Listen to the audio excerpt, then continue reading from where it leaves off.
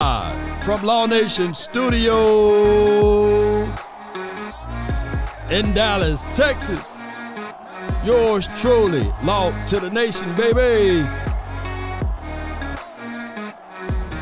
It's the room fill up. Be sure, and I mean just that, be sure to smash upon the like button. Come on.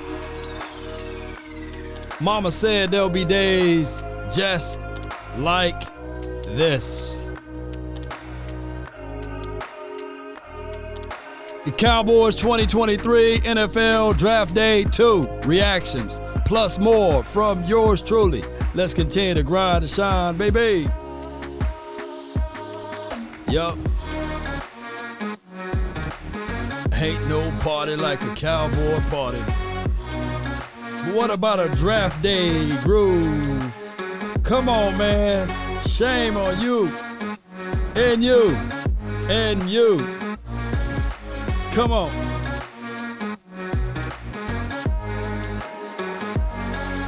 Yup.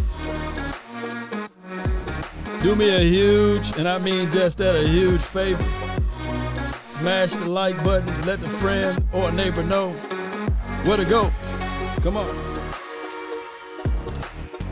Yup.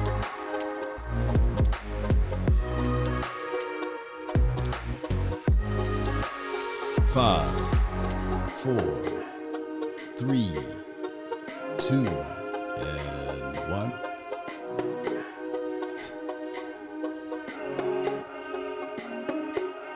Yo. What's up, man? Hey, man, you know what happened? I was literally getting notifications like, Law, why you not live? And I thought for sure that my fellows, man, was going to go live and I was just going to squeeze in with them, but it didn't happen that way. So what happened here is that I'm extremely late, so y'all got to catch me up. That's okay, you know. But I appreciate y'all so much, man, for tuning in. I really do. As we continue to grind, I see that some of the people are gone that I wanted. Is Joey Porter Jr. still there? I was getting them notifications because I was an hour back, you know. I'm thinking about an hour away, you know. So, hey, well, they haven't made a Cowboys draft pick yet, right? They haven't made a Cowboys draft pick yet, right? Have they made a Cowboys draft pick at least? No Cowboys pick left. Okay, Steelers got Joey Porter Jr. Okay, where else did it happen? Okay, all right. Did the Cowboys win the Super Bowl yet? Where my guy Slapping at, man? Can we find Slapping or somewhere? I didn't even know Law was live. I didn't even know I needed to be live right now, Jay Versick. I'm so late, dog. You know, I'm sitting here like, you know, what happened, man? What's going on? Hey, bro, come on now, dog. Come on, man. Yeah, man. All right, man. Let's see who on the clock right now. Okay. Is this updated? So Michael Mayers went. Okay, I got a little cheat note right here.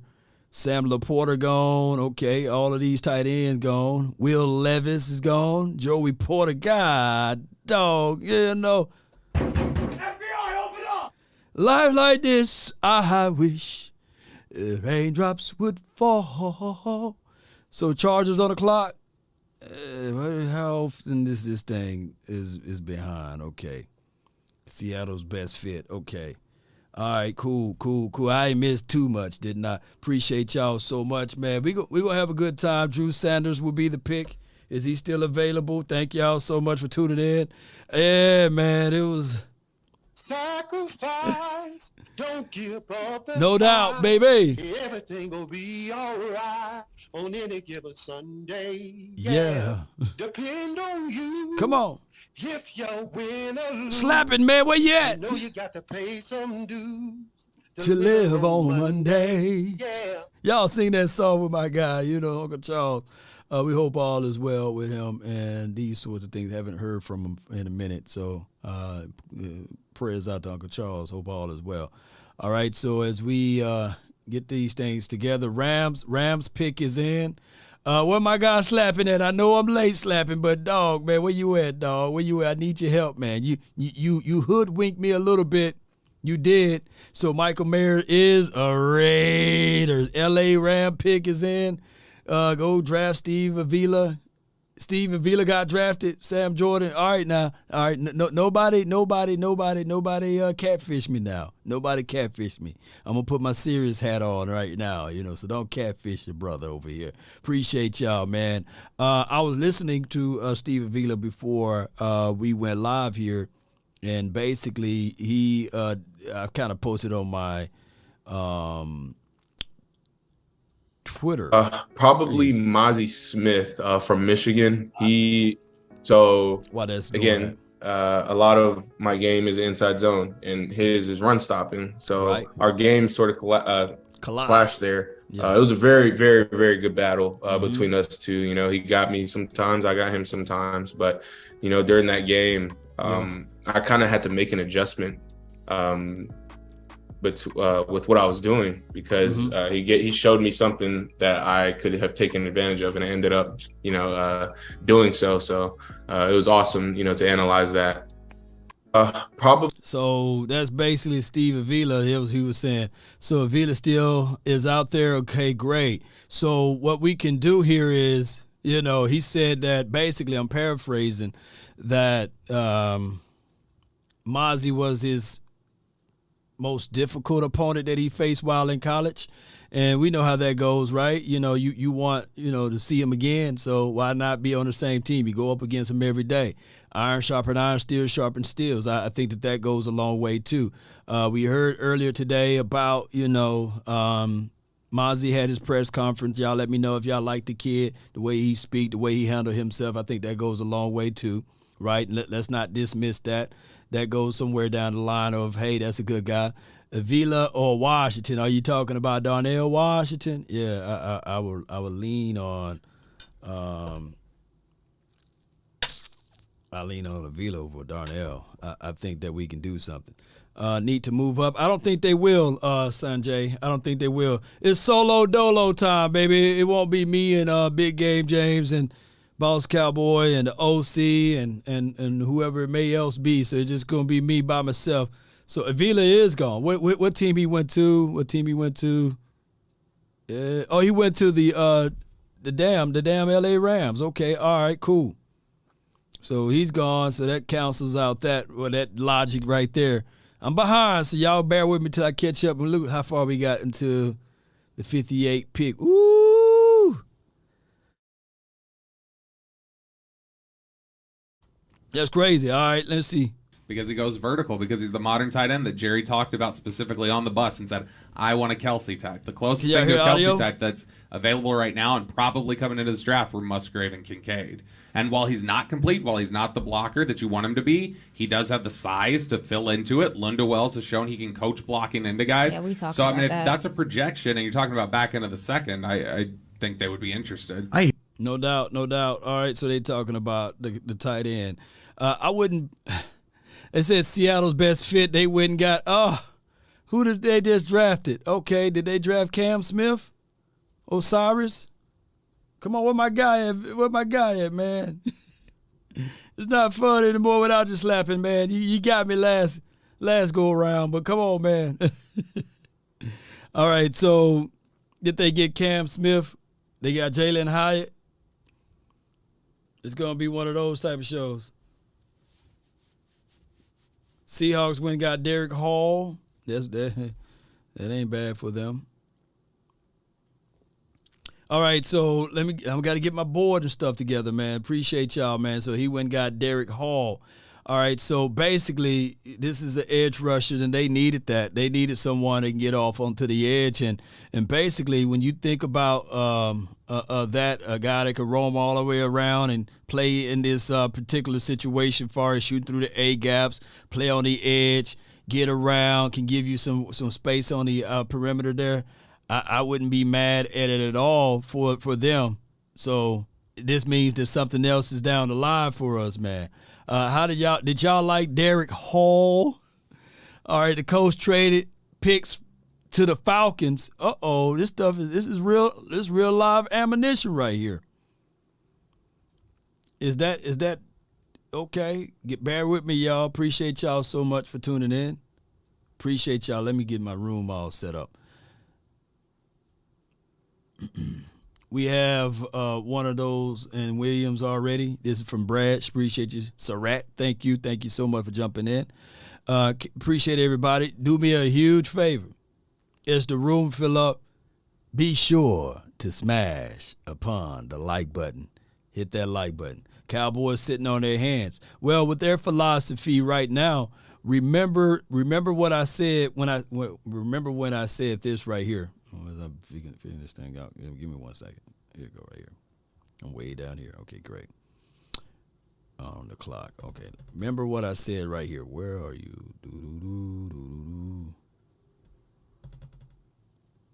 gonna move this all the way up to the top. Y'all bear with me. Yo. Remember what I said when I pointed this out right here. And now, when you look at that, how many games do you feel like we can win? Although the Atlanta Falcons moved up, they see somebody that they want. How many games do you think the Cowboys could win? Look, we are so good that one can argue that if you're looking at the roster right now, you don't even see Mozzie Smith's name on there. There's not even room for him to be the starter. So what I'm saying is that we good. We just drafting guys to supplement what we already got. I don't see Mozzie starting over Jonathan, right? So now we're talking about we're good enough to just draft for depths. So the Cowboys could just stay still. Now, the only gray area that we may have right now, ladies and gentlemen, O-line right now, right? You know, and even with O-line, you got to wait 2-3 years for that person to really turn the corner to be on that good or great status, right? He's not going to be ready week 1, especially when you're talking about the second round. So we good. I mean, come on. I mean, I'm going to pull it up one more time. Mozzie, yeah. Brad Surratt says that Mozzie's good replacement for Carlos Watkins, right? Matthew Bergeron. Well, jeez. All right, so that probably was one of the last ones right there. Bergeron gone. All right, and he's a flexible guy that can give you left tackle as well as guard. I think that this dude has some unbelievable feet. I love his game. His punches there is solid. His kick out was good. I like the skill set on him, but they still believe in their guys. And right now, when I say that, it's not a negative connotation. When I say that, when they say that they believe in their guys, they want to see what Farniok can do. They want to see what they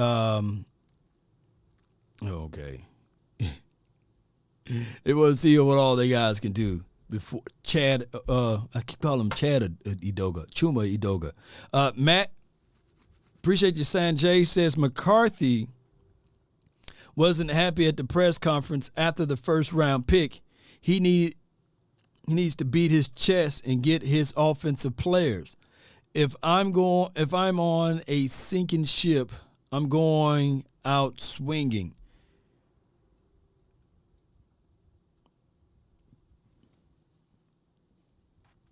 I feel you what you're saying, Sanjay. Appreciate you for your support. I can't read that from Mike. Mike is hard to read, bro. But if you can read that from Mike, that he's mad and angry, and Quinn appears to getting all of his toys, and it appears that Quinn is getting all of his toys and he can't get none of his toys, then it could be a situation and scenario that they're going to, yo-yo this thing? They're going to yo-yo it, so this pick should be an offensive weapon. Shout out to you, Coach Ma. Appreciate you. Yeah, I feel you. That was your guy. Bergeron was your guy. So I don't read that from Mike McCarthy that he's angry at Quinn.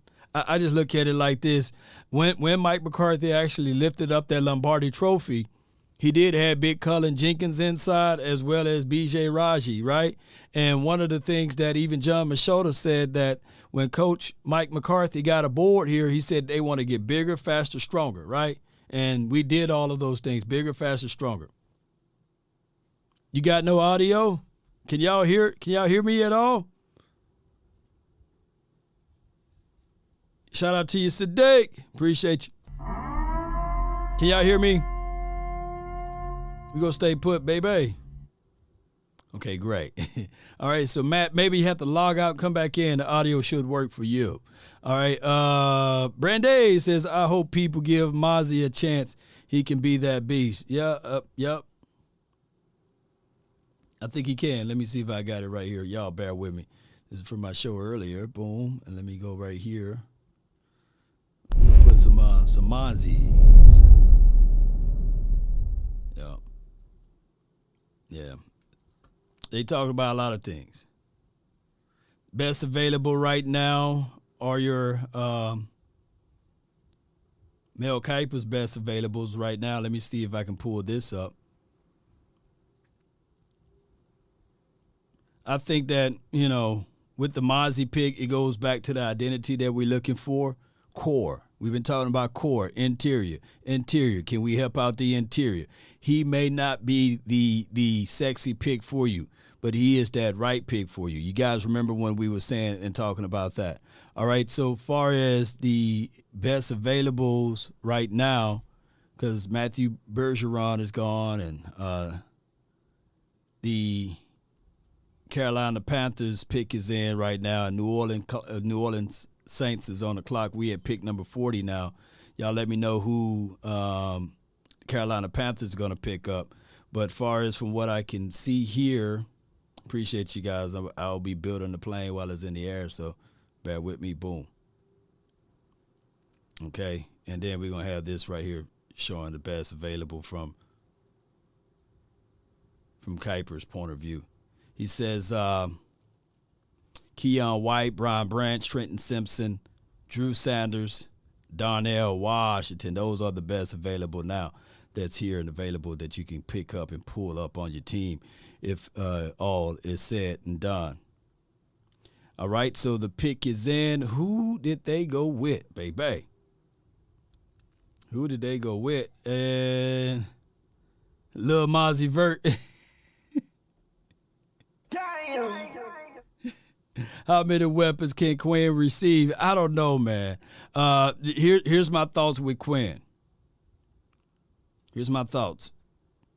We for dog sure better be top 5 defense this year. I want us to be top 5 defense. And I know he had to take us a long way from going from the 30th ranked defense all the way down to like year before last, we was like the 16th ranked, the 13th ranked defense. And then just last year, we was the 12th ranked defense. Collectively, I'm greedy. I want us to get into the top 5 category. And the best way we can get there is up front. Ain't this right, Coach Marv? Yeah. There should be the situation there. Thank everybody for tuning in. Got another super chat from Dean. Who's the best safety on the board? Only wide receivers I want as a rookie is Tank Dell. That's available. I think drafting BPA round 2 and 3, get an offensive line guy, right? But if Arizona is willing to trade the 4-4 D-Hop, do it. Yeah. Mingo gone.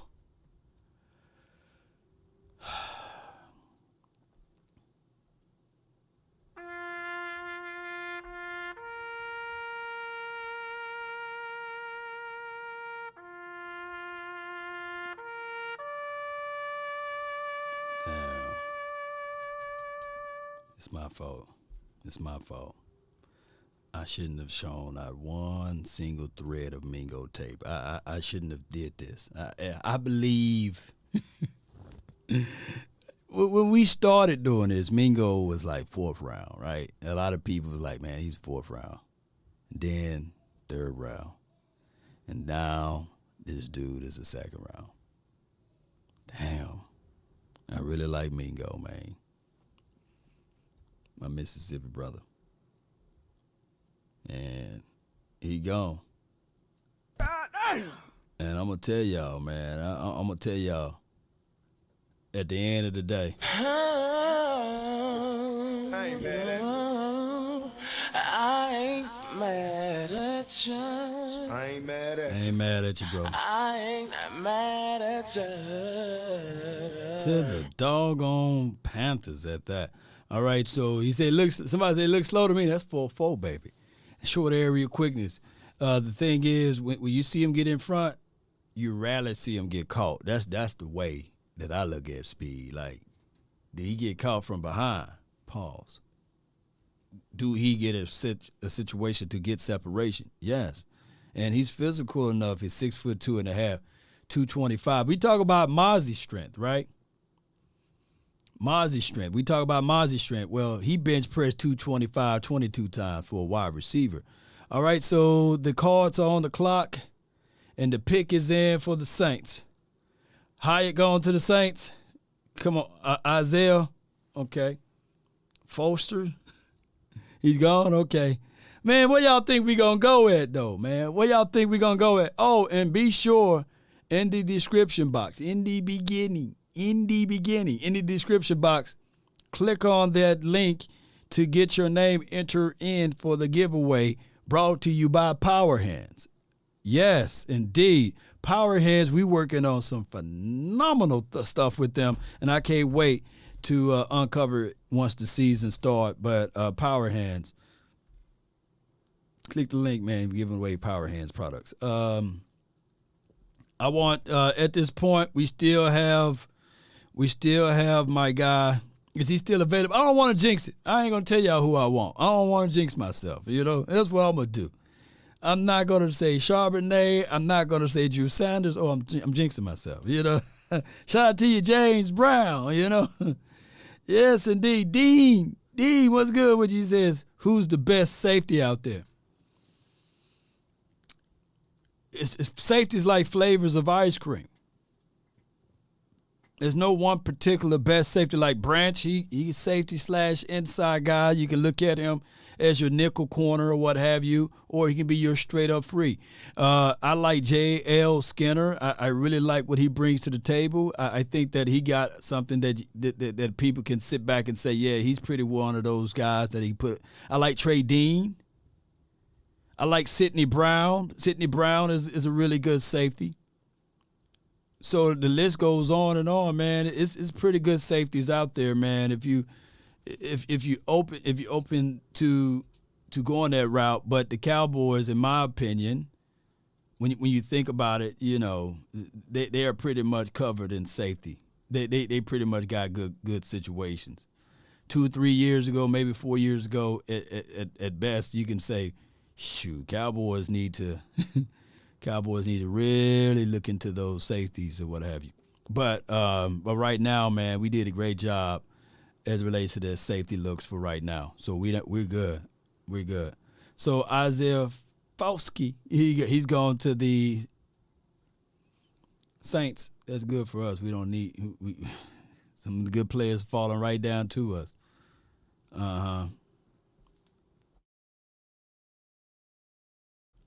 Shout out to Jordan Battle. He's a good safety too. Roll Tide. Deuce Vaughn in the 5th round. That would be good for us. He would be the guy that a lot of people say, hey, man, that little guy is too tiny to play in this level. And then all of a sudden, all of the touchdowns and all the other stuff that he would bring to the table would be phenomenal for us. All right, baby. We got a little ways to go. Ooh, we at the bottom of the map over here. Sheesh. We got a little ways to go still, though. The pick is there. The pick is hot. Matt Batten, I see you, fam. I see you, bro. Let me, what are you talking about? Who is a glue dude on the team as well. You do want to keep him outside, though. Like, I don't think, like, the further inside you move him, no. You want to keep him out. That's where he's going to be most effective. They're talking about Isaiah. Okay, cool. All right, so we got the pick is in. Y'all let me know who that they pick up. Trent Simpson. Oh, Trent Simpson would be nice, Matt. And if we can fool around and get Matt, shoot, that would be nice. Laws, this is from Coach Marv. Law, you can move Corey from Purdue to safety. That's a great fit at safety. I mean, he's such a physical, tall corner. I look at him Coach, where you got him? Because I got him more of a boundary guy, So you're going to move him on the middle of the field. I know he can play it all, and he got good speed. He's sneaky, though. Corey is a real sneaky guy. Yeah, Corey's a real sneaky guy, man. I don't know where my guy Slapping is at. Where's Slapping at? Shout out to you, Jazz. Appreciate you. I see you in the chat. Shout out to you. Shout out to JC Network too. Cowboys Network, by the way. Appreciate him. All right.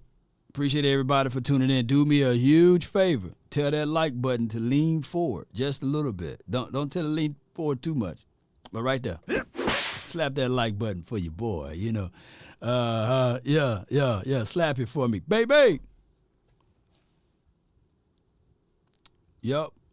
Come on. The pick is in. All right.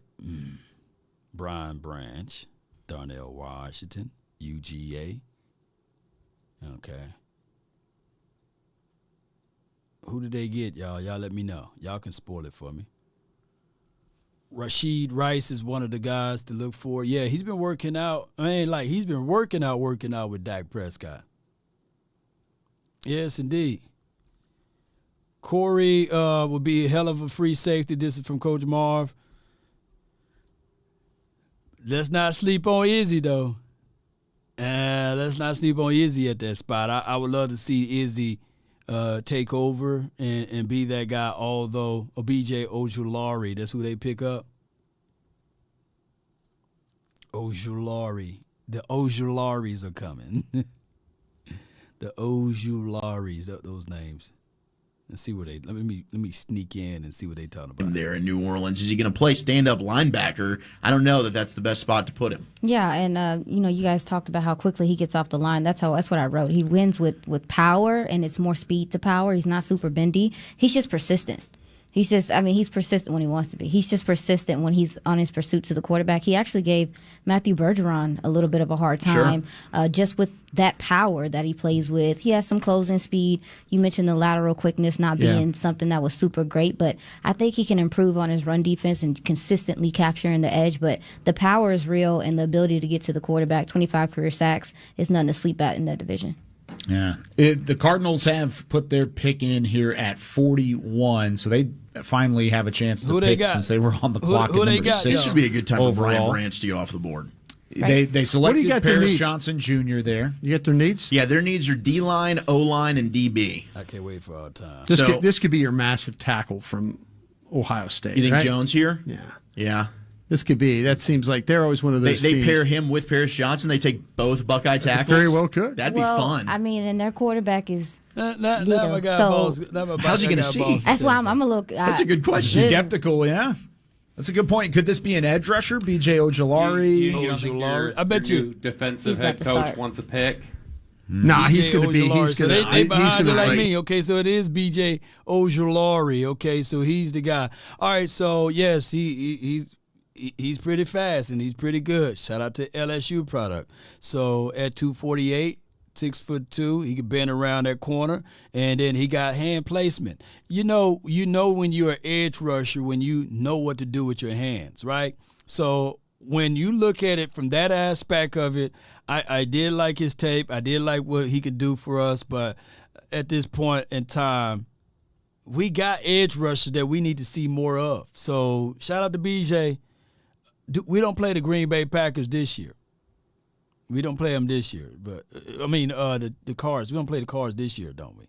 So yeah, so it is what it is. Cards got BJ Ojulari.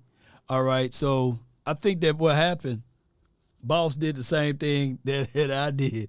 Thought the draft is going to be at 7 o'clock, and it ended up being at 6 o'clock.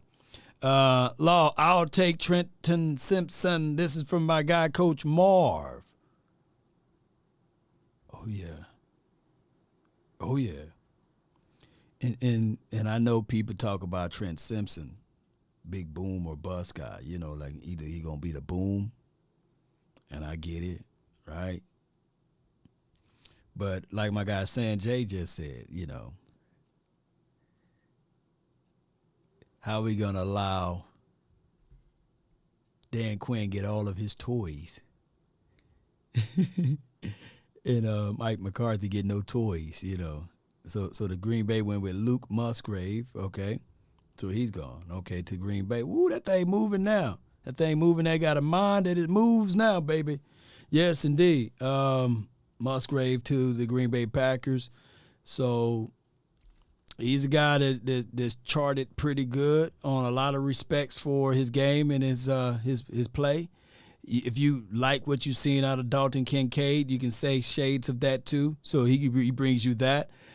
He knows the ball, greet the ball with his hands. So I don't look at Musgrave that much of a blocker, but he is a cool guy. R. Brown says, keep cool and appreciate the winning. Makes draft days a challenge. You know what I'm saying? Already tooled up with impact vets and drafting to total roster support. Yes, indeed, R. Brown. Appreciate you, man. Let me give you a horn for that super chat. Because here's why he deserved that horn. Because if we go back to this roster situation, who we try to replace somebody this year, who's going to replace him? If Terrence Steele is healthy, of course, he's your starting right tackle. Your starting right guard is Zach Martin. Tyler Biotis, he's starting. All right, Tyler Smith, he ain't going nowhere. And this very much so. I'm looking at this part of it. Let me cheat a little bit real quick. Let me see if I can cheat real quick. Boom. Let me show you what I'm looking at. I'm looking at this part right here. I'm looking at this right here. The only thing that we're talking about with Tyron Smith is the fact that if he get hurt or what have you, you move him up out of the paint. That's the only way we'll look into that, right? And when you go right here and you look at D-Law on this line right here, we're going to scroll down right here. I'm going to show you what I'm looking at. Who you going to draft to replace those guys? It's not going to be this year. It's not going to be this year. The Jets picks is in. Okay. I wonder who they going.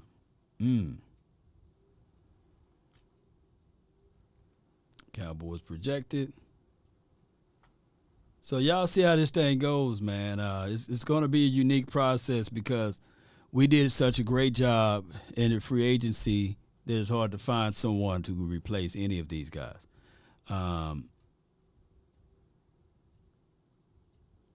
The guys alive now. Okay. All right.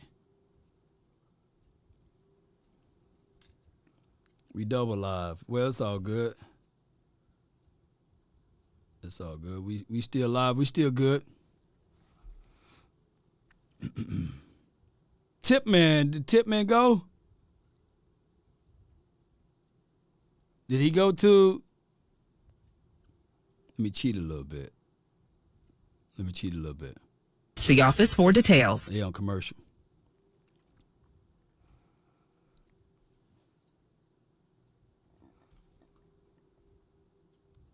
Here's my guy, Eddie B.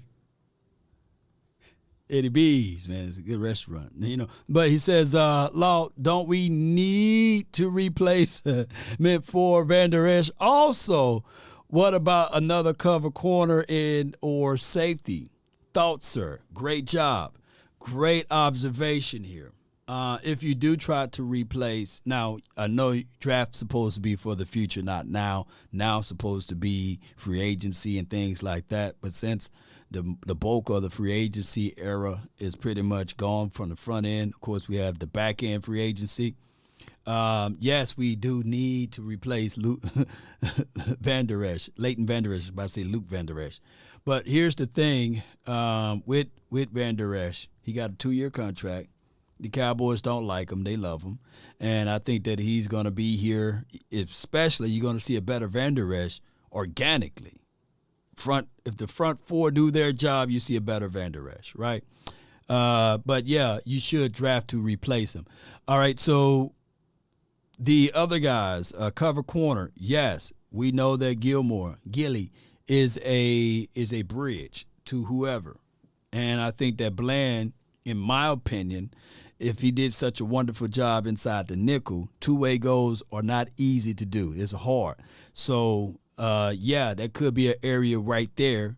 And I get it. Right now, we want to see something from Kelvin Joseph, but so far he's been a special team hero.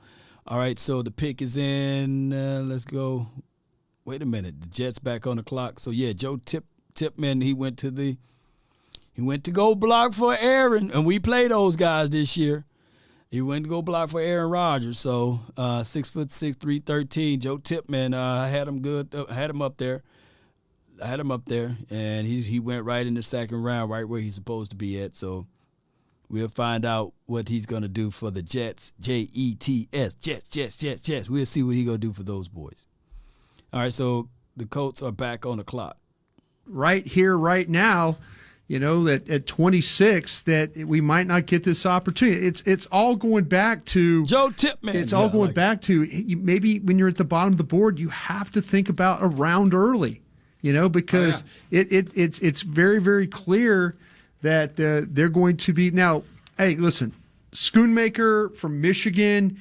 Guys like that. I mean, Strange from Penn State. There's tight ends left in this draft. Let's not fool ourselves. Funny. Will Mallory, Miami, Josh Watt. Exactly. There's tight ends left, but it's become very clear now that that the league had these tight ends kind of all in that early second round pocket, and they're picking them off as we go. This is also why, when you see stuff with offensive linemen going off the board, you see tight ends going off the board, everything else. This is why the Cowboys are so big into contingencies. And just, make sure that they have themselves covered with free agents or depth or whatever else so that when they head in these drafts, they don't feel like they have to take anything. So while they like some of these tight ends, and I think if they were there and the value made sense, they'd say this improves our team and we think that they have the potential to be a better player at this position than the guys we have here. I don't think they're necessarily panicking that they don't have these guys on the board. I wanted to ask you guys, with Joe Tipman, he has some injury history, yes? Shoulders? Mm-hmm. Yeah, out of Wisconsin. Yeah, head, shoulders, knees and toes. Let me tell y'all something. It may be available for us, man. Y'all know where I'm finna go with it, right? I just wanted to go. I'm gonna jinx myself then. Y'all think we gonna get the white lion? Y'all think we gonna be able to get him? We got another super chat. Appreciate you so much. Says Sanjay says Tyron is always hurt guy, right? There's no if about it. Remember, it's the offense that has let the team down in the playoff. Need to bolster up, basically. I would tell you this, man. I agree. I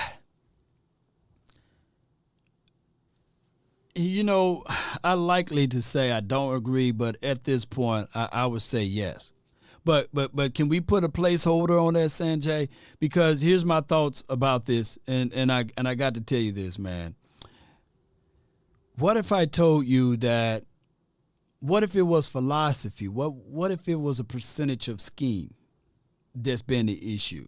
Like the talent level, I get that. We were porous in certain areas. But what if it was philosophy too?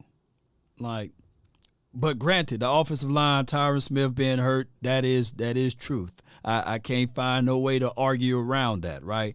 But I can tell you that what if, I'm just saying, scheme played more of a major role than the actual injuries. Now, granted, Terrence still did get hurt too. And that was a situation that we didn't like. Eddie says, shout out to you, Eddie B. Agree. On the front four, thoughts on Diggs and whether or not he would do a better job of staying with receivers this year and not gambling so much. Now, Eddie B., I would tell you, shout out to you. Thank you for your super chat. Appreciate you for the Oxnard fund. I would say this. And I'm going to give you some guys more analysis on whoever was just drafted. I think that my guy didn't gamble that much last season. He changed his game up a little bit. And I think that he started listening to the fans, the 4-ladder, the 3-ladder network, when he tried to overcompensate for even trying to be more physical as it relates to tackling. If Diggs had his mindset from 2021, instead of closing his eyes to tackle Kittle, he would have picked him off. He would have said, "Sure, I see ball, I'm going for ball." But in his mind, I got to make the tackle. And it was no form to it, was no technique to it, and he whiffs on it, and then Kittles was down the stretch there.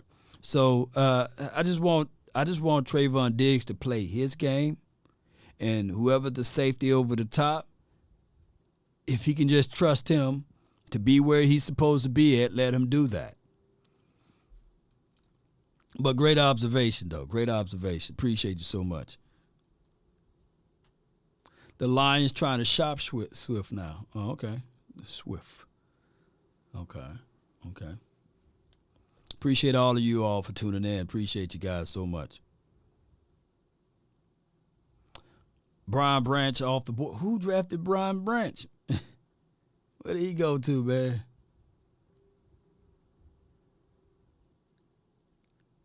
Julius Brent. Where Brian Branch went to? He's gone to Detroit? You'll take Swift right now?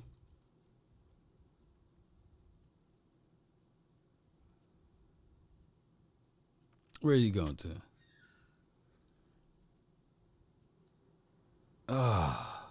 He's another one of my guys. Shame.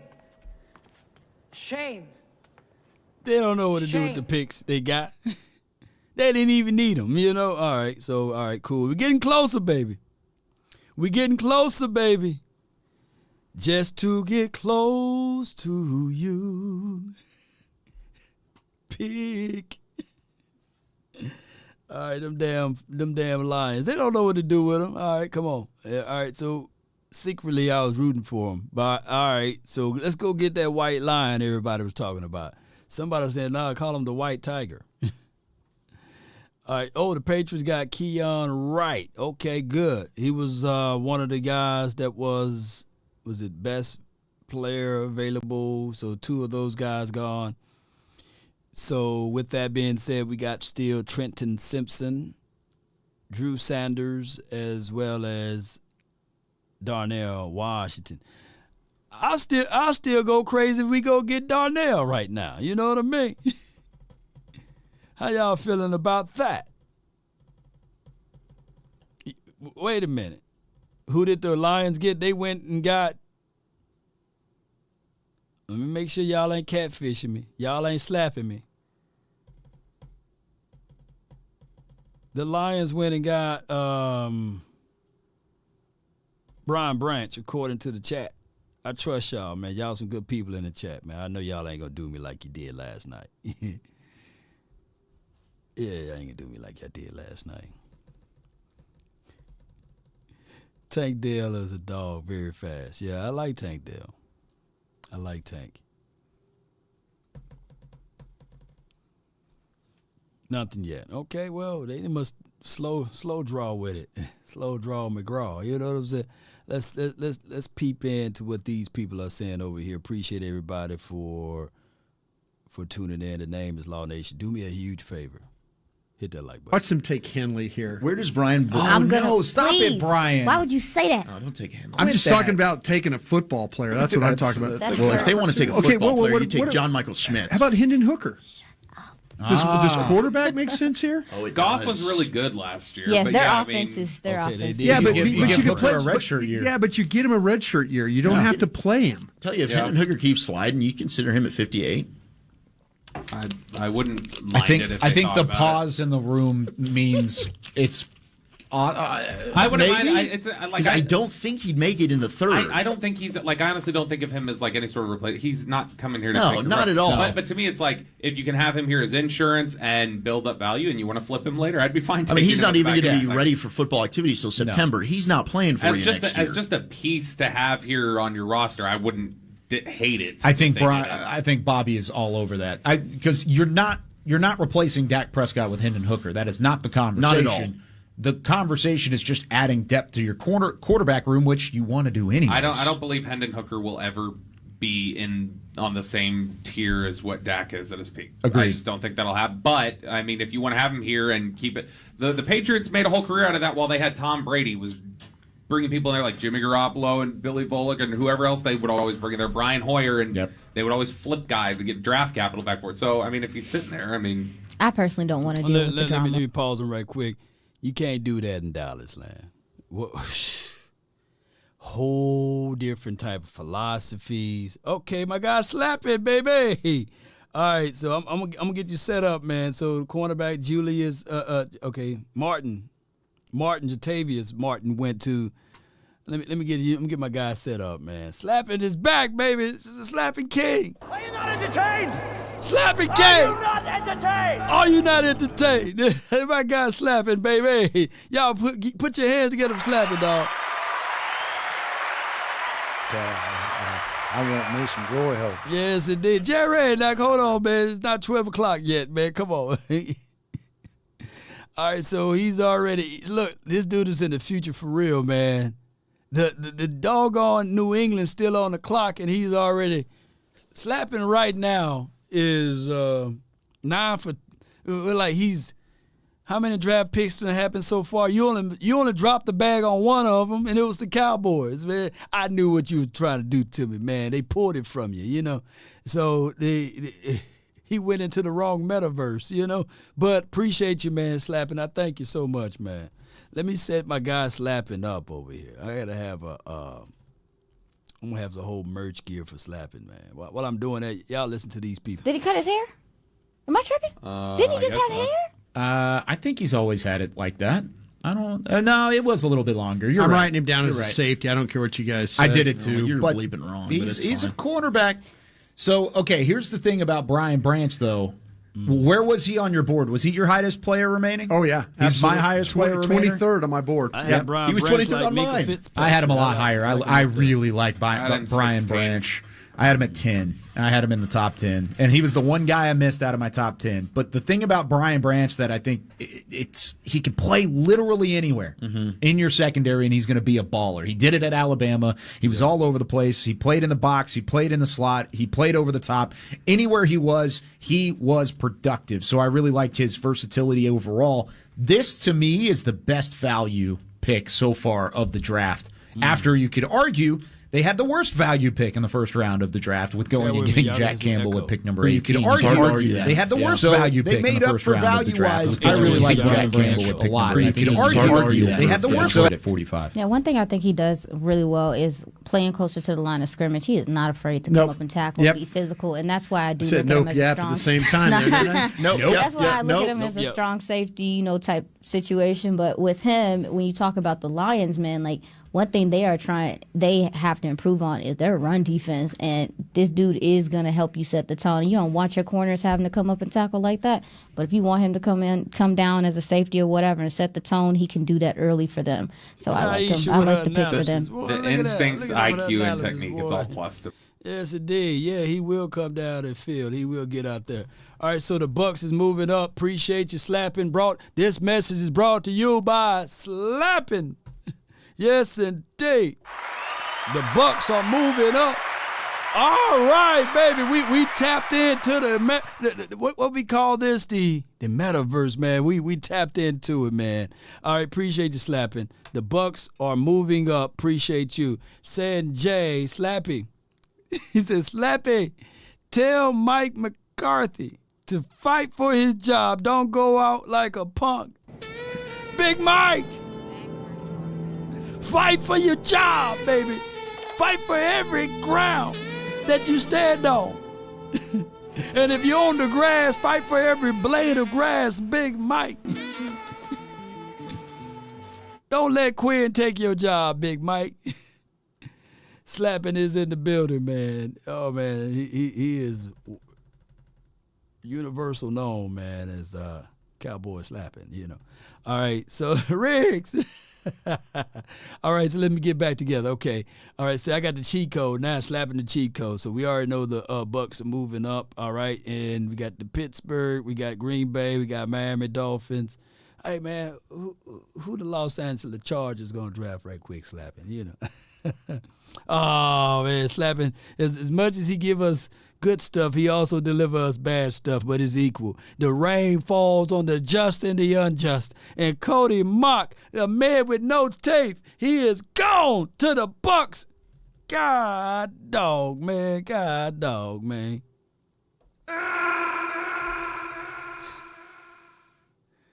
That's the type of grit you would want.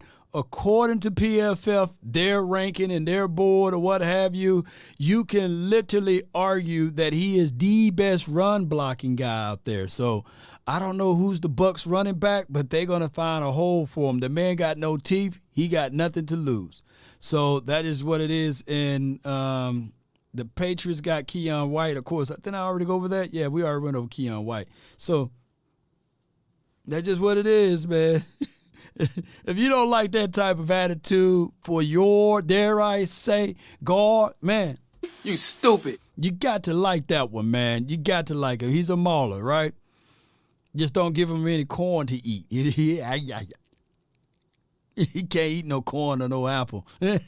So when I say, hey, man, he's long in the tooth, well, he's just going to be long in the gums. He's long in the gums, but he's gonna get it out of the mud, man. Cowboys listed trade picks might be short. Yeah, it's mighty short. C. Brown, appreciate you, fam. Appreciate y'all. Yeah, Jartavius Martin. Yes, I think they was going back and forth on whether or not he's going to be their DB or safety there or nickel guy. I tell you what, over or under. He shortened the gums. Instead of long in the teeth, he shortened the gums. Dracarys. All right, but let me say this right quick. Let me say this. Over or under, how many touchdowns will CeeDee Lamb catch over Jartavius Martin? How many touchdowns he going to catch? Where's the Henny? I would take a shot of hen. I'd take a shot of hen if we draft my guy, Drew Sanders. I'll take a good old shot of hen. Yes, indeed. I'll take the biggest shot you can find. I will. I would take the biggest shot you can find. Yup.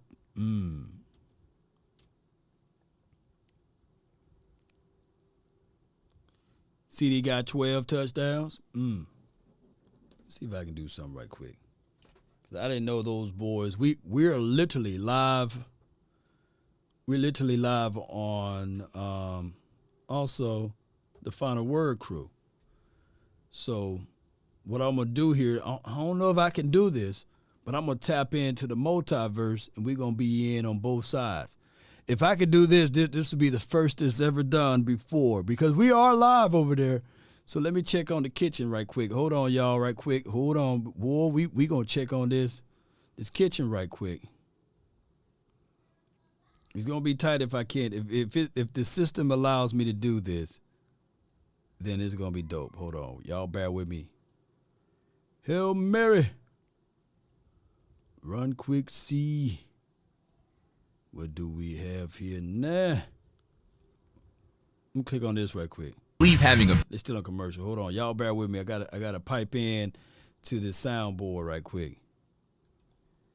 Y'all know how this go. Got my guy slapping. Keanu Benton just left. Huh. Yeah, boss and them live, man. All right. Let me tell y'all about Benton right quick before I tap into that multiverse right quick. Hold on right quick. Let me tell y'all about Benton. I really like his tape. I know that you guys heard me say that I actually like him over Mozzie because he was able to get the tackles for loss, because he was able to penetrate, because he was able to win on his one-on-ones and abuse. I think that he had more plan of action with his hands, and his burst acceleration to get upfield was a little bit more up to par. Now, he played with a narrow base. I want to widen his base out a little bit more. You can see him lose a little balance in his game. But outside of that, I can work on that aspect as far as his base. His strength was there. I just feel like, what the Steelers just did with here, we will find out down the line how this pick will work out for, dare I say, the Steelers. I think he's going into a good program, good coaching, and he will be okay, especially in the second round. He's a guy that went from third round, second round. I even seen some mock drafts in the later end having him right at the first round. So shout out to him. He's gone. Let's see what he's going to look like down the line. Remember, it takes 3 years to see how these guys really grow into their man body and things like that. So we'll find out. But shout out to the Pittsburgh Steelers for going out and getting Benton, But we'll find out. Who do I want? Double O or triple O? I told you, man, give me the white lion right now. Trent Simpson. Give me those two guys right there. Darnell Washington. Those are the three guys right there. Speaking of that, Jaden Reed, the wide receiver for the Packers, is gone. Brought to you by Slapping, baby. Hold on, Slapping. Give Slapping a... Slapping is with it, baby. He's faster than what I can read over here, man. All right, shout out to Slapping, baby. So the Green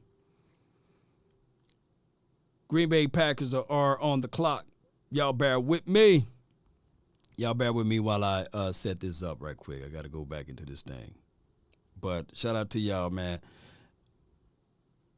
I didn't have any thoughts on Reed there, by the way. Initial consultation. They still on commercial. Okay. While they on commercial, ain't nothing to it but to do it, baby. Here we go. Boy, Law is live on multiple ends of it. All right. I'm glad it didn't hurt the system over here. All right. We're going to get it right. Darnell Washington. We got value at 58. We're going to get value at 58. Hell yeah, we're going to get good value at 58. We just had to stand our ground, hold our side, keep things in front of us, and everything else work its way out. Let me go right here. Y'all bear with me. Appreciate y'all. Day 2. NFL draft. Dallas Cowboys. Boom. Save that. We're going to go right here. I hope it don't mess up my camera. It shouldn't mess up the camera. And did I go gray? I did win gray. That's okay. I'm in a metaverse, y'all. Y'all bear with me. Y'all can't tell everybody about this special powers we got over here.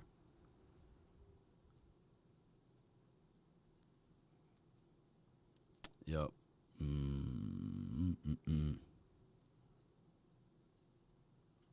I'm in the metaverse, so y'all bear with me. Ain't nothing wrong with me.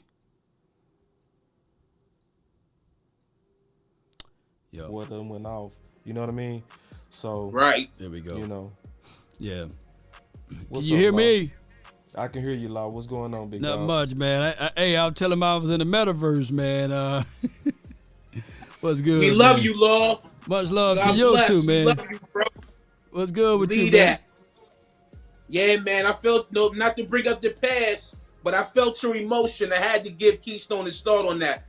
I felt your emotion. God bless, man. Real talk. No doubt, man. I appreciate you, man, for all, man. I appreciate you for that, bro. It's love is love, man. It's yes, nothing. indeed.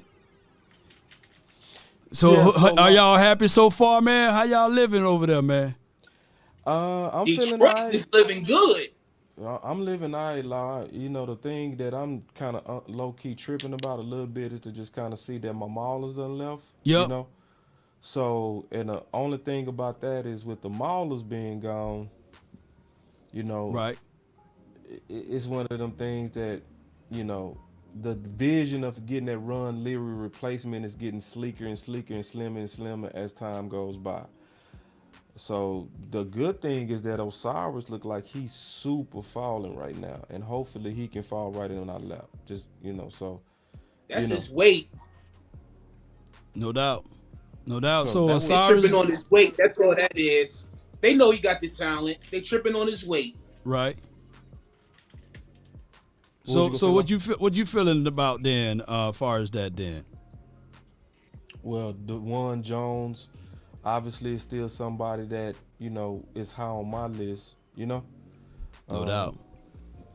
So it's still some good stuff available, but it's one of them situations to where the Dallas Cowboys gonna have to get aggressive, or we gonna be more so kind of sitting in a place, in my opinion, where it's gonna end up being you just gotta go with what's the best in the club again. It's gonna be one of them situations. Get the best in the club. Get the best ones out there, man. Well, shoot. All I can say is, man, is that here's my truths on this. We still got some guys that we can go grab. We got the white lion out there or the white tiger, Yeah. And we got, Cyrus still there, of course. And then on top of that, when you think about it, we still have a chance and an opportunity to grab Darnell Washington. I know you ain't really high on him, but it is what it is. Nah. Hey, he's BPA. I'll take him as Law. Yeah. In the first round. Oh, okay, with the 26th spot. Yeah. That's all. Yeah. Just in the first round. So, him outside the first round, I'm cool. I'm like, okay. If y'all really feel like that's the best player there, go get him. BPA all day. So yeah, man, it's all what it is, as they say. Regardless of how we work it, man, as long as look, I pull up a chart because I didn't know the same thing happened to you happened to me, right? You thought the draft was going to be at 7, right? Or you knew it was going to be at 6? No, man, I knew it was at 6, but my computer crashed. Oh. I've been having issues. So I had to basically rebuild everything. Damn. You know what I'm saying? And that just put us way behind. So, I had to rebuild Keystone back and all of that. I had everything ready to go early. You know what I'm saying? Yeah. So, yeah, it happens sometimes. That's that technical stuff that people don't see. My guy slapping, he already got the next pick, man, for the Dolphins. Hey, man. I'm almost caught up, bro. Like, that's what I'm doing right now. Cam Smith going to the Dolphins, man. That's my dog, man. Cam. Pittsburgh just got Keanu Benton. Yeah, Keanu Benton. He's going to Pittsburgh too. Yeah. Yep. Yeah. I forgot. D1 is D1 Jones still there? Yeah, he's still there. Yeah, that's what I'm talking about. Yeah, D1 Jones. Man, sure. Well, let's roll. Yeah, sure, D1 Jones is there. Sure. We chilling. Yeah, we chilling. We chilling. Like I'm concerned, but I ain't panicked. But at this point, I'm starting to go ahead and get it out of my mind almost that we go with that Mauler. You know what I mean? I just think this gonna end up being one of them drafts to where we might just have to have another Band-Aid going into another year of guard. You know? And that don't mean we gonna be sorry. Yeah. Doesn't mean that at all. But hey, if look, we already covered and secured most of our issues anyway. Like let's be real. Where a player's gonna start at? Right. The guard was the best place. That was the best chance at a real good starter. Yep, that's it. But that's it. Anywhere else? Anywhere else is you like, battling. It's gonna be like, I'm not gonna say political, but LVE, that's his spot. That's his spot. I don't care what Jabril Cox can literally go out there in the Oxnard and walk on water. You know what I'm saying? They be like, no, man, Jabril can walk on water. Yeah, but hey, he gonna be walking on that bench. That's LVE's spot. Yeah. No, I totally agree with you. And yeah, because they even did Sean Lee they did LVE like that with Lee. No? Yeah, they did LVE with Sean Lee. Yeah. Yeah, true. So I definitely agree that that's exactly where we headed. Exactly where we headed, bro. But I also think, especially. Oh my gosh, man! Sea Chickens be doing some crazy stuff, man. They make me mad sometimes. They selected Zach Charbonnet, and they already got doggone running back. You got my boy Zach Charbonnet. Yeah. I mean, why? Boy. You did a video on him too. Why would you do that? Why, like, why would you even Sea Chickens? Why would you even need them? Why would they even need him, man? What they trying to do over there, man? You know. That one hurt, dog. Tell the truth. It did, man. It sliced me a little bit, man. I told myself I ain't gonna jinx myself, and I just did. But it getting me a little closer to my guy, D1 Jones, or the White Lion or Tiger, Bear. Yeah. Oh my gosh, man. Yeah. We might get him though. So when you say stuff like that, you think that's a jinx? I don't know. I'm just trying something. He's 5 picks away. It's possible. But my thing is that team loaded though. They got the Sea Chickens. They got two good defensive backs, right? Yeah. Because they got the other kid that I like. They got DK Metcalf still. They got two young offensive linemen. And they're pretty solid, man. The Bears then went and slapping is on it, man. God, dog slapping. Seattle got a 1-2 punch right now. Javon Dexter is gone to the Bears. So we already solidified that. So by these guys going now, are they making a run at all of the D tackles now? Nah, the D tackle run ain't started. See, I'm already caught up enough to see that ain't happening yet. Yeah, I'm almost caught up because what I'm gonna be able to illustrate as soon as I'm all the way caught up, I'm gonna be able to show everybody what's available, what's done went off. You know what I mean? And then we will be able to keep up with it real time. Just with me having to rebuild everything, I couldn't do this part. You know what I mean? I see you, man. Well, what big game at in the OC? He's still there or he's frozen? Yeah, the OC, he came into the show, you know what I'm saying, but, No doubt, no doubt. Yeah, but, he gonna come as soon as he figure out we live. Yeah, and then old boy, if we get D1 Jones, I would love to hear that assessment, man, going back and forth again, bro. Ooh! Oh, man, Yeah. It ain't gonna be nothing nobody can say. Chardonnay. I'm sorry, OC. We gonna have to fight that one out. Seattle got Zach Sharp in that. Yes, indeed, man. I know you ain't gonna go. go. Because, see, that thing about that is, man, this is the thing. If we get DeWarn Jones in Dallas. My gosh, man. I listened to the tail end of your show, man, and shout out to Vach. He sent you some raid over there. Yeah.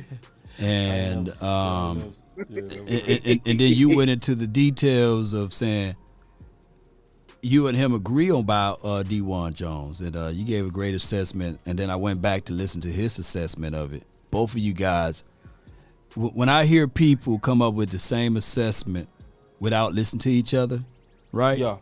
That means that, man, somebody's truth. You know what I'm saying? It's somebody's truth right there. Because if you come up with the same conclusion without looking at his work, and he came up with the same conclusion without him looking at your work, then that's the truth. Yeah.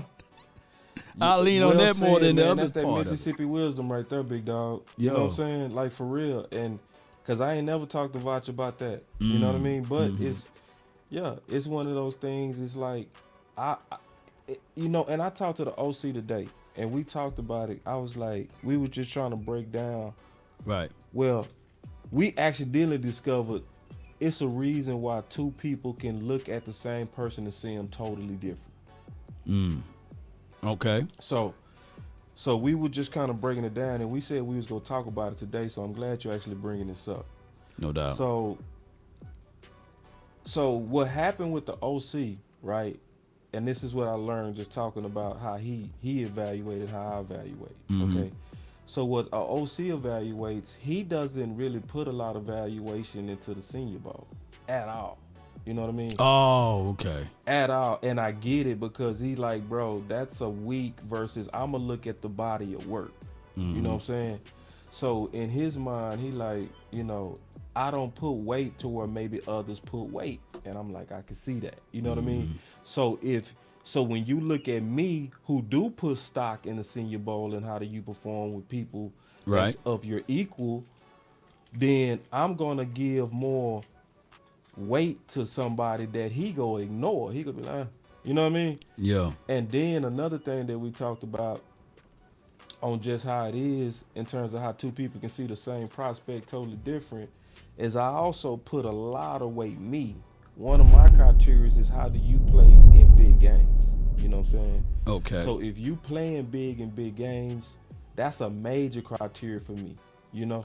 So other people, they probably won't look at it like that. They'll look at any game like, I just want to see your body of work. Right. And I'm not going to put a bunch of stock in this one game versus I'm going to put almost all your stock on what you do against people that I consider equal talent. You know what I'm saying? Yeah. So when I was going back and forth with them, then you can kind of start seeing how you can have me and Vach on the same side versus the OC, and then in another discussion, it'll be me and you versus big games. You know what I'm saying? Yeah. On the same different prospect.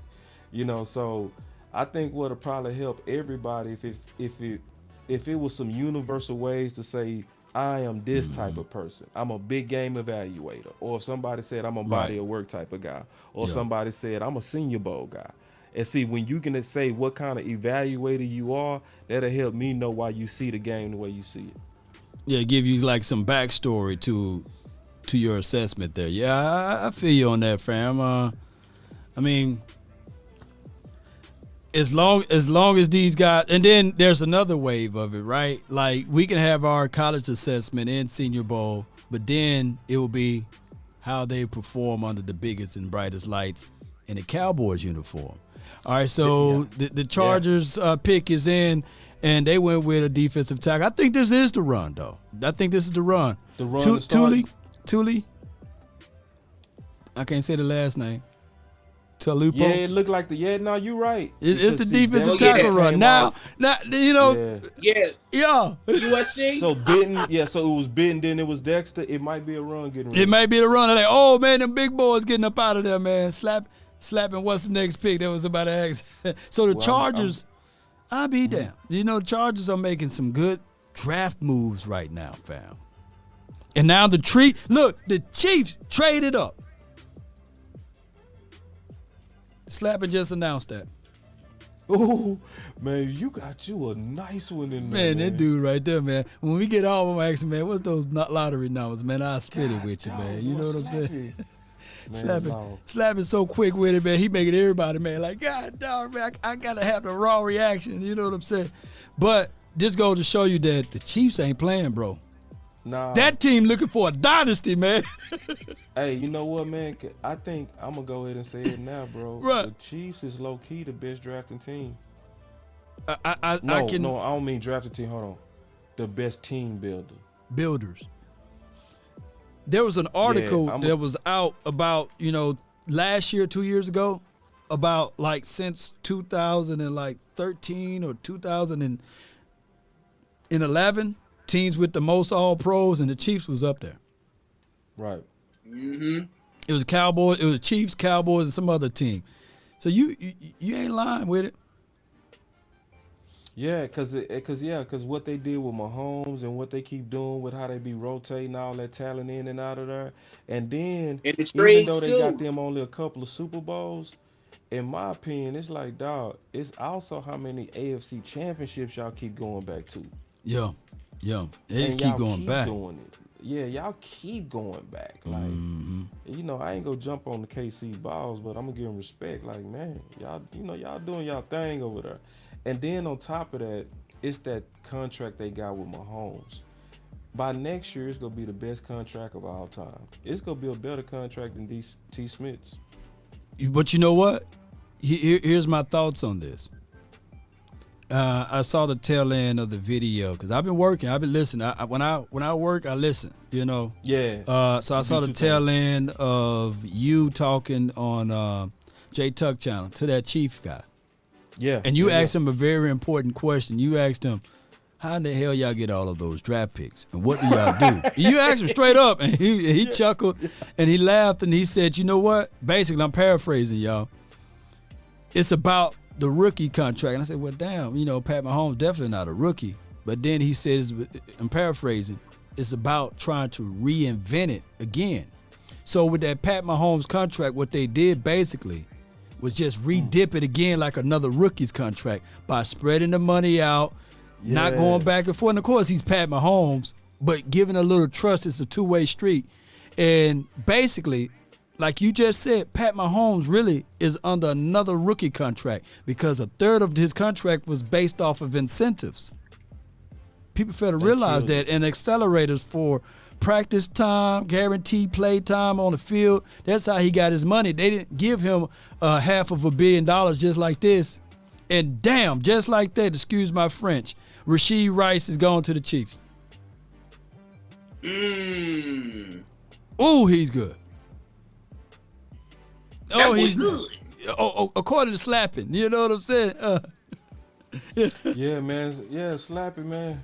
Slappy was on it, man. What happened with him yesterday on that last pick, man? I think that the Smiths kind of, threw out the metaverse a little bit, man. So, when you're in they was having a real debate in there. Yeah, they was having a real debate. They would never let us know it, but yeah, to the point where they probably changed their mind at the last second. That's what it sounded like, because I ain't never Smitty been so snappy off him, meaning slap. But he probably heard the details. He heard Smith while he was in another time zone, and then he warped back into where we was at, and he said, "Hey, it was Nolan Smith, right?"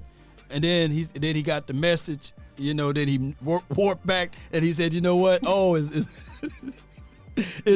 actually Mozzie Smith." But here's my truths on this. Mozzie Smith, a lot of people came off our show thinking that we don't like him. What? Yeah, a lot of people say, "Nah, Law, you don't like him." I was like, no, it's not that we don't like him at all. We were just giving you guys our analysis of it. And he still, hey, prove it to me. Man, you know what? This is what I just come to realize. Some Cowboy fans, and I'm cool with that, they really just want to hear nothing but this was an awesome pick, They don't want to hear nothing else, So I think sometimes people misunderstand us because you have to, in my opinion, you got to, if you breaking down the player, give the pros and the cons. Because how can you not tell the people what this player need to work on if you don't talk about where they need to increase? You know what I mean? True. So I think people not That's used why to film is important. Yeah, so I don't think people kind of used to our type of analysis. I think we just got a different style of analysis that they love word of mouth. And I think a lot of people was just kind of coming in that's not the usuals. Oh, so you kind of been getting all your information from ESPN, and then all of a sudden it's almost like going to church on Easter. Right, everybody, they show up on Easter and they show up on Christmas, you know what I mean? But the people that really, that's there, go have a better relationship with the members of that church, you know what I'm saying? So, okay, because see, I think the people that follow me, they knew where I was coming from. They already knew. Yeah, that I've been banging on the table all year long, trenches, core. And the whole thing was, my whole analysis was Kalijah Kancey versus Mozzie, right? That was my analysis, and I wanted Kalijah. But Kalijah was already gone, you know what I'm saying? So organically, Mozzie versus Benton, I could be 1,000,000% wrong, and I hope I am, because I can't stand the Steelers. I can't stand the Steelers more than I can't stand the Eagles and the doggone 49ers. But but here's the thing: the Steelers, they don't come and talk noise anymore. They think that they better now because they got one more ring than us. They chilling. They like, they beneath us now. The Steelers just give me hell back in the days. And I'm thinking that, Law, you probably just hate the Mean Joe Green and Terry Bradshaw days. Man, I got an uncle, man, that's a diehard Steeler fan, and you know how them old uncles are. They gonna let you know that their guys are the best and these sorts of things. But we had got the last laugh. But them last 2 Super Bowls that the Steelers won, it's been crazy. I got another one of my dogs gone. So the Bears moved up with the Jags, and they just drafted Tyreek Stevenson. All right, and I'm caught up. I'm all the way caught up now, man. I just need just about 5 more seconds. No doubt, man. I'm mad about that one, but it's all good though. So that's my thoughts right there, y'all. I truly believe that the Cowboys, we still good because we got Dan Quinn. And the Eagles, and they dropped their little bird droppings over there, they are more, put it like this, the Eagles were more worried about our pick than celebrating their own. You would think that they should be happy about their Jalen Carter and Nolan Smith pick, but they too busy over here talking about us. They fighting us. I'm like, man, why don't you go celebrate your own pick? Look, we good with ours. Oh, yeah. They realize they can't run the ball no more like they did last year. That's dead. You think they can't run the ball? They still can, but I can see more of them making plays on the outside than going in. Based on where they are right now? Over with. Yeah. So based on where they are right now, that's what you're saying? Like, based on the draft so far? That's what you're saying? What you say? You saying based on the draft right now, you don't see them running the ball? Because you said it's over with. I'm trying to...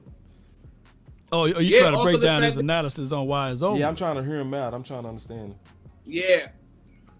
Yeah, because all the fact that you got Mozzie, I mean, we can still keep it in rotation. Oh, you talking about it's over for them because what we did. I thought you were saying they not running the ball no more because, okay, I got you now. Okay, got you. Yeah. Hey, somebody let me know. Matt Batten, appreciate you, I think, or someone, if I misplaced your name. He said Dan Quinn is in the war room now. Ooh, what pick number we are at? Y'all help me out. I can't see the pick number. What pick number are we at? We are, because I'm all the way caught up now. We are. I smell Drew Sanders. We're at 58. Hey, my guy Sanjay, shout out to him. He said that, man, if it's another defensive pick, that means Mike McCarthy getting bowled out the way, man. Mike McCarthy needs to. That's a good ass point. That's a good point at this point. Oh, he ain't getting no toys. He ain't getting no toys. You getting no toys. Oh man. So I'm all the way caught up, man. This feels so. Oh, good. the Giants select John Michael Smith.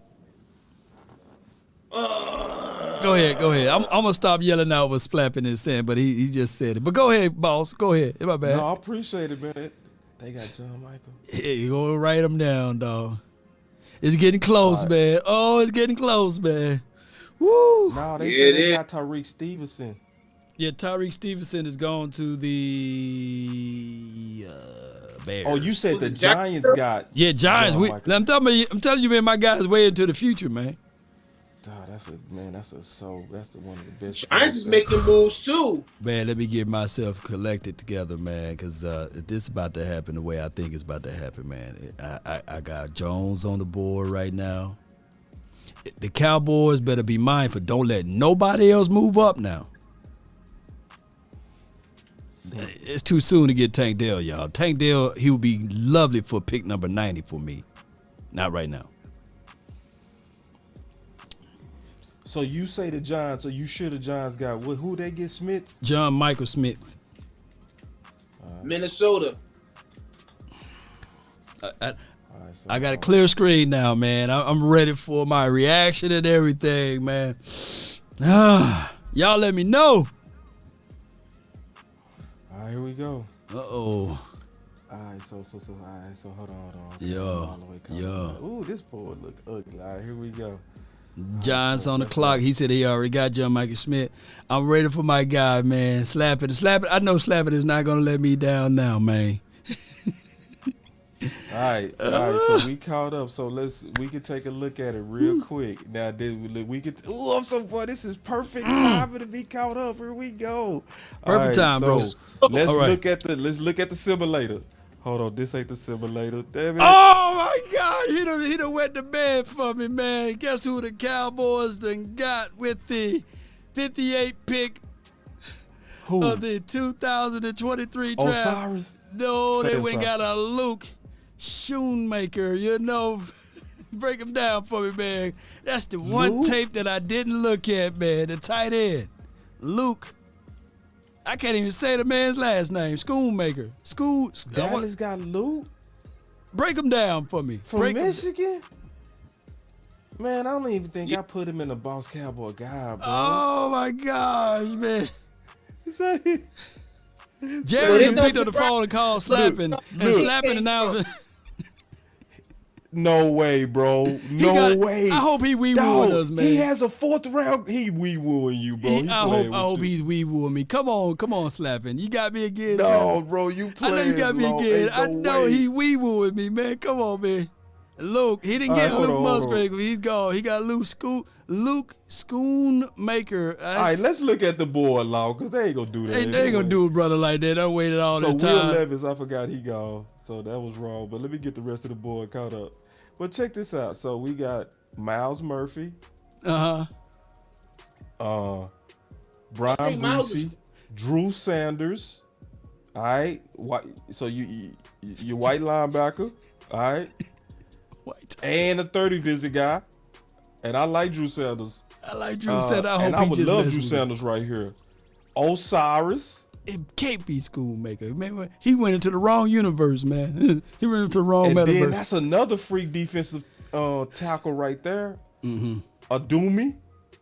You know, so let me see. Come on, man. I know he just messing with us, man. Come on, bro. Now he playing. I ain't gonna even take that. He gotta be playing with me, man. He trolling you, trolling, man.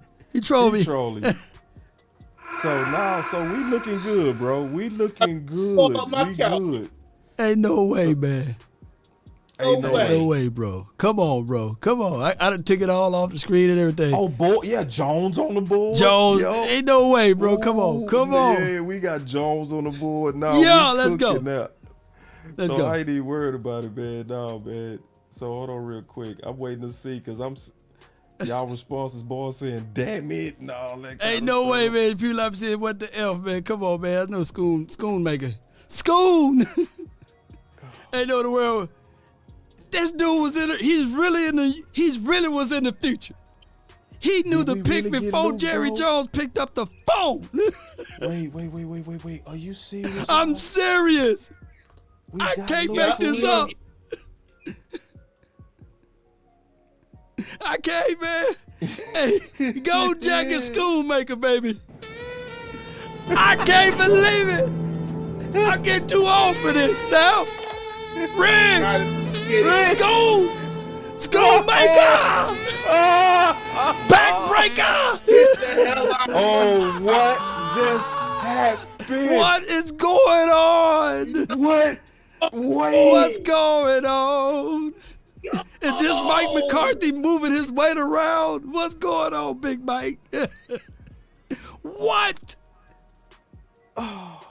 I can't make this stuff up. I said that we didn't need a lot of picks out there. Look, Schoonmaker is going to put some heat on Jake Ferguson and Peyton Hendershot. Y'all watch out.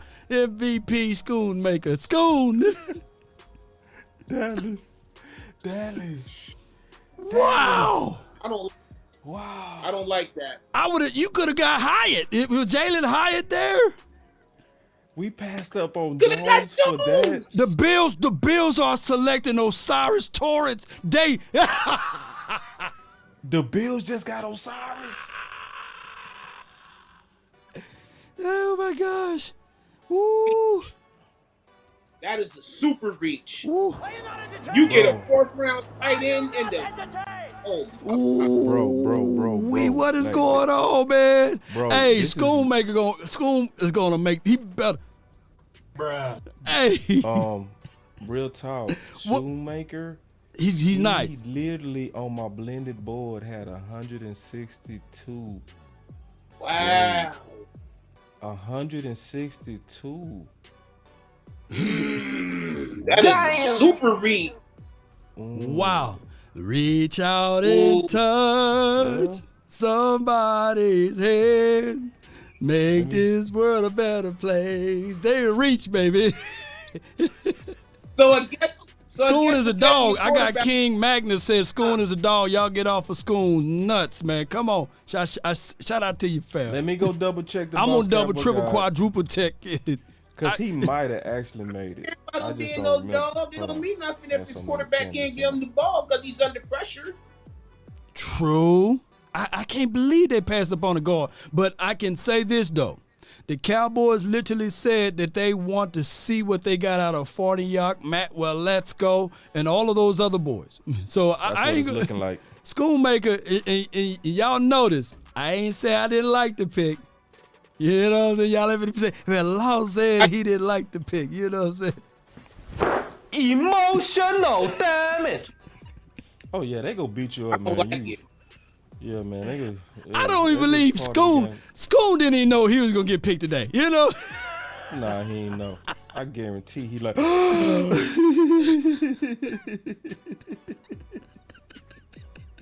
Schoon was like, "Hey, dog, hey, man, so who calling you? I don't know who calling me today, man. You got a call from AT&T Stadium." My phone ringing? Schoon didn't even know he was getting picked today. Hey man, at least we can laugh at it. That's how good, that's how good we are on the cool. We so good right now that we can laugh at a bad pick. Ain't that something? Or a pick I'm not too sure about, man. We don't know nothing about this one, I wrote a note on him. Give me a second. Y'all give me 1 second. I'm going to try to pull up and see if I actually wrote a note on him. Did you write in a slip note or something? Eddie's Michigan. But all right, but he sure didn't stand out to me for sure, because I don't even. Let me see. Nope, he is not in the Boss Cowboy Guide at all. At all. Ain't nowhere in the world. That don't mean he's sorry, y'all. That don't mean he's sorry. Sucked. That it's just when I went through the tight ends, he didn't just pop off to me as somebody that fit us, But I ain't gonna act like I'm smarter than everybody. I'm just saying he's not in the Boss Cowboy Guide, and that just happens. And guess what? Simply because you don't have evidence that something does exist does not mean that you have evidence that something doesn't exist. He may be gold jacket School. You know what I mean? Schoonmaker. When he scored a touchdown, I'm gonna be like, man, don't we got some good nicknames and back names for these guys, man? You got a Ferguson, Hendershot, and a Schoonmaker. You know what I'm saying? Damn. Okay, so look at this. 4.63 40. Good for tight end. He got a baby vertical, The crazy thing is he got a baby vertical with a good broad jump. So that's kind of crazy explosion. You know what I mean? That explosion is weird. Shuttle is decent, right? So, you might get separation. I just might have missed this guy. Sometimes I miss. I just don't. Because like Keystone will tell you, Keystone's somebody that look at a lot of candidates.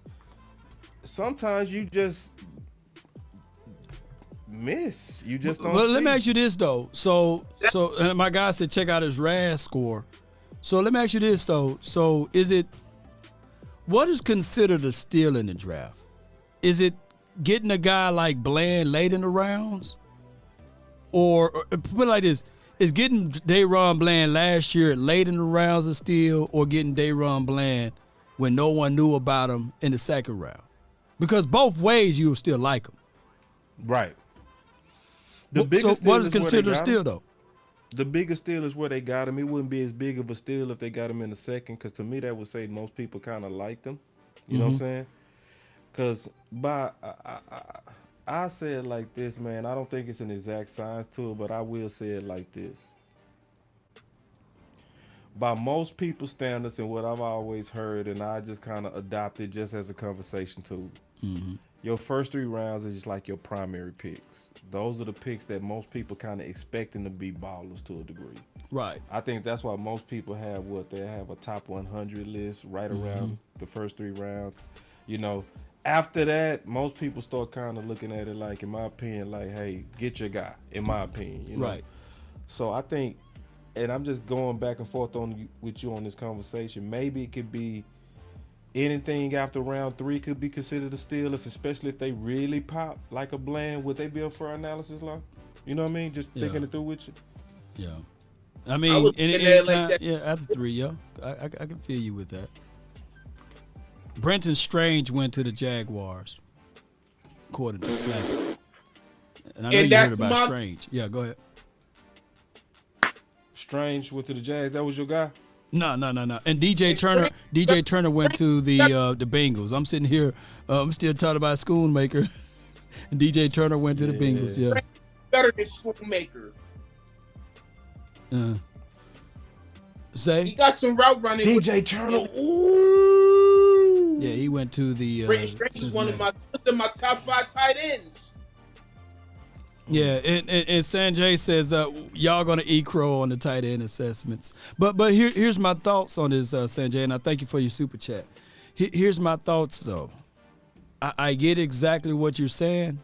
I don't have no tape on. I haven't watched them yet, so I don't know anything about them. But I just haven't heard of them. So of course, naturally, in the second round.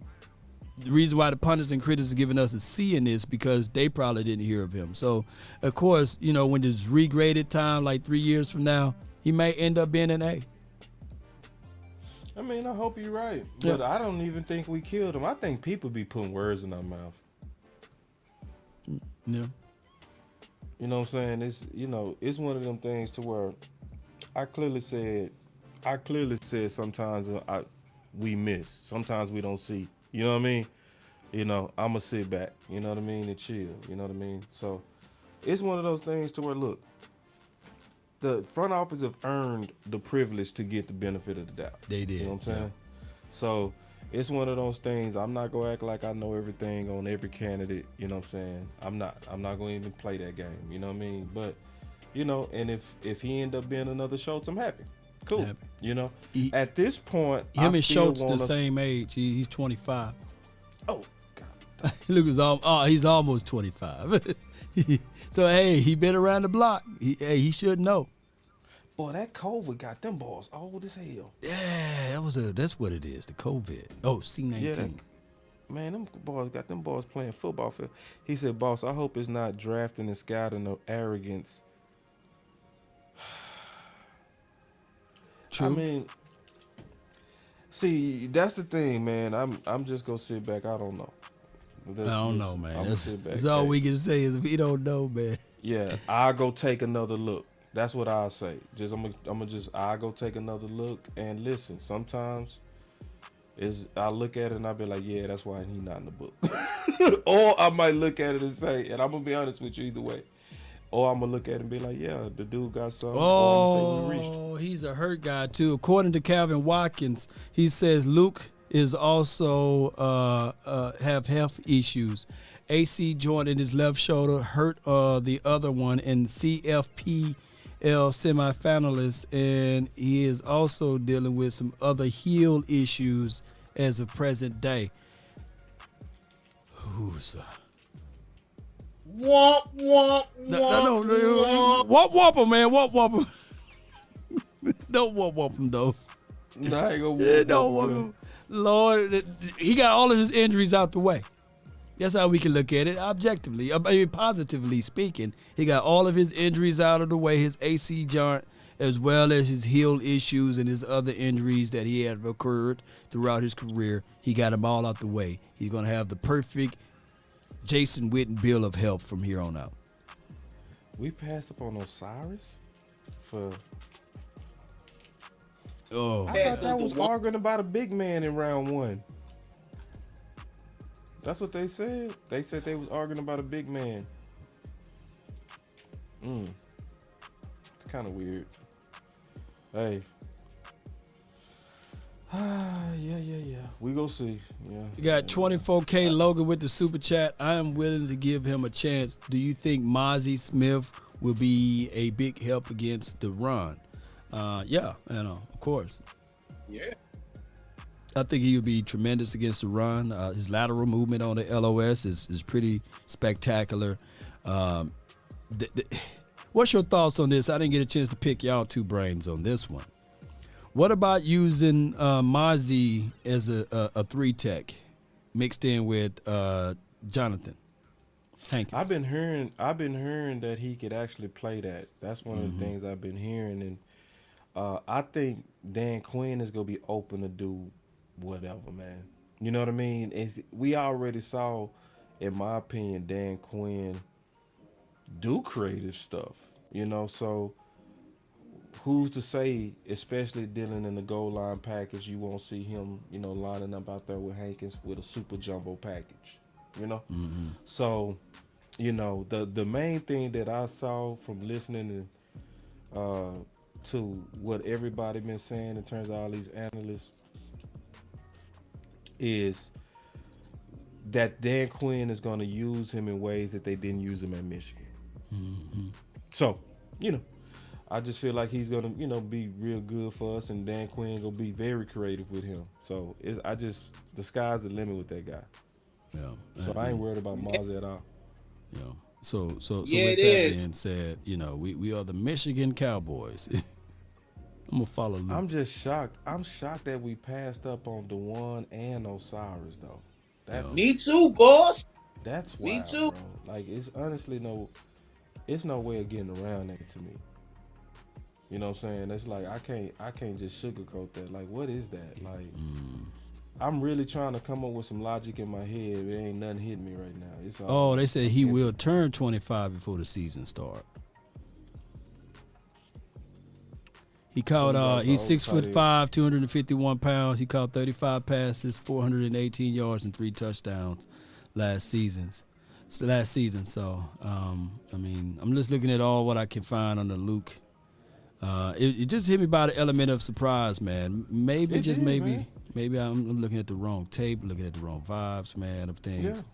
Yeah. And I hope he can figure it out, man. And like I said, maybe they looked at that list too, like what I looked at, and said, well, the Cowboys, they don't need a lot of people on this, because even if the roster is for what it is for right now, we filled in every hole. Yeah, and I can't say go with your guy and then also be like mad when they go with their guy.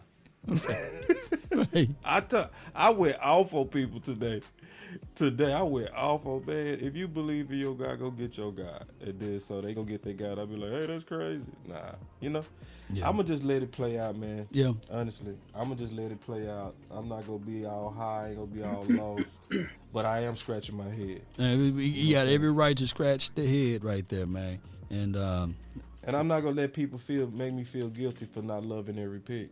I'm not, you know what I'm saying, and not pom-pomming every pick. I reserve the right to say I need to go take another look. But I will also say this: the first time that I saw Justin Jefferson and I watched his tape twice, I ain't like it. But then I kept looking at his production and I was trying to figure out, why do I not like him? And then it finally figured out. He was in a class that had a lot of guys that was getting separation. You know what I'm saying? It was a lot of separation in this class. It was Jerry Judy, CeeDee Lamb, Ruggs.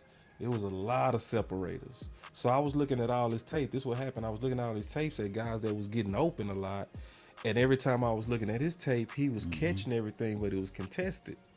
He was attacking the ball with. And then I said, oh. And that's when I figured out what he really is. I said he's a faster Michael Irvin.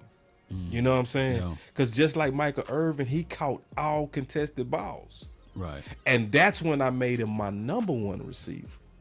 You know what I'm saying? So I went from literally not liking his tape to finally figuring out what his game was. Right. And when I said, oh, he's killing at the contested catches, but he not really killing on separation, I was like, I gotta, because any one of us would took Michael Irvin with 4.4 speed. You know what I'm saying? Yeah. You know, Michael Irvin fast, like real fast. Yeah. Oh yeah. So then that's when I pushed him up. You know what I mean? So basically, relating that to this tight end, we just got. I'm gonna just go take another look, and I think people should give us a chance to say that and say, hey, yeah, man. And then allow us to have our organic, you know what I'm saying, reaction. You know. Let us. Can we be fans sometimes? Yeah, we got to be fans, man, because I mean, there's no one who mocked Schoon in the second round. If you did, screenshot it, send it over to me, man. Man, ain't nobody mocked him into the second. Very few people even talked about him. Yeah. I did hear his name though. We saw his name. He like one of those guys. You kind of he like, okay, 5th, 6th round. Go with the school. Yeah, you know? Go. Yeah, and I've heard people say I like him. Yeah. You know what I'm saying? Dawson Knox is his according to NFL. Dawson Knox is his comp. Okay. Okay, so they put you a mindset of who he is. And Dawson Knox is a good tight end. He's somebody that didn't have a bunch of production coming out. Yeah. You know what I'm saying? So, yeah, man, I ain't tripping, man. I ain't gonna feel guilty for being my honest opinion. Right. But yeah, but it's.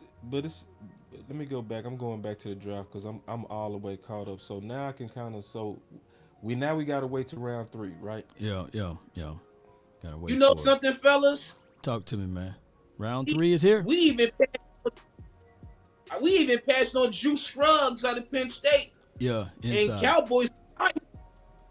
Yeah. Mm-hmm. And I love Scruggs. Yeah. From Penn State.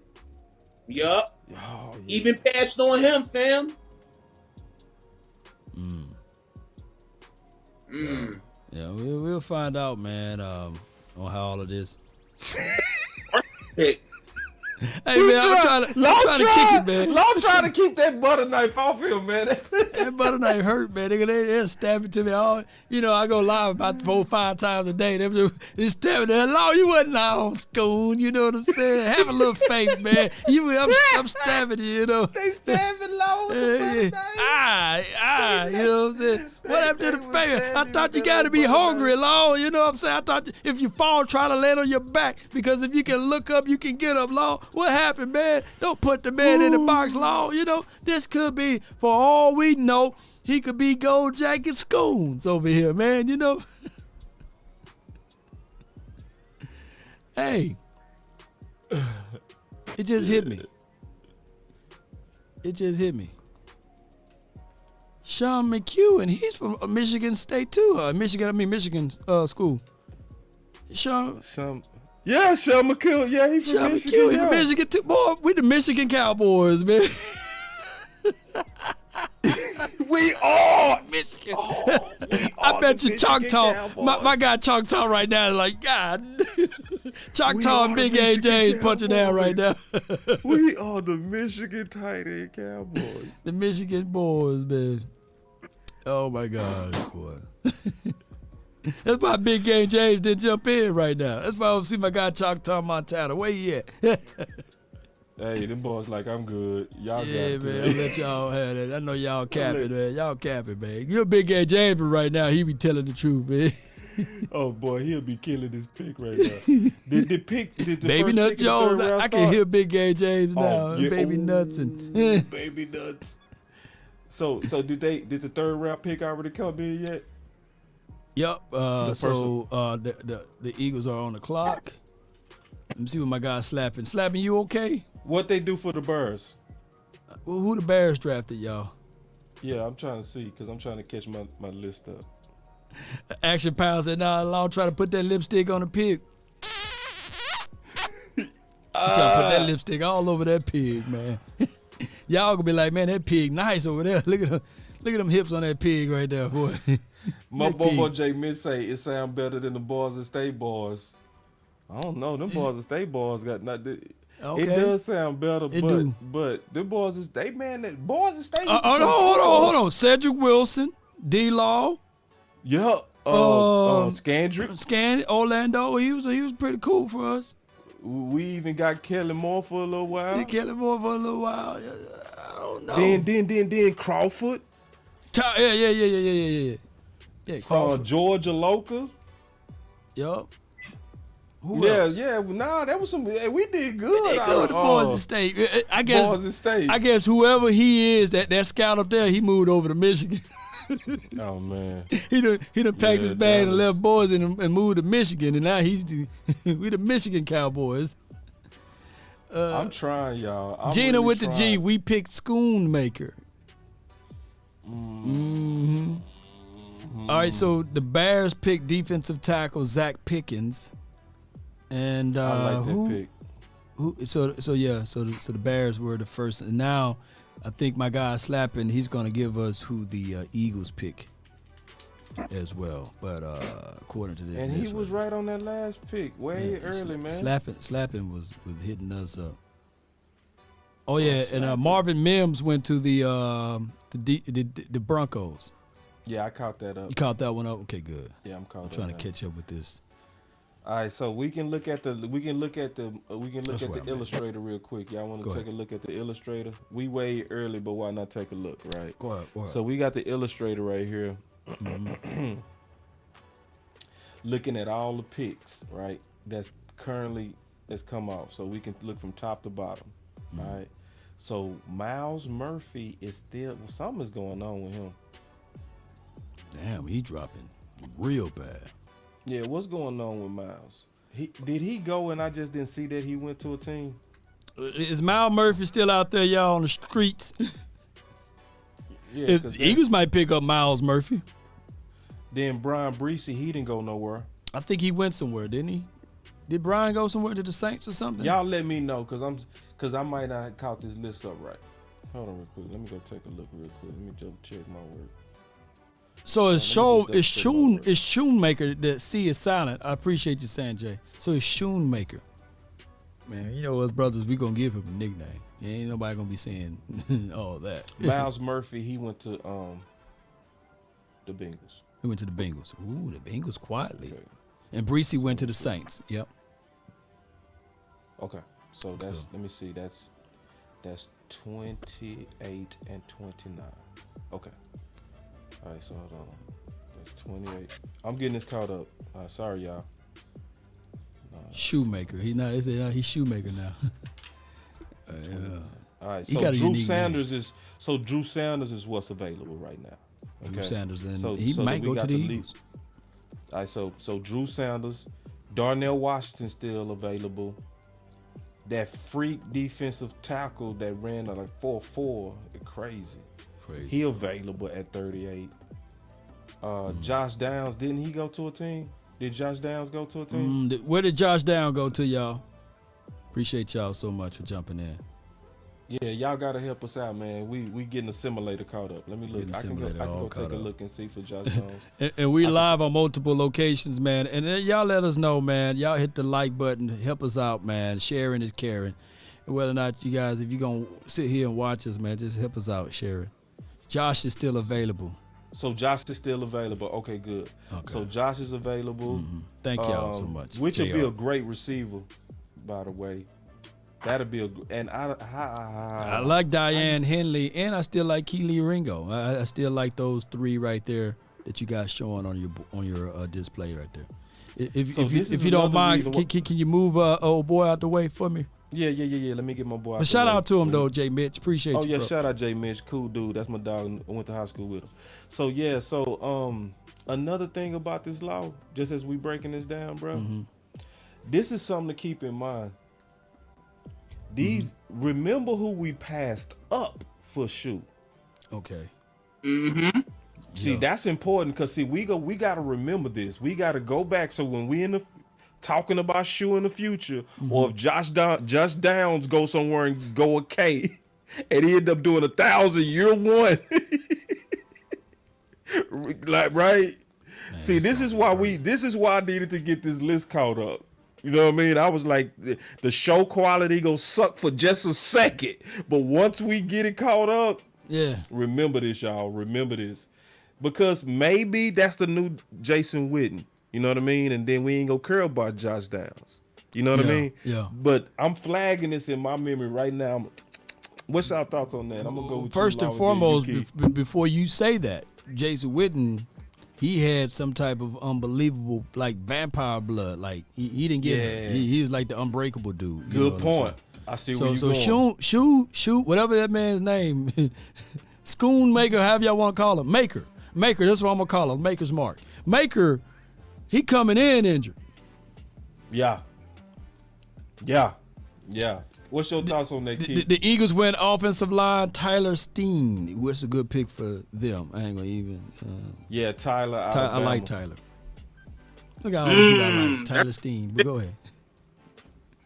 Yeah, from what y'all saying with Witten and Schoon, I would say this.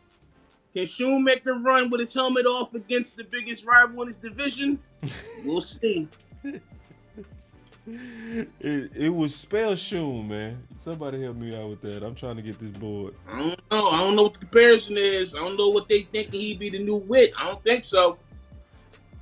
Let me see. Yes, indeed. I had to make Who they slapping. finna Somebody done threw slapping up out of here, man. Hey, slapping threw slapping up out of here, man. Hey, slapping supposed to be untouchables, you know. But go ahead, y'all don't block slapping. I made slapping a mod now. But go ahead. You said Steen went off? Tyler Steen went off. Tyler, okay. Ooh, wee. Yeah, they went and got they guy, didn't they? Wait a minute. Cali Cowboys said that they went with Schoonmaker. Maker. They went with Maker because he can block. He have the blocking ability. Okay. All right, I'm cool with that.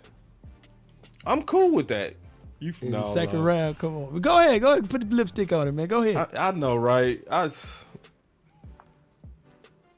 Break it down, man. Second round. Oh, Lord, you break it down. Nah, man. Well, my guy, you break it down over there, man. No, you break it down.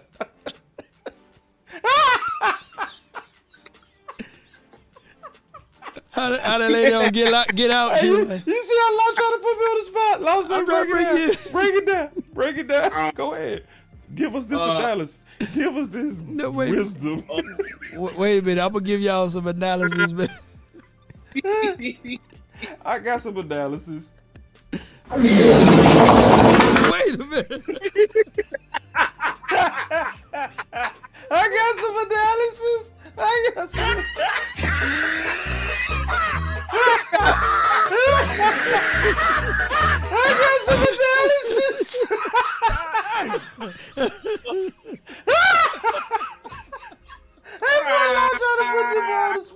He said, give us this all-wise analysis. You know what? I'm having so much fun. I ain't got no analysis. You know what? We gonna be eating.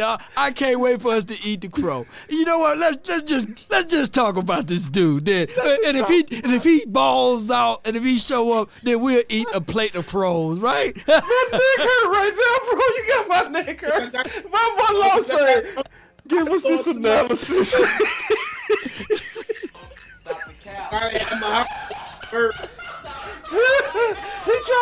He tried to put me on the spot to count. Oh, he tried to get me to count. Why you don't want to count, bro? Come on, man. Stupid. Oh man, that boy say, give us this analysis.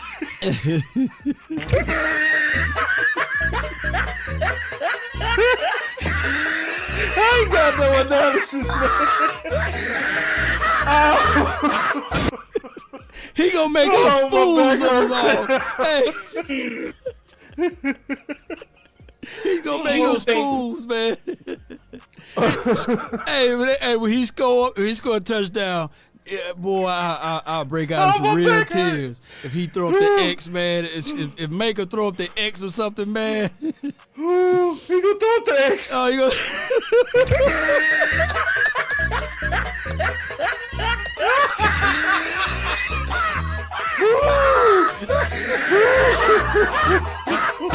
He gonna throw up the X.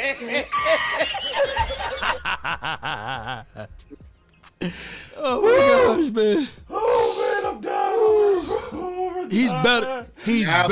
He's better than Donnell Washington. He's better than Michael Mayer. He is the best tight end. Y'all and Will McClay, we trust, baby. Oh my God, bro. But we try. I believe.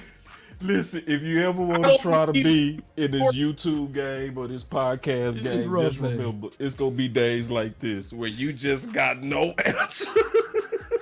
We don't believe you. You need more people. Now you got me laughing so hard. Man, the Eagles, I ain't going to even lie, man. I'm trying to laugh off this, man, but them bastards, man, and went and got Sidney Brown.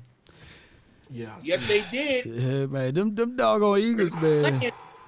They ain't play. Them boys, hey, they gonna have a good team. They all young. They gonna be young and good. They call them Ski Mask Howie. Them boys them boys ain't playing around with it, baby. They are. I'm gonna give them. I like Sidney Brown, boy. He's probably it was Branch Brown, J.L. Skinner, and it was like what flavor of ice cream you like, because Brown is kind of like on that smaller side, but he got a higher upside than C.J. that they just got rid of. I think he can play inside a slot and on as safety. What you think about? Now, what's your report or analysis on him? And damn, the doggone Broncos got my guy Drew Sanders, man. Yeah, they just got Sanders, bro. Yeah, that's what I was telling you. I just saw it. Oh man. Y'all done fool around. Y'all done fool around and block my guy Slapping, and he couldn't. Now Slapping is a mod now, but hey. Y'all give me some analysis on those last two picks, man. Sidney Brown and Drew Sanders, man. I got you on Sidney. Oh, my gosh, man. I definitely got you on Sidney, big dog. Sidney, that's that brother to the running back, right? Mm-hmm. Yeah. So. Then he was in my sleeper files. And so was his brother. The Lions are selecting Hendon Hooker, too, by the way. Sidney Brown got some ball hawk tendencies with him too, man. You like them boys, Keystone? Yeah, I like him. Yeah, I like Sidney Brown, man. And he ain't afraid. And he ain't afraid of the challenge. And he can blitz. I can tell you this. Like Sidney, he didn't really pop that much to me. To me, and I'm, that's just to me though. I'm not saying I'm just always right on that. To me, he didn't. But I'll just say, this man, I done laughed gas all in me, dog. Oh. Dog. I feel you, bro. Anyway, my bad, man. Too much information. But anyway, man, you had me laughing so hard, man. I promise you, bro. Man, my back hurt, bro. You had me crying over it. All right, I done loosened up. That just took a while. Yeah. All right, but anyway, so with Sidney Brown, they got him right around where most boards had him. So second, I would third, say that was so he, was picked at 66. Now he was actually picked maybe a round earlier than what most on my blended board, because on my blended board, he's a 91 and they got him at 66. So it's like maybe it's looking like it's a trend this year. I'm gonna tell you the trend that it looked like to me. The trend look like teams are going to get that guy. Yeah. So they going after guys they believe in. That's what it looked like to me. You know what I'm saying? And that's also what I would say. I would just hope that the Dallas Cowboys, they probably did that with Schoonmaker. This guy they want to go get. Yeah, and Dallas reached the farthest. I would say from my blended board, y'all ain't gonna want to hear this, but Dallas reached the farthest. Yeah, they did, dog. But you like what you like, bro. You like what you like. So my thoughts of it, he had 6 INTs last season, and playmakers, guys around the ball, opportunities. I know what they're trying to do. They're trying to create pressure up front, right? Mm-hmm. And he's a 5'10" guy, but he's strong. He bench pressed 225 23 times. He did 23 times. That little joker, little pistol starter. You know what I'm saying? Lady, man. Hey, sure. Yep. Hey, as they say, a grown man should at least lift 225 at least 2 times before he go. You know what I'm saying? Yeah. He did at least on his record. He did it at least 23 times. That's impressive. That's impressive. At least man. on the strength. On the strength side of it. And I definitely get and I get that impression that he really does have football DNA. That's the impression I get of, football DNA. He may be somebody that I need to go take another look at, and I will. I go take another look at him because he with the enemy. He with the enemy. You gotta study your opposition, study your opponent. Mm-hmm. Yeah. So we sitting there. Did Detroit pick yet? The pick is in. They might go get Darnell Washington. Let me see. Boy, Let me see what my guy. Sweet time. They been at that pick a minute. Slapping says the Texans went and got Tank Dell. Damn, man. Hey man, this today, man. Today is one of those days for me, man. Yeah, Dallas. You just got it. I'm awake. Dallas. I'm awake. Appreciate you, but he's not Troy Polamalu. He's not Troy. Sidney Brown. He's not Troy. But I feel your passion, though. He could be a poor man's. What's the smallest safety you can go out there and name? like a Earl. I'm saying poor man. It's not Earl Campbell. I mean, not Earl Campbell, but not Earl. What's the guy's name? Earl Thomas. Poor man's Earl Thomas. Yeah, poor. Look poor at man. this, Coach Marv. See, Coach Marv ain't finna play, man. And the Lions got Hooker. Yeah, I said that, didn't I? Yeah. Lions got Hooker, bro. Good pick. Damn good pick. Coach Marv say, boss, we drafted a blocking tight end with Washington still on the board. Washington was on the board. Yeah. And Washington is a blocking tight end and way better. That's his point. Yeah, that's his point. Was a blocking tight end and way better. That's why he said that's that wee woo. That's what had me laughing so hard. That's what had me laughing. That's what had me crying is that wee woo. Ooh, that wee woo had me crying. Let me go look this up. That's wee woo of the year, bro. How did we not see this? Hey man, Darnell Washington was right there. He was right there. R. Brown, shout out to you for his super chat for $5. He said crackling in the house, man. Is it me act like a pig with no makeup? Schoon will be okay. Tequila time now, Law. Oh, we got to drink until it start looking cute. That's what we got to do, boss. Yeah, man, you keep drinking that maker. Oh, don't pull her out. Oh man, I had to look for it, man. I had to look for it. No, don't worry about it. Don't worry about it. Don't do no work. You know how I go. God, dog. All right, Darnell Washington is gone, y'all. Oh, hold on. No, Slapping got some inside source. He says Darnell Washington is reportedly falling because of concerns with his knee. And we got. It had to be something, Law, from the beat dropping like that. It had to be something. Yeah, because that's odd. Like, why? Yeah, especially blocking tight end. And the Raiders are also getting Byron Young, Alabama road top.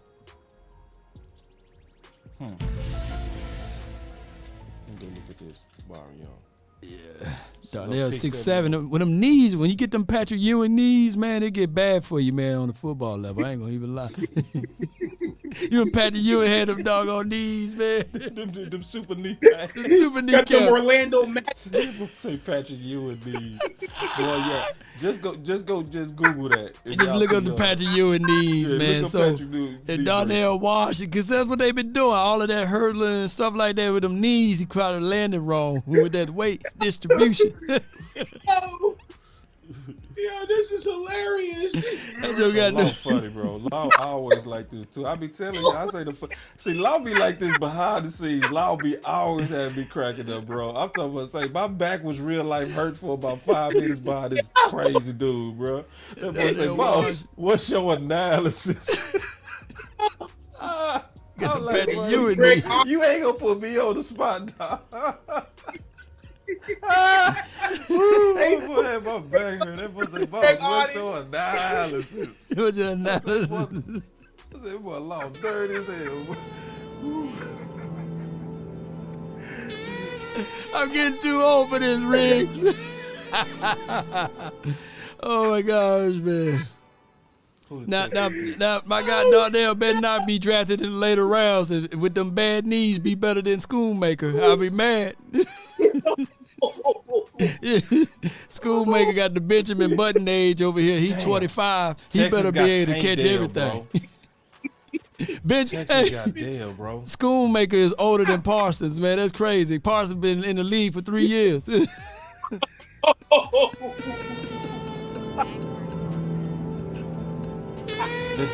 is off the board, y'all. Who off the board now? Tank. Oh yeah. Tank Dale. Remember I said he going to the Texans. Yeah. Damn. That was about 2 hours ago, man. My guy Slapping had already said it. Oh, and the Saints, they got Kendre Miller, man. Well, they need a running back. Say, man, I hate to say this because I hate the Texas more than any team, even over Philly. They busting. They good. Texas doing good. They doing good. Yeah, the Texas. Texas doing good. The Texas doing good, man. They got Will. They got Tank. They got CJ. They got everybody that I had top. I can show you in my book right now. You know what I'm saying? They got everybody that I had top. No, bro. last year when they got Petrie, when they got the other kid from LSU, them boys. Oh yeah, they got the corner. The corners. Stingley? Yeah. Yeah, Stingley. Stingley. Stingley. Yeah, they got Ooh. Stingley. Yeah. My dog. And Petrie. Yup. Texas might do something. Texas, you might do something. They in the rough house though. They in the rough house, man. Yeah, they are. They said A-Chain is gone. Where A-Chain going to? Probably Arizona. Slapping, let me see. When Slapping don't highlight it, I can't see it. Hold on. Yeah. Yeah, man, it's crazy, bro. Well, man, how many more picks we got into 90, man? Where we at? Man, we got a while.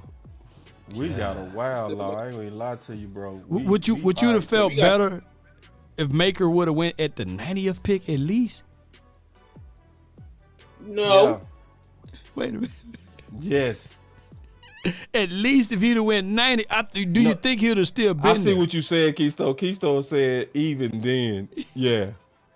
But so you really evaluated him deep, or I do you looked at him? I haven't looked Keystone? Because I know I looked at him, but he didn't pop to me because I didn't put him in the book. I seen a little. The only time I really seen Schoonmaker as much is when he was in the Big Ten conference game versus Purdue. Other than that, I really didn't see much of him. What did he? But, did he do anything in that Big Ten conference? Can you at least maybe? Sadiq said his name is Schoonmaker. Appreciate you, Sadiq. Okay, School. Yeah. Like school, School. and then Maker. School. Not Schoon. I thought I saw an N in that name, man. Hold on, let me go back to the name again. I thought I saw an N in there. Is it an N in there? Yeah, Schoonmaker. Can we talk about this? What is that saying about their faith in them young tight ends? I didn't play with you. Oh, I was thinking that though. It's not a lot of it.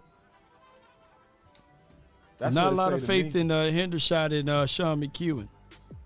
Yeah, when you reach like that, and that's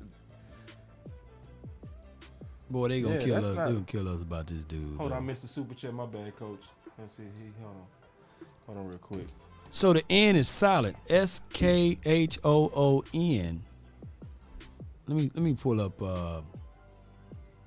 Yeah, Coach Morris said, boss, not trading up or back at all. Then reaching on a hurt ass tight end with the Z, not the S. As I remember drafting arrogance, plain and simple, boss. Is Kuntz still out there? Because I think he was telling me about Kuntz. Yeah, Zach Kuntz, he's still out there. Is he better than him? Ask Coach Marv, is he better? Because I haven't, did the analysis on these guys. So let me get my boy. Yeah, let me get my boy caught up, and then It's easy to give it to Schoonmaker because we know Old Dominion is a small school, so Old Dominion. It's easy to give it. Okay. 71. Okay, so 71. All right, hold on real quick. Okay, hold on. I'm just getting my boy caught up, y'all. I'm sorry. All right, so let me see. What's funny is there ain't been a lot of runs on running backs. That's what's crazy. I know. That's what's crazy. There'll be a lot of them running backs. It's still a lot of running backs, boy. Running backs is getting killed right now. We got the draft pick is in for the Cards. The Cards are selecting my guy, cornerback Garrett Williams. The only reservation I had on Garrett was his injuries, right? And he would have been phenomenal. I think that if it wasn't for those injuries, he would have been a first-round talent. There you go. He would have been that. It's another guy from Ohio State that I really like too, named Cam Brown. Look for him in like the 6th round or in the later rounds, or go undrafted. He would have been top up there if he didn't have those injuries too. So yeah, man. So go ahead and break down Gary Williams right here since I got this profile up. We'll while we waiting on the pick, just give some analysis on that. On who? On Gary Williams. You was talking about, you and Keystone was talking about him. Go ahead first, Keystone, and I'll give you my thoughts on him. I'd like to hear you bounce your ideas first. Yeah, because I mean, it's easy to say Garrett Williams because due to his measurables and his height, it had Dan Quinn all over. But I like how he can press on man. He can press. I like his man press. He can do that very well. Mm-hmm. But his backpedaling is a little questionable. He can get a little bit better on his back. But as far as like overall, he got the tools. Especially like I said, went for his injuries. Like you were saying, he would have been first round talent. But he got all the measurables and all the talents. Got Quinn written all over it. Yes, indeed. I was looking at and that's why I said to myself, let me start reading the scouting report, because I was looking at his tape and I was like, oh, this would be a guy that I would like for the Cowboys to consider. And then I was like, man, why is nobody talking about him? Then I saw the injuries and I read about those and I was like, And then how he performed after the injuries, he's a little hesitant. But I can tell you, man, anytime you get a guy like him, that when you go back and start watching some more and more details of him, he's hungry. I think that they got them a good guy, and the Cards need them a DB. So we'll find out down the line what all can be worked. Shout out to you again, Sadiq. She said, "Law." I said, "School, not school." Yeah, school. Schoonmaker. But it's still an N in his name, though. It's still an N. So the N must be silent. Yeah, I'm thinking that the N got to be silent. Yeah. All right, the Giants with their pick. Here he goes. The Giants select Jalen Hyatt.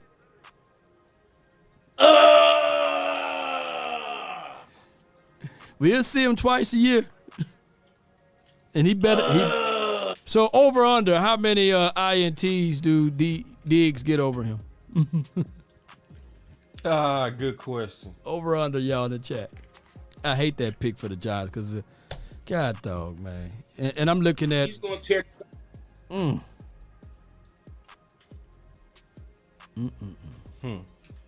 Going to tear the top off.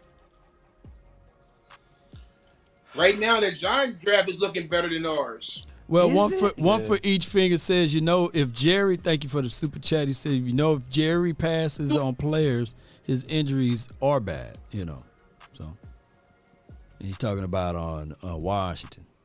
But I thought Jerry is draft hurt guys, though, So, let me go check one more thing, because I'm going to go check this. Now I want to look at what's available now. Mm-hmm. Okay, give me 1 second. Shout out to you, Q-Dog, for the super chat. He says, okay, boss, McCarthy gave a clue on why they wanted to draft tight end. He said, you are the perfect fit for my offense. Boss, you talk now. I think that's from Q-Dog. Yeah. It's where we got to just trust them. Yeah. Just to be honest, it's just where we got to trust them. Because like I said, I don't want to be arrogant. I don't want to act like I know everything about this guy. Right. We don't have the resources that the Dallas Cowboys do. We don't devote as much time as they do. Just to be all the way honest, where a lot of us having multiple hustles might be able to devote at most 3 or 4 hours a day at this. They doing this 12 hours a day. Yeah. Especially getting late into the draft, Right. So I got to practice what I preach in terms of, I said, they have given us enough good returns on investments that at some point I think we got to start extending trust back to them. Yeah. If I'm being fair to the Dallas Cowboys. So I don't want to sit here and just on my high horse and be a wheelchair GM. Because I know we laughing and having fun with it. Yeah, we laugh, we kiki. We having fun with it, but if we talking serious, I gotta let the grass decide. They kill it. Like Claire's got something for you though. Oh God, it's getting worse. I'm trying, bro.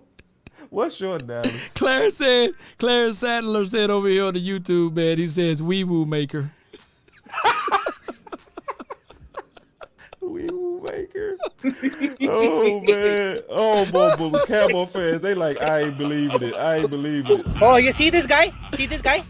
Number one bullshit guy. He do the wee woo. Wee Woo Maker, baby. Somebody create that YouTube name, man. Man, I'm trying to put that lipstick on. Put that lipstick on, man. Put it on heavy, man. They get that lipstick off there, man. I ain't put that on that pin. Ooh, y'all dirty. Y'all just dirty. All right, so let's look at what's available real quick, man. Just real quick. All right, so this is what we do that's a little bit different than maybe other channels. You can see what's available with us. According to Slapping, my bad, dog. Cedric Tillman is now gone to the Browns, giving Deshaun Watson another playmaker on the outside. Big physical wide receiver. I really love his tape. Who they get? Cedric. Cedric Tillman. Cedric Tillman. Cedric Tillman. Back-to-back receivers, Tennessee going. Yeah, that's a good one. Dallas. Back-to-back. Going back-to-back. So what this also probably tells me, Dallas is in budget mode. Break it this down. Is not all in. This is these are budget picks. In terms of like they looking at replacing people, building depth. This is not like contender stuff. They not looking for no maulers. Is that the analysis, boss? That's the yeah. That's the analysis. Wee Woo Maker. Yeah. We got a super chat from Wee Woo Cowboy. Long. He said, "Can we see that Beyonce again?"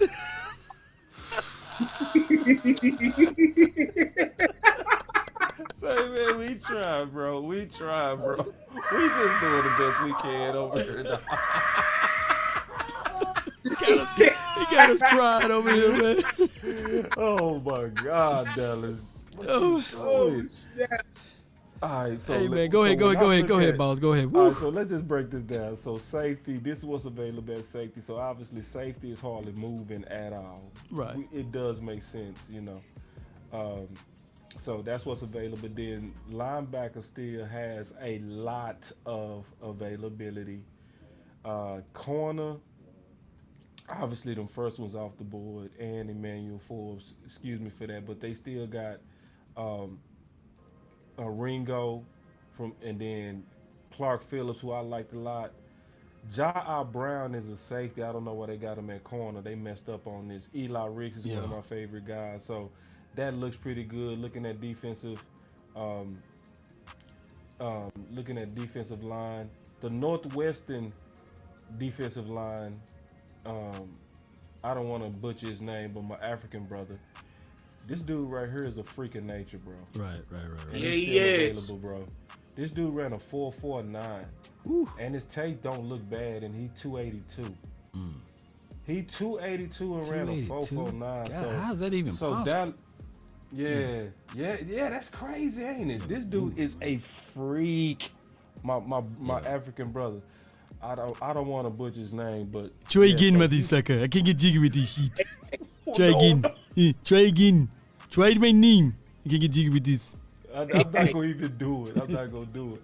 Then obviously I'm big on Saiki Aka, Isaiah McGuire. Let me make this bigger. People probably can't see this. My bad, y'all. Isaiah McGuire, he's in my sleeper files. He in mine too. You know what I'm saying? I got 3 stars by him, big dog. You know what I mean? He can play the run and the pass. So we just letting everybody know what's available, man. And Mr. Super Chat, he said, this tells me Mike McCarthy wants to run 12 to 13 personnel. I think that's a good point, one-handed bandit. I'm sorry, I almost missed your Super Chat. I was reading what's available. Then on this edge, obviously Tyree gone. I'm just updating it so we can kind of get a good feel. Lucas is gone.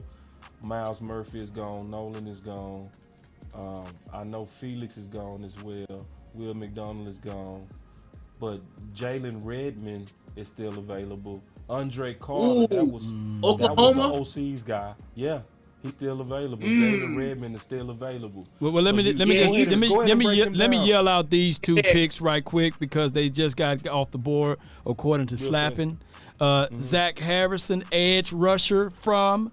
You already know, went to the Falcons. Appreciate y'all so much. And on top of that, the Patriots made their selection. Is one of your guys, boss, Marte Mapu. That's how you say that man's name. Mapu. Yeah. Mapu. That's one of your guys, was he? I thought I heard you talking about him, or it could have been someone else. You talking about the one from Sacramento State?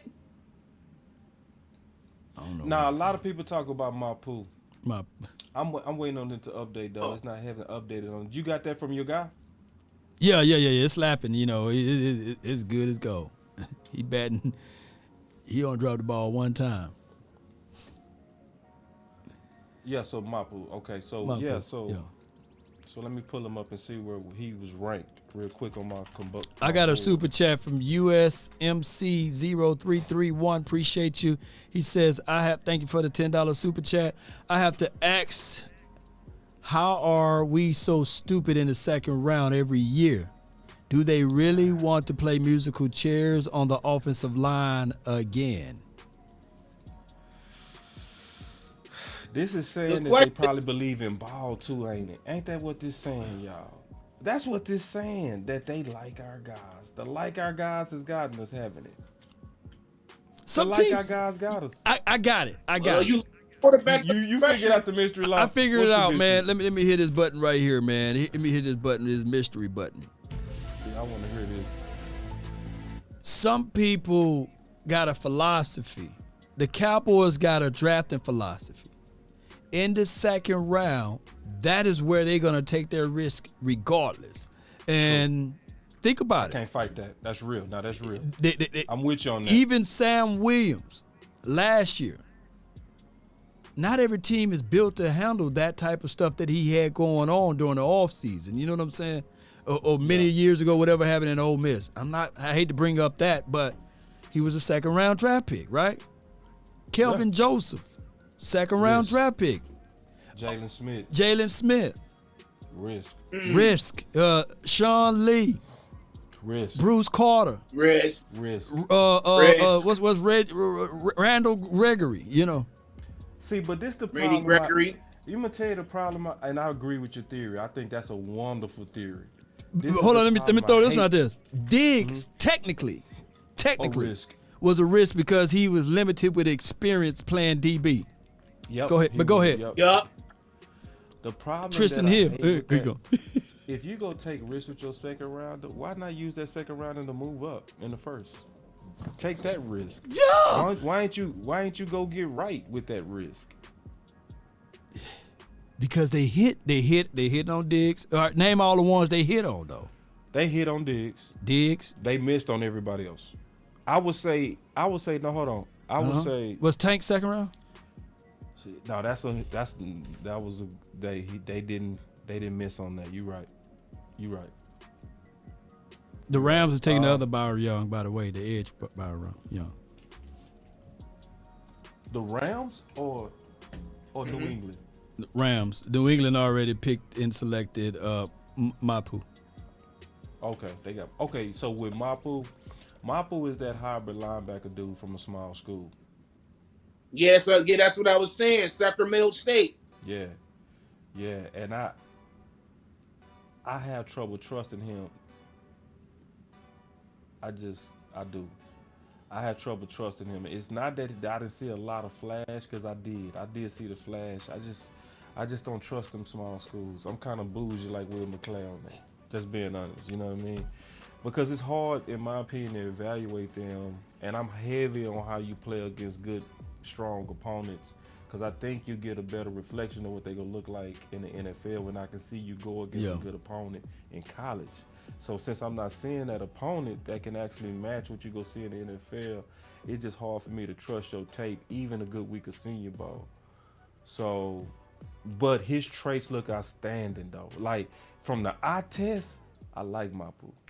Speaking of that, on Mapu, the Packers just made their selection, and I think it either you got this analysis or it was Coach Marv. Tucker Kraft going to the Packers. Go ahead. That's my number one tight end. Your number one. Break it down. Yeah, break it down. Yeah, man. Tucker Kraft, man. What's that? I call him Mr. Versatility because of the fact that he can play the tight end, he can block, and he got some receiving abilities too. He can play the receiver as well too. Where what I saw thus far. He went to, and my guy so far in the future. He's in the Packers. Okay, he went to the Packers. Jordan Love. And Byron Young went to the Rams. Okay. Mm-hmm. And okay, and I got a super chat too. Let me just read this off real quick. Shout out to Alpha Red. Budget mode. He says budget mode ? We still need another running back, another inside linebacker, and a left guard. Empty those pockets, Jerry Wayne Jones. Come on. And he said, play the damn button. I got you, man. I got you, man. And see, because I'm going to tell you, see, this is the thing, and I feel you, because I know that super chat was basically saying, damn, boss, I ain't feeling it. Mm-hmm. I'm just trying to make sense out of it. I'm just spitballing. I'm still trying. I'm just, I don't know, bro. Dog, man, look. Oh no, I just don't know what to tell you. I don't know. We gonna give y'all. I see somebody say, man, give us that wee woo analysis, man. We gonna give y'all some wee woo analysis today, man. We trying, man. Man, we trying real hard. Yeah, I'm really trying to. But going back to what's available, okay, just kind of staying focused. Trenton Simpson is still on the board. Nick is also on the board, and Chandler Zavala.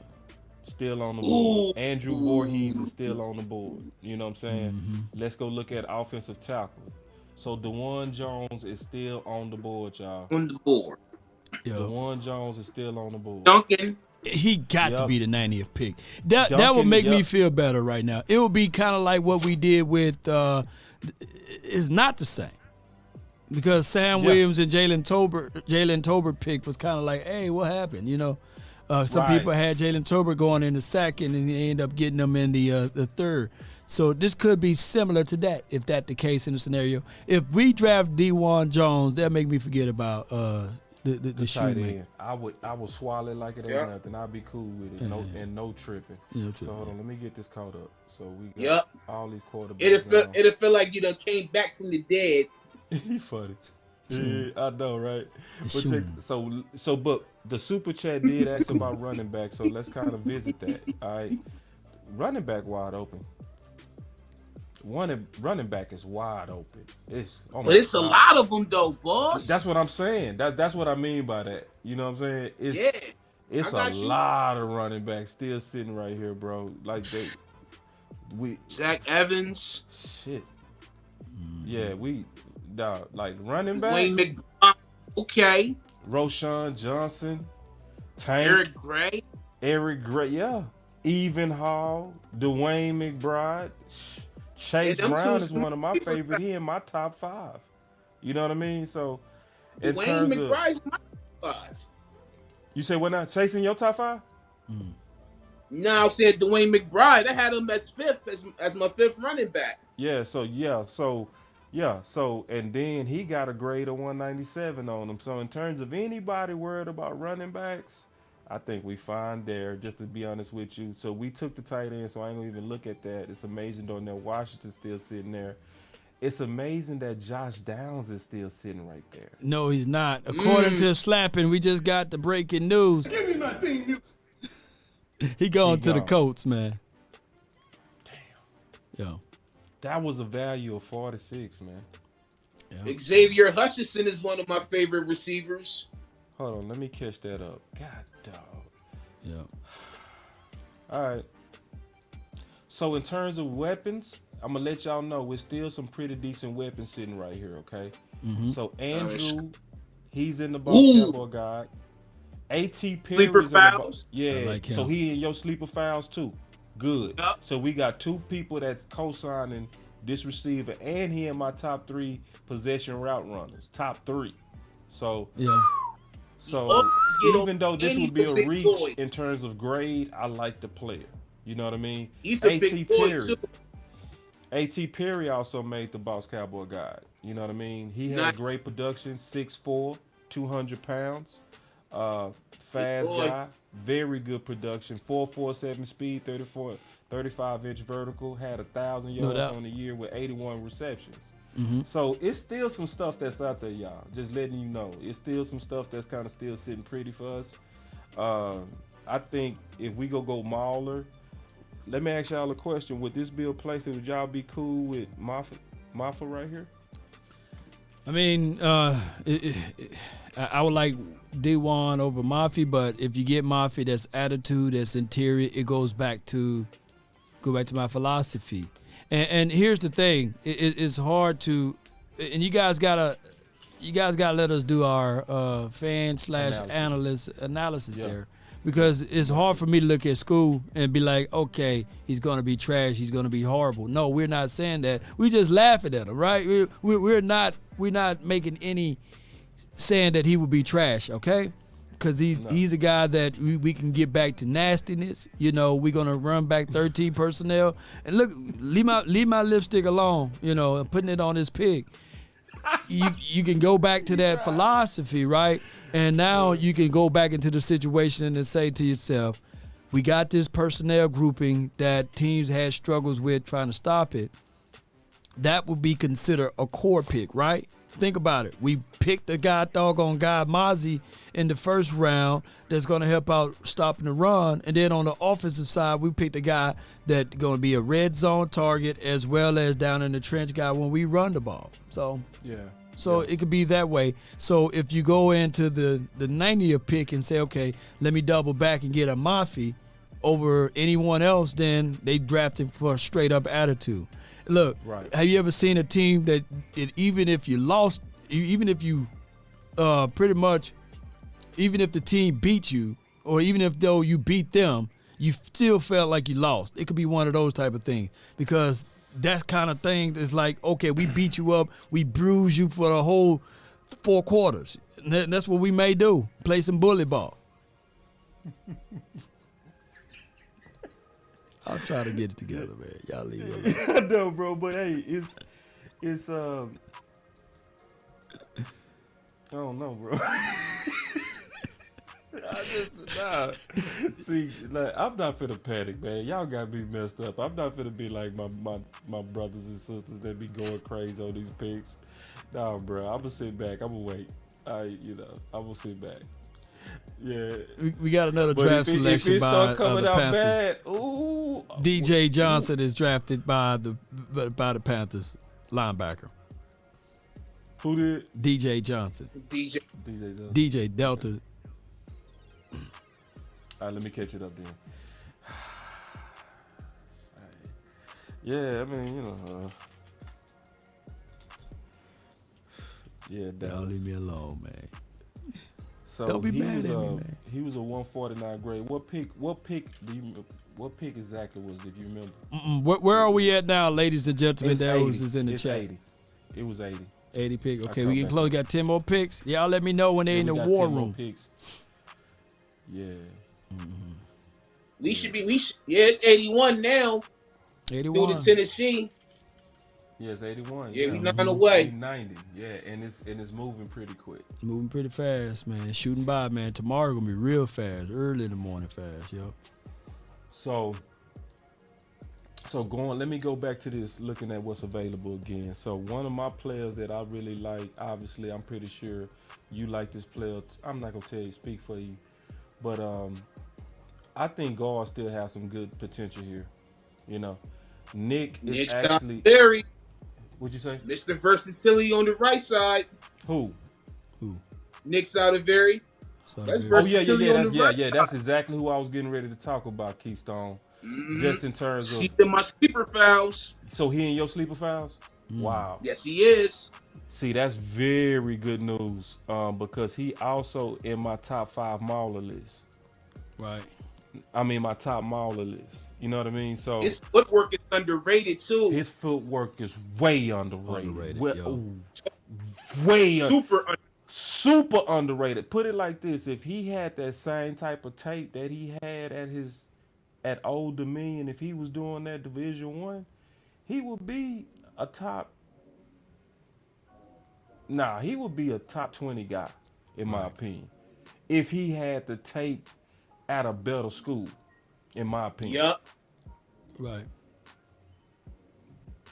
And he 318, 6'6". He got some size on him. He's physical. Yep. He got some good push. You know, like Technique, the dude is a great athlete. He remind me. Yes, of he Peter. is. He remind He me had of a Peter solid Sharonsky. combine too, boss. Say that again. He had a solid combine too. Yeah. So let me No, yeah. We got another super chat from Weewu Cowboys for $1.99 for your mind. He says, Law, are you pitching Weewu on the day job? Y'all leave me alone, man. Y'all know we going to the Super Bowl, y'all. Y'all leave us alone, man. It's gonna be gold jacket. All of these guys going to the Hall of Fame. So that would be him, and then obviously a name that's been going around a lot in Cowboy community that could still be a guy that can come in and help us at left guard is Chandler, right?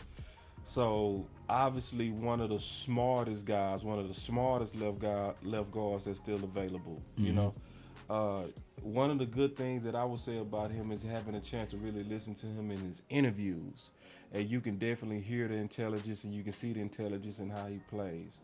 Very, massive guy, 6'5", 325. I've heard a lot of people rave about him finishing, but I didn't see the massive finishing that others saw, especially on a consistent level. I saw it in flashes. You know what I mean? Just being honest, I saw it in flashes. But in terms of the player, for anybody that's really still want us to address left guard, I would definitely co-sign that. Another guy that I also super co-sign is Anthony Bradford. I think he's underrated. You feel me on that key? He's a brute. Yeah, he a brute, bro. Massive as well. Very massive guy. 6'4", 332. They say the low man win. Well, yeah, he the low man. He definitely gonna be the low man. You know what I mean? Angry. Yeah, he's very angry. He really should have made my Mauler list. He should have made my Mauler list, but I would definitely take him also right now in the third, even though he has a grade of around 105. It would be a slight reach in terms of analysis. Andrew Voorhees is also one of my literal favorite guys. He made the Mauler list, but everybody knows that he suffered that ACL injury, recently. He'll be gone already. Yeah, he'll be gone. Now, this would be my double dip candidate right here. If we go double dip, this would be my double dip guy, where I would redshirt him. I think somebody said that on the final word. Was that you, Lau, about redshirting him? Yeah. You found, You put him on the red shirt game and see what you got from the tools that you already have, and then know that he'll be there for next year. Yeah, that ain't bad at all. My guy John Machota, he just retweeted out the last 10 third round picks that we have, and let me just yell these guys out. In 15 we had Chaz Green, 16 Malik Collins, Jordan Lewis in 2017, 2018 Gallup, 2019 Connor McGovern, 2020 Navell Gallimore, 2021 Nashawn Wright, 2021 Chauncey Golston, 2021 Osa Odighi-Ozua, and 2022 Jalen Tolbert. So far that list is not bad at all. So I think we hit more. Do we hit more on the third round than we do in the second?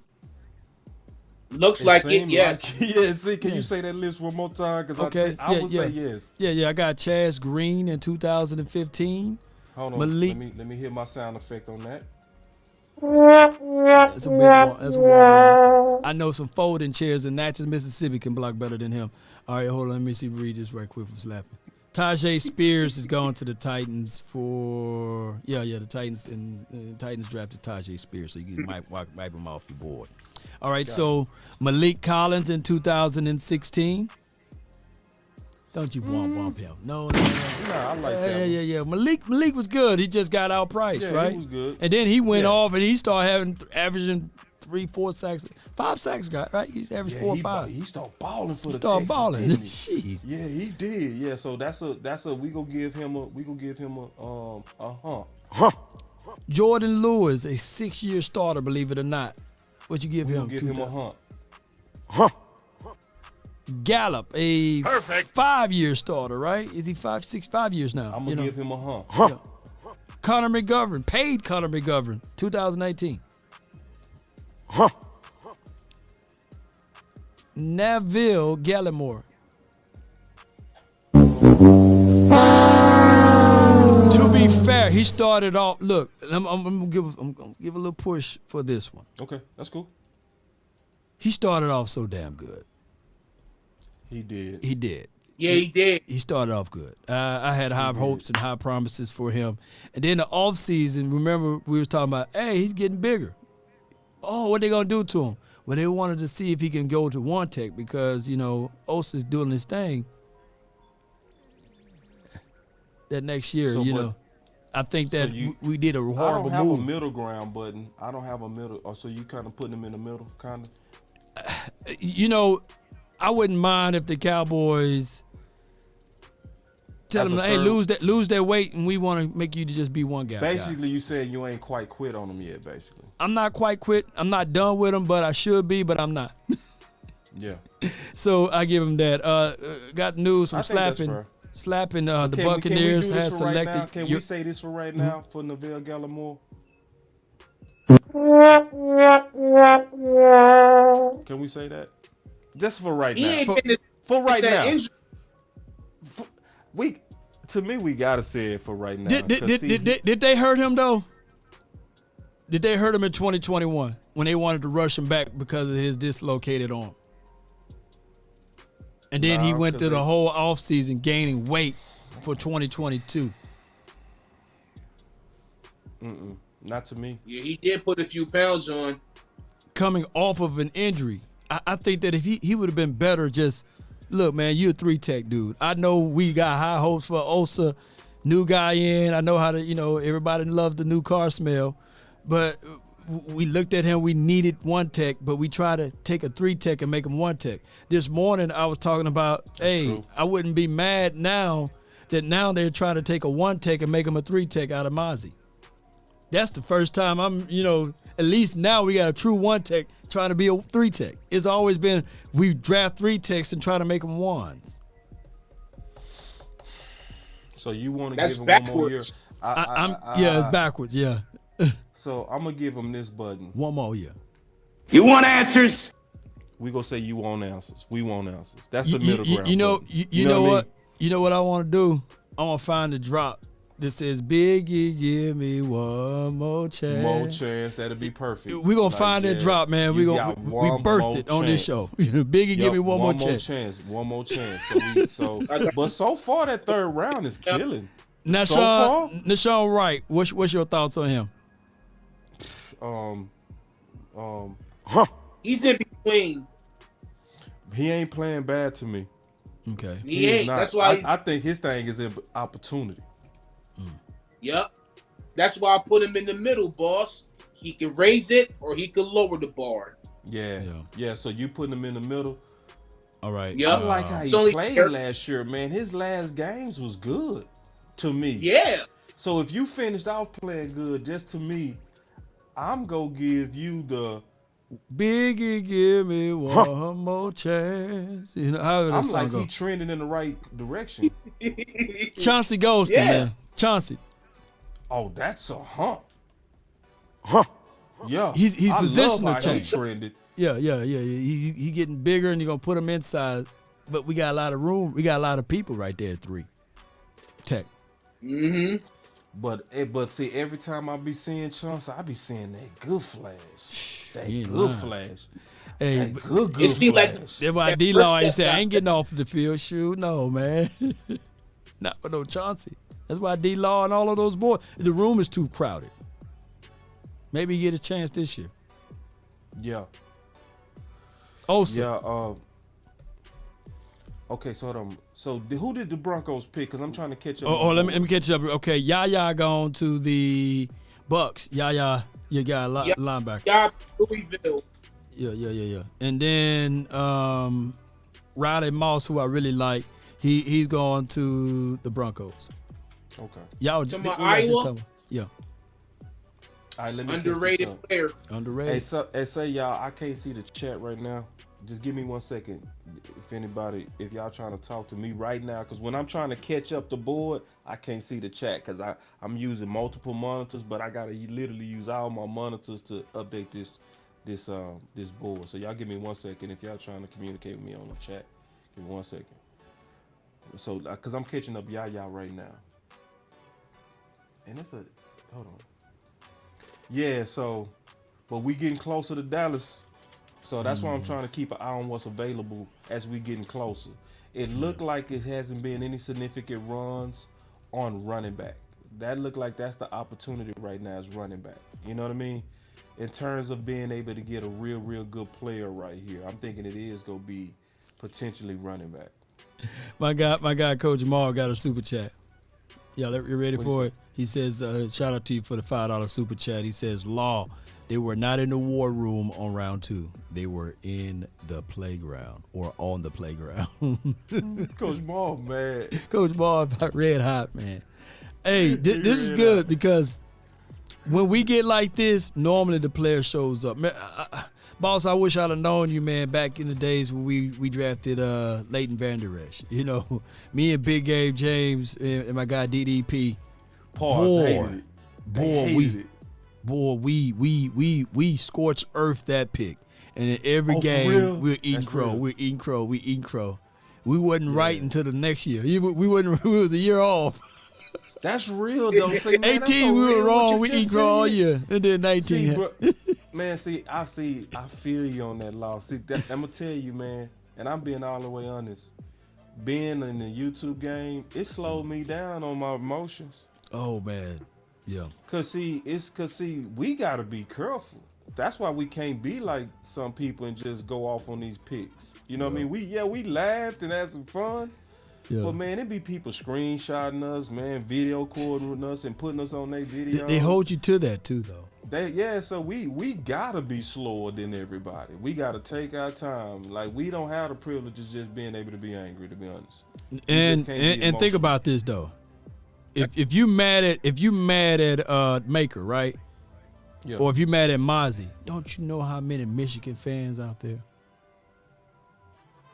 There's a lot of Michigan fans. When you get mad at somebody from a big school, watch how look. And I'm put y'all on game.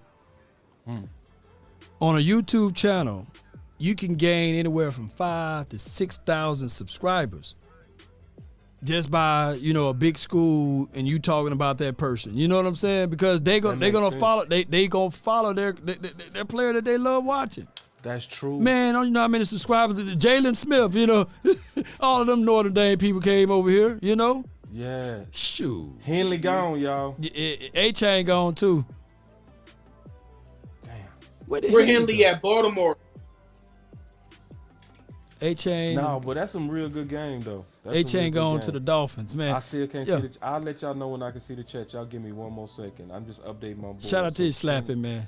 That's a cold-blooded name, though, Slapping. I love that one, man. Slapping. So let me see, 85. And so I had to eat crow for Anthony Brown when he started getting back to his rookie vibes. I don't know if I call that eating crow, bro, because it took him 6 years to come around. You know what I mean? True. But he did had a hell of a rookie year, though. AB had a hell of a rookie year. It was really good. His rookie year, his analysis, if you look at it, we're up there with Jalen Ramsey's. Look it up, y'all. Look it up. I think they had the same amount of INTs. I can see the chat, y'all. I can see the chat again. See it now. All right, so I'm back.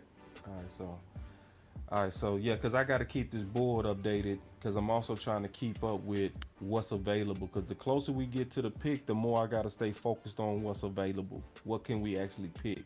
Man. And I want all us to be able to see it real time. Because this is what makes the history and remembering this moment and kind of knowing what was going on in this moment. That's why I'm going through this. So obviously we looked at safety. Safety still looking, womp. Linebacker, we just saw Henley come off, right? Yeah. So we got that updated. It's still some good linebackers available, but it's starting to kind of lose its luster. But remember, I had my linebackers are actually better in the later round. So just to let y'all know, corner Henry Tutu. It's an opportunity. Yeah. Corner presents some opportunities, in my opinion. What y'all think? Corners, Trice still out there, right? Yep, Trice is there from Purdue. Yeah, Corey's still out there. Live. Yeah, Eli Ricks, I got as my number 2 Darius corner. Rush. Yeah, I would Darius Rush. I think Rush. Yep. Keep going. Yeah, so corner look, and one of my top sleepers. Stevenson's going, fam. Is Clark. Let me This see. guy Hold right on. here. Clark. This is one of my top sleeper corners right here, man. This dude is a monster. A monster. You know what I'm saying? I'm certain. You know, I feel certain this dude is go rock the league. Now, what? Now, name me a Michigan corner. Cause what if they take a Michigan corner? Well, DJ, the corner that He I gone. love DJ out of Turner. Michigan is gone. Yeah, but do they have another Michigan corner? Because if the Cowboys do this to us, man. I don't see any Michigan corners that's kind of anywhere close to where we should be picking. Right, but this just guy in case, named you know, G-Lon who's the Green. Michigan corner? Because you playing too much love. Hey, man, Jamar Green, bro. This dude named Jamar Green. We might get him in the 3rd round. we get him Jamar Green, and I know. I said, wait a minute now. Yeah, so let me go back real quick. Let me Yeah, look at Y'all look up all of the Michigan players, and dang, Trenton Simpson went to the perfect team for him. Roquan Smith and Trenton Simpson going to the Ravens. Oh, Eddie Deion Jones got a knee injury. Who? You sure about that, Q? Who? Oh, I was looking at this list. I can see the chat again. So I'm just looking at the chat real quick, trying to catch up, trying to see what super chats came in. Give me 1 second. Chargers having a good drafts too. You know, Chargers killing it, man. Yeah, they are. They better go to the playoffs or Super Bowl. Let me try to find y'all super chats real quick. So when y'all say, "Hey man, y'all missing my super chats," I'm showing y'all what I be going through at the same time producing. It's rough, so, man. real quick. I don't see no super chats. Do y'all see any super chats? I don't. Y'all donate There to it the is. fund, man. There we go. There it is. So he said, "Boss, I have more on Schoonmaker. Excellent blocker. He has strength, clean off the line, route runner." So DeShannon is one of those guys that do a lot of research behind the scenes. So he's saying that he feel good about Schoonmaker. And I know DeShannon personally. He not the type that's go kind of give no BS. Wee woo. He ain't give you wee woo. He not a wee woo guy. He go tell you straight up. He one of those guys. He ain't go sugarcoat it. Right. If you telling the truth, or if you know if he see it, he go say it. That gives me a lot of better feeling because it's about who it's coming from. You know what I'm saying? He's got another super chat right here. He said, "Boss, I see my super chats. I'm just not starting to see them now." So I'm going through right now to try to catch up to him. Just give me 1 second. I'll be caught up to all of them. Here go another one. Oh, I saw that one. Okay, so I already talked about that one. Let me look for one more. See if you go another super chat. He said, "Boss, I'm late, but in the house now. Remember when we talked? I told you Luke. Yeah. See, yeah. So Schoonmaker. I knew I talked to somebody about Schoonmaker. Okay. Because remember, Law, I was saying that I've been hearing Schoonmaker. The Shannon was the one that was telling me about Schoonmaker. Thank you for the $10 super chat too. But yeah, I knew I heard Schoonmaker name. So listen, y'all. I'm gonna just tell y'all something. I'm gonna sit back and wait on that. I'm not gonna panic. I'm just gonna chill. I'm gonna do my research. I know something within 24 hours. I promise you. I'm gonna do a deep dive. You know, give me 48. Give me 48 hours to do a real deep dive on them. You had something, Law? No, I'm just waving my pig over here on my head, man. But no, man. All I can say is, man. We trust Will McClay. I used to play this game with my nephew when he was young. Close his eyes, spin around, fall back, and I catch him. Yeah. You know. He's 18 now, and he's 6'3.5". Yeah. Close your eyes, spin around, I catch it. He said, "Unc, you out your goddamn mind." You know what I'm saying? He'd tell me straight to me. I said, "Hey, I'm your uncle, man. You know, you may be bigger, you may be taller than me, but hey, watch your mouth around me." But he's like, "Nah, he don't trust me no more, man." So the other day he asked me for $30. I said, "Hey, man, close your eyes, spin around." So we getting closer to the pick. We getting closer to the pick, man. We getting closer to the pick. But I'm telling you, man, trust, man. It goes. It's crazy, right? When you young and you don't have the information, you trust. You go in there blindly. But as you get older, you start having doubts. You probably start thinking like, "Hey, man, hold on, wait a minute," you know. Owen Peppo. Brown just came off from Penn State. One of the top rated safeties. Jawan Brown is off. He's off? Slap it, where you at? Yeah, he gone. Yeah, he went to San Fran. Pretty good pick by them. Fair pick by them. He had a grade at 83. He went at 87. Man, I thought San Fran didn't have a pick until day 3. Yeah. So there it is. They made it moved up. We just probably missed it. Might have missed it. Oh, Slappy said he's grubbing, man. My bad. Oh, yeah, grub on, Oh, man. boy, say, man, Slappy is loyal. I like how Slappy, man. He got the show playing. He got show play like, look, dog, I'm grubbing right now. But I'm grubbing right now. Why? When I finish my oodles and noodles, I'll be right back. No, Slappy, we need you to come back, dog. Slappy, we are too close to the pick for you to be eating, bro. I'm sorry. We 3 picks away. Come on now, Slappy. We need you, big dog. Wolf it down, big dog. let that man eat, man.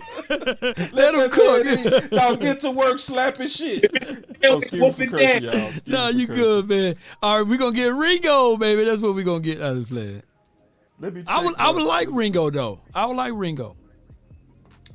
He personally worked out with Richard Sherman this offseason. DeShannon, you saying check your first one. I'm going to tell you, it's hard for me to go back and find it. Just go ahead and put whatever your comment was, and then I'll go ahead and address it real quick. Because when y'all ask me to go back, I want to show y'all what y'all asking me to do. Because a lot of times I know I make this look easy, but it's not.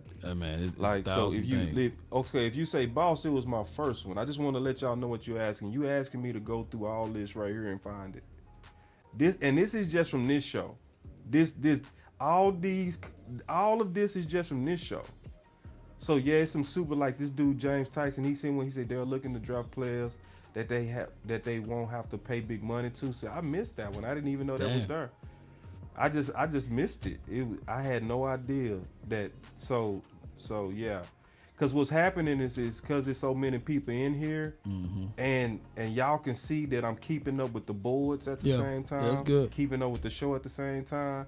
So it's like when I click to this window, I'm just letting y'all know I don't see your chats. I don't see it at all. I have no idea that it's even there. You know what I mean? So when y'all see me updating the board, this probably not the best time to send your super chats. Wait till I'm on a different screen, like when I'm on like this particular screen right here. You know what I mean? That mean my board updated. But if the Lord is willing to pour upon you and your heart, you know, if you just want to give, then give. You know what I'm saying? You know? Yeah, just give. Yeah, just give. And there's always a cash app, you know, down there too. You know, you can just give to the cash app. So go ahead and put your comment in there, Shannon, whatever it was, because I'm looking Jacksonville at it right now. got Tank Bigsby. Tank on, yo. Shout out to Jacksonville. Tank gone? Yeah. Yeah. He in Jacksonville. Yeah. So it's down to us now. All right. Well, the Rams is on the clock. They said Jerry Jones is on the phone right now. So either they're talking to someone that they really want. And this is what I want to say too. This is a battle cry for us. Don't y'all distaste and dislike us for whatever we say in these next few days. You know, just don't do that, man. I can't stand them. You know how you rooted for somebody since. Look, can you imagine following someone since middle school and high school? You know, and then we just rip them apart, undress that player, you know, and break them down, and then all of a sudden now they hate us. Nah, we just kicking it, man. Ain't nothing tangible, man. They haven't played a down yet in the National Football League. That's a real good point, Lau. I did notice, man, just keeping it real, man, that the draft is very emotional. It is. I lost some subs, bro. I know I lost some subs just because people was in love with some of the people that I spoke against. You know what I mean? Yeah. Or it's some people that love Mayer. It's some people that love Kincaid. Yep. I had to kick one dude literally off the show. I had to kick him off, and he was a long time follower. Kicked him off. Yeah. And we ain't even draft a dude that he really was caping for. Yeah. So it's like, was it worth it to lose a relationship over stuff we don't even control? Man. At the end of the day, we just having a conversation over here. That's what we do over here. We give our analysis, you know. So, man. but just like Law say, man, don't take it personal, bro. Nobody. Some people who graduated from certain schools, they still playing. They still paying the. You know what I'm saying? You still paying the what you call that, the actual student loans and everything, and you still support the team and everything, and they fool around and draft the guy that you love. Yeah, and you talking bad about that person. Yeah, they gonna hate you, boss. Yeah. Yeah. You know, them student loans going that way, man, and boss ripping this dude apart, man. That's my school. That's my alma mater. You know what I'm saying? Yeah, my student loans going that way. That's a good point. Yeah. You know, and so what I'm learning about the offseason, and I'm gonna be honest, this is what I learned. It's a reason why Law got to give a disclaimer to say don't shake me with the butter knife before he give opinions. Yo. It ain't that he's scared of opinions. He just know that sometimes y'all can overreact to him just being honest. Yeah. You know what I mean? Yeah, so he got to soften it and prepare you for this truth that he got to give you by saying, don't get shanked by the butter knife. And I'm learning why he a vet in the game. Yeah. It's like, so me, what I'm learning is I'm so direct that you might even take me wrong. You'll think I don't like a player. Like Law ain't lying when he said people came away like y'all didn't like Mozzie. It's like, what? Yeah. But that sometimes for some people, we got to really kind of just take our time and explain, bro, this ain't personal. We giving you the full analysis. This is not a cheerleading channel. We not a pom-pom channel. We are a channel that's going to give a lot of fans the best analysis we can give them. No doubt, man. I got a super chat from Coach Marr, $5 super chat.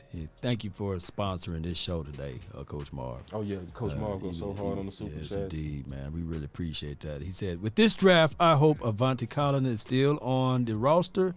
Mozzie and Osa would be special.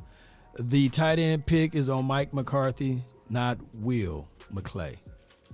I believe it. Yeah, I said that earlier. That was on McCarthy. That pick was.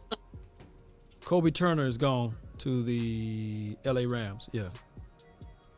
Nice Cowboys. pick. Nice pick. They got a 3-down defensive lineman. He's in my sleeper. I ain't gonna see him. He's one of my guys. Break him down. You give us some Break analysis on that. Because Cowboys on the clock, baby. Come on. I'm gonna grab my shovel this time. Y'all know the power of the shovel. It's finna go. We on the clock. Good now, dog. Mm-hmm. Got the shovel in the hand now. Break him down. The Cowboys on the clock. We don't need to break nobody down. We on the clock. You on the clock, man. Come on, it's gonna be. Come on.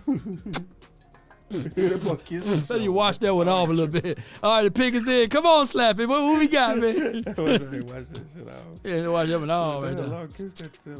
Let's go, man. Let's go. And they say our pick is in. The Dallas pick is in. I want to see what Dallas do right now. All right, laying us on purpose, man. They say Dan Quinn on the phone. What y'all trying to do? If Dan Quinn on the phone, what y'all doing? Quinn Debo in that room. Give me this doggone phone. Come on, the pick is in. Come on, Cowboys. Don't let me down now, man. Yes. I smell a corner. If he on the phone, it's a cornerback. Man, somebody said it's a punt kicker, man. Come on, man. Hey, bro, come on now, dog. Come on, man. Yes, indeed, boy. I'm waiting. We had one kicker one year that was just knocking heads off. I'm waiting too. Yeah, we had one. Remember that kicker? What's his name? Bruler or Brulin? Or something? Y'all remember that kicker? That punt kicker or kicker? He was big. I was like, dog, we need to put him at safety. Who King?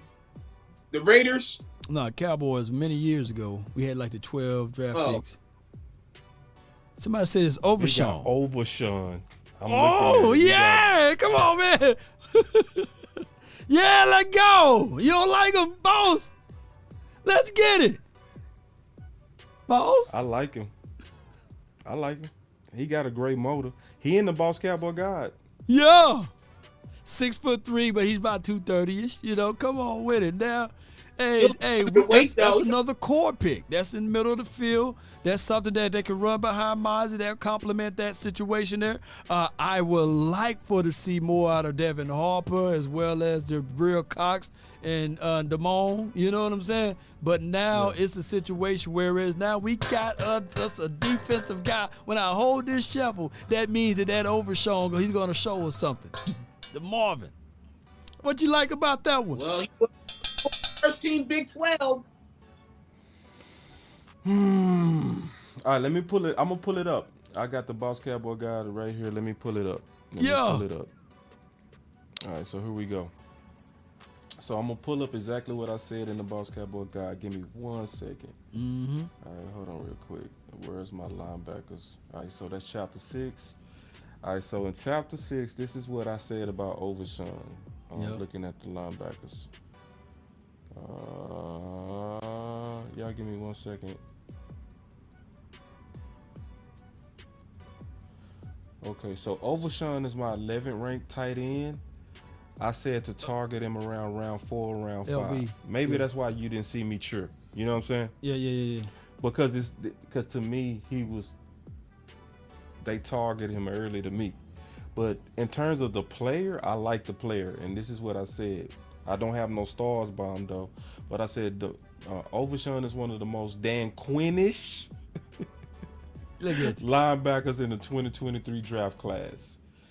I see you got Isaiah Moore up there. That's one of my guys. He's in the sleeper files. Yeah, I definitely got Moore in there.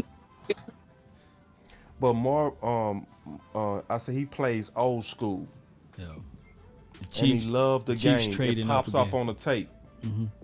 It pops off on the tape. Mm-hmm. You know what I mean? A 2-time second team All Big 12, and he had some production at UT. Mm. He's versatile, where you can see him playing some safety and linebacker.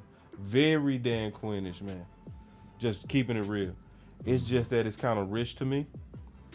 You know, now he does have great instincts, and his motor is great. Mm-hmm. His motor is great, y'all. I'm just giving you the highs and the lows on what I saw in this player. But in terms of somebody that can actually rock, he could. I can see kind of some Donovan Wilson in him. He play ball like Donovan Wilson. I say it like that to give everybody kind of a mental picture of what you see in terms of the intensity of how he plays. He play with some real man intensity. So just giving y'all my analysis on Overshawn, man. You know, did you have something on that, Keystone? Nah, not that I'm aware of. Okay, so Overshawn probably wasn't one of your guys. He wasn't somebody in the sleepers. He didn't make the sleeper fives? Nah, not Overshawn. Nah. Yeah. He just got to eat. You said he got to eat. He's a little smaller, he's 228, 228.9. He bench pressed the 225 15 times. Yeah, that's weak. Yeah. Give me another 10 or 12. 4 or 5 guys. That's weak on the test. Yeah.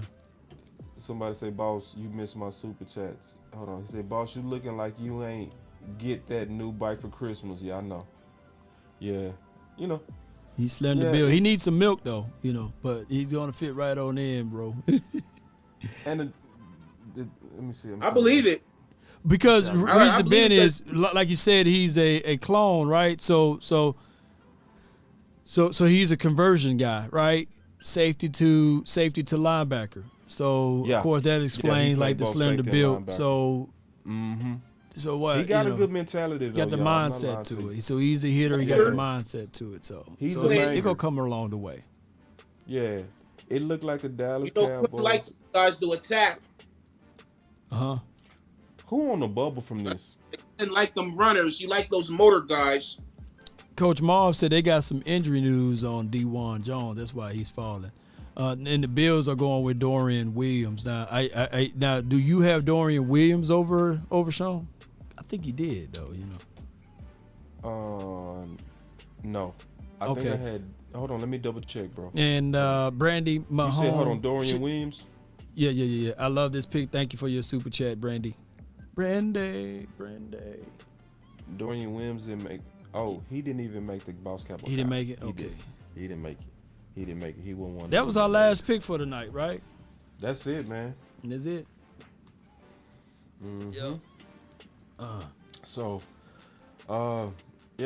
hey, we can just kind of wrap it up, I guess, on our final thoughts, man. And you know, and what time the draft start tomorrow? I'll say 10-ish. In the morning? Noon, yeah, 10. You got to get started around that time. Get your coffee or whatever you drink, your drink of choice, and and eat a good breakfast. Get that gym. You know me, boss. Waffle House or something, or you got some stuff at the crib. Go ahead. I know how you do, boy. Yeah, that boy long can eat, God, boy. dog. I feast. I had some Razoos before I got on today, man. That Razoos, didn't see the hill. Hey, that Razoos and see the hills, fam. Man, that gave me so much fish, dog. I think I'm part fish over here, bro. I said, yeah. I said, yeah, but so yeah, how I'm y'all gonna eat feeling good. about the draft so far?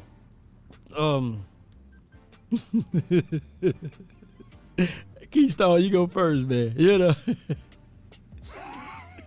My thoughts is, see y'all tomorrow, man. Thank you for checking in, everybody. You know, happy to be a part of this, and I'll see y'all tomorrow. Yo. That's your final word? Yes. Yeah, that's legit. Okay, this is my final word.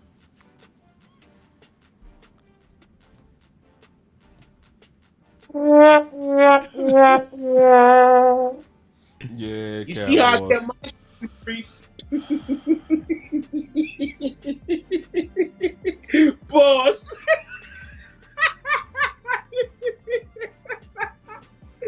It's still no old lineman. The Steelers the one got Darnell Washington, man. The Steelers the one got him. Hey, bro, come on now, dog. Come on, man.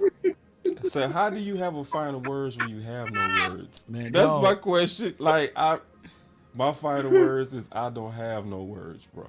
I don't. Have you ever been to one of those carnivals or amusement parks or on the street? You see the guy that just drawing pictures, and you be like, what the hell is he doing? He just drawing pictures. He just and then you really don't know make it out until you finish it, and then he flips the picture upside down. He said, he got me. It's a nice picture. That's what we doing right now. The framework is not finished yet. Say somebody went hard on me. Look, check this out. They gonna kill you, man. No, look at this. This is real, though. He say, boss, it's your fault. You kept saying we didn't have to draft, and we could run it back, and it seems like they listened to you. Damn.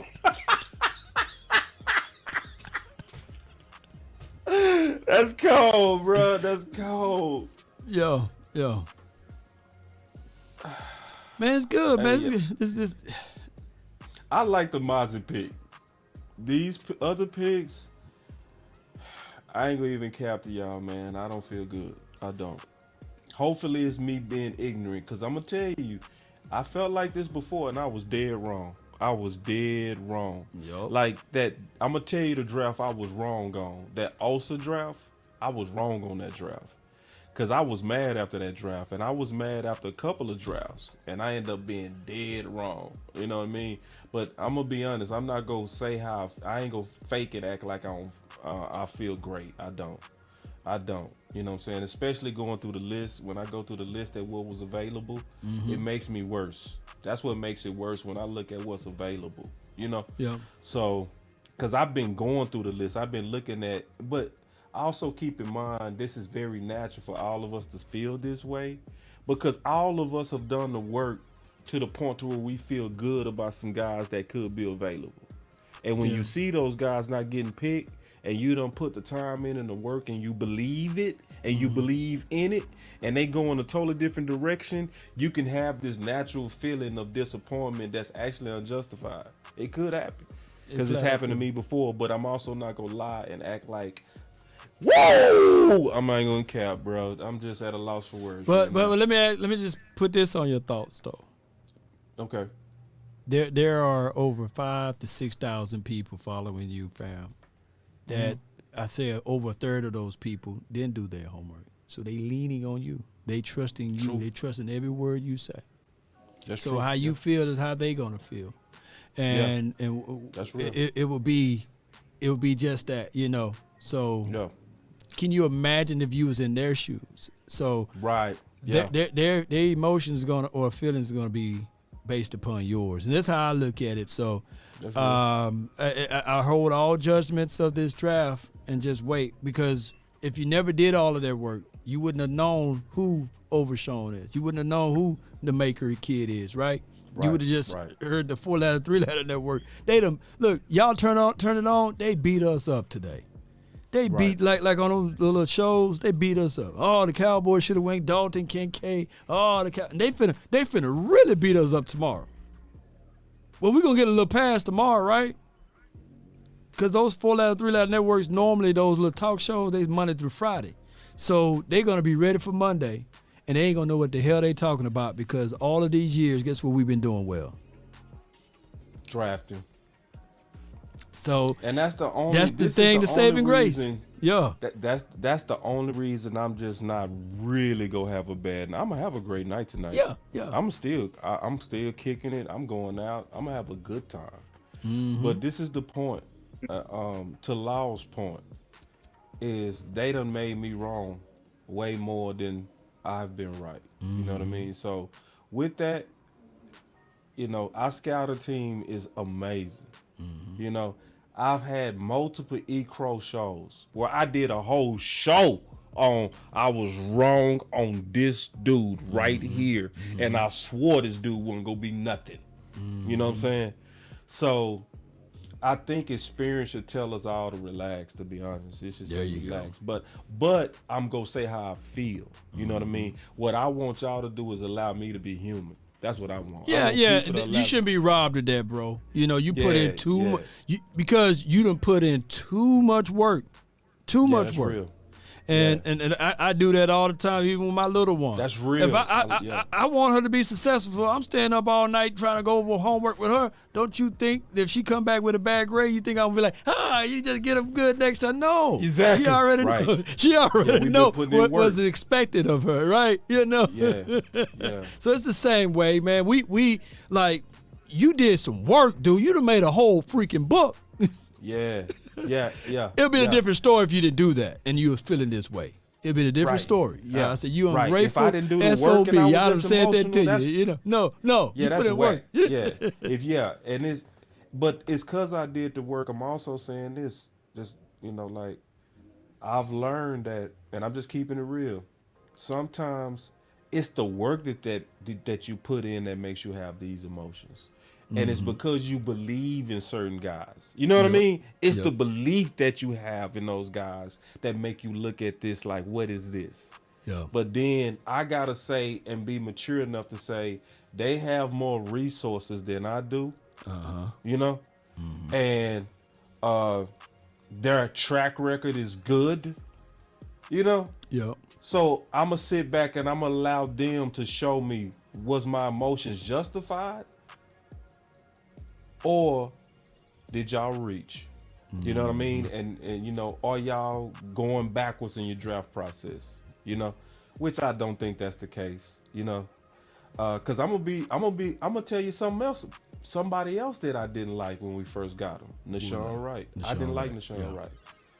And then he grew on me. I saw what the Cowboys saw. I did. But when they first got him, I almost walked out, man. It was one draft keystone. I almost had tears in my eyes, bro. By the end of the draft. True story. I was so mad because I don't know, me and you was doing the show though, Key, and we was talking about them late round safeties that we passed on. I was so mad. I almost had tears in my eyes, bro. Real talk. And then we got cursed. Yup. Yeah, we got cursed. And it's like you almost cried for nothing, you big dummy. You know what I mean? For a curse out there balling. You know what I mean? Yep. I think that was one of your when I very first started. We started working with each other, man. Yep. That was. Yep. You was with him from the beginning. A lot of people were out on him. You know? They was out on him. Yep. Yeah, because of the previous transgressions of George Ioka and all of those other boys, and you were like, nah, this dude, he did. But guess what? Guess what put you there? Your research, your analysis, your all of your tape. You went back and said, yo, he was with George here. You see what I'm saying? Yeah. And you went back all the way, I think. In your analysis, you went all the way to Clemson, I believe. Yeah, I did. Yeah, so I did. don't ever, like the average fan don't do all of that, right? They look at him like for what he is, you know. He's trash, you know. You find me another guy. But when we go beyond this, we go deeper than the surface, man. This is why we love this. This is why we give y'all 3-4 hour shows, man. And I got a super chat from Coach Marv. He says, Law, I knew when Jerry said we can draft it, seems too cocky to me. And today is a SMH day to that point. So, yeah, he was saying that basically the Jones family have been cocky. But, you know, day 3, that's when day 3 and day 4, and no one can see. You know what I'm saying? That's when the undrafted guys come. Right. I think that's when Will McClay get full terrain. You know what I'm saying? It's gonna be all full. But check this out. Yeah, this is why I'm telling everybody to just kind of, in my opinion, let's just chill. Cause see, I see Coach Marv, he keep busting, and that's cool. I respect his opinion greatly. But I also respect the Big Time Show. He the same type of spirit as Coach Marv. The same type of spirit to look you dead in your face and go against the crowd. Yeah. And he like, boss, Overshawn is the truth. Great pickup with multiple exclamation marks. He's somebody that's just like me, to where he'll just tell you when the whole crowd is saying, yay, crucify him. He'll be, no, that's the Messiah. You tripping. You know what I mean? That's who he is. People, that metaphor might have went over some people. Yeah. But what I mean by that is, you see there's a difference in opinion with trusted people. You know what I mean? And I know the Big Time Show, I know him personally. You know what I mean? Yeah. So it's one of those things. I'm telling, in my opinion, I'm telling y'all, from somebody who dropped the ball bad on emotions during the draft. Right. Just sleep on this one. Yeah. I feel you, and I love that analogy, man. The crowd will free Barabbas, right, and kill the Messiah. So you got to be careful with the crowd, and it takes is one. It takes one, and then it spreads like wildfire. You know, I know that's super deep with it, but I do like the one that say, you know what, they did wrong on this, and I'm gonna show you why, and I'm gonna tell you why, and it don't matter how much lipstick you put on it, they were wrong. You know. And I know that's how Coach Marv would say that, and I think that my guy, the Big Time, you know, he would do that too, you know. So I love those. And I think this is true. He said we crucifying the second pick. See, and this is what I'm telling you. The Shannon called me, one of the guys that was sending a lot of super chats, and he flagged our second round pick. He said, "Boss, that's who I want." Okay. See, like if Keystone, who was your top? What was that guy that you said was your top guy? I can't remember. Tucker Kraft, right? Right. So Tucker Kraft ain't everybody top tight end. Right. So if you lost Tucker Kraft, you'd have been like, or if you call me like, boss, Tucker Kraft cold, and we got him in a second, would you be mad? No. Exactly, because you believe in that guy. You see what I'm saying? So what I'm saying, and y'all just trust me on this. Yeah. But in the way it's crazy. Huh? I mean to cut you off, but in the way that sounds crazy that you brought that up, we wouldn't have had him anyway because Green Bay picked him up, so he wouldn't have felt up. Yeah, so I was just using it as an example to say. True. Yeah, I was using it as an example to say that, like, it's people that I trust, like I real life trust. I don't have kiss ass people that I talk ball with on the phone. Yeah. I don't. Yeah. Like, I talked to DeShannon about ball. I talked to Coach Marv about ball. I talked to Keystone and Law about ball. If they telling me their opinions in private and we end up drafting one of those guys, I'm not gonna be like, Keystone crazy. I know Keystone. If Keystone put in work, DeShannon put in work. You know what I'm saying? Law put in work. Yeah. So, like, for instance, when I said Malcolm Rodriguez, I said last year, I said, people go look at this. I said, by this time next year, people go be acting like, where did this guy come from? Right. But most had him graded in the 5th round. No doubt. So I put it like this. If we would have drafted him in the 3rd round last year, I probably would have the only fool cheering. You know what I mean? But that's because I believed in him. You see what I'm saying? So I'm telling everybody, I think we just need to really just kind of pause. Do your research. Go look at the film. Because I know the people that's saying that these are okay picks or good picks, they not liars. You know, I mean, and they not cheerleaders. They're not cheerleaders. So nope. It just there are so many people that they got their busy things that they do that they don't have time to look at all of the tape. So they're leaning on what we're saying. They gauging our evaluations. They comparing it from what they seen from highlights or from what they see from all 22 or from what they heard from, the 4 or the 3-letter network. So, and what the Cowboys was going to say too. So I get all of that. Like I said last year, when I made the statement by Jalen Hyatt, I mean not Jalen Hyatt, but Jalen Tolbert, I said, yeah, he's doing good, but yeah, that's at South Alabama, and I have worries about his drops and also catching the ball and fumble. That I got shanked with the butter knife for that, right? They said that he's going to be better than Gallup. He's going to be comparable to the CeeDee Lambs of the world. He's going to do those things, right? So I was painted into a corner where it's me seeing the things, knowing that it's going to take some growing pains, right? Yeah. But it'll be Mr. Negative, So I was like, all right. So I just take the high road and say, hey, coming into this system, give the man a chance and a time, and before you know it, he could be that guy. But me naturally knowing, that it's going to take him a few years or such, But that's just how it goes sometimes, boss. That's how it goes sometimes. But I don't want people to. I do care about people's opinions and feelings a little bit over here, and I do value y'all opinions. So that's why I touch on it a little bit and I get off of it, because not only me watching this and not only you guys watching this. Hold on real quick. The parents of the kids out there watching. I gotta set somebody straight, bro. Don't you ever do this in your life. What he say? He say tune in to A to Z Sports. Overshawn about to be a. Nah, don't do that, bro. Like, some of y'all gotta learn. It's some respect that y'all gotta do. You don't go to other people's channel and say go tune into somebody else's channel. You don't do that. Oh yeah. It's just not respect. Even if you like certain people, because I like those guys. Those guys are my friends. Mm-hmm. Just, it's an etiquette. You know what I'm saying? So, it's an etiquette to this stuff. So. Yeah. I'm not go to Law Channel and say go to Boss Cowboy Sports. I'm not gonna do that ever. And Law is my boy. You know what I'm saying? Yeah. I feel it. I get it. So I ain't gonna never let that slide with nobody. I'm just let y'all know that right now. I ain't gonna let y'all never be able to do it. None of y'all gonna ever get comfortable doing that. I would check that in a heartbeat. You shoot it down. So I did miss a couple of super chats. Y'all shoot that down like Congo. Man, bang bang, bro. Like, come on, bro. What the hell? Yeah. It's just some things you don't do. So real quick, he say imperfection before perfection. That seemed like a dead rounds pick. But boss, we trust you.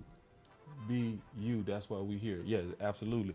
And then prove that. The big time show. He basically just said something that I agree with as well. He said it's about depth. That these are depth picks. And see, remember, Law, we was talking and we was talking about. Will the Dallas Cowboys draft for the future, draft for contention, or draft, for both?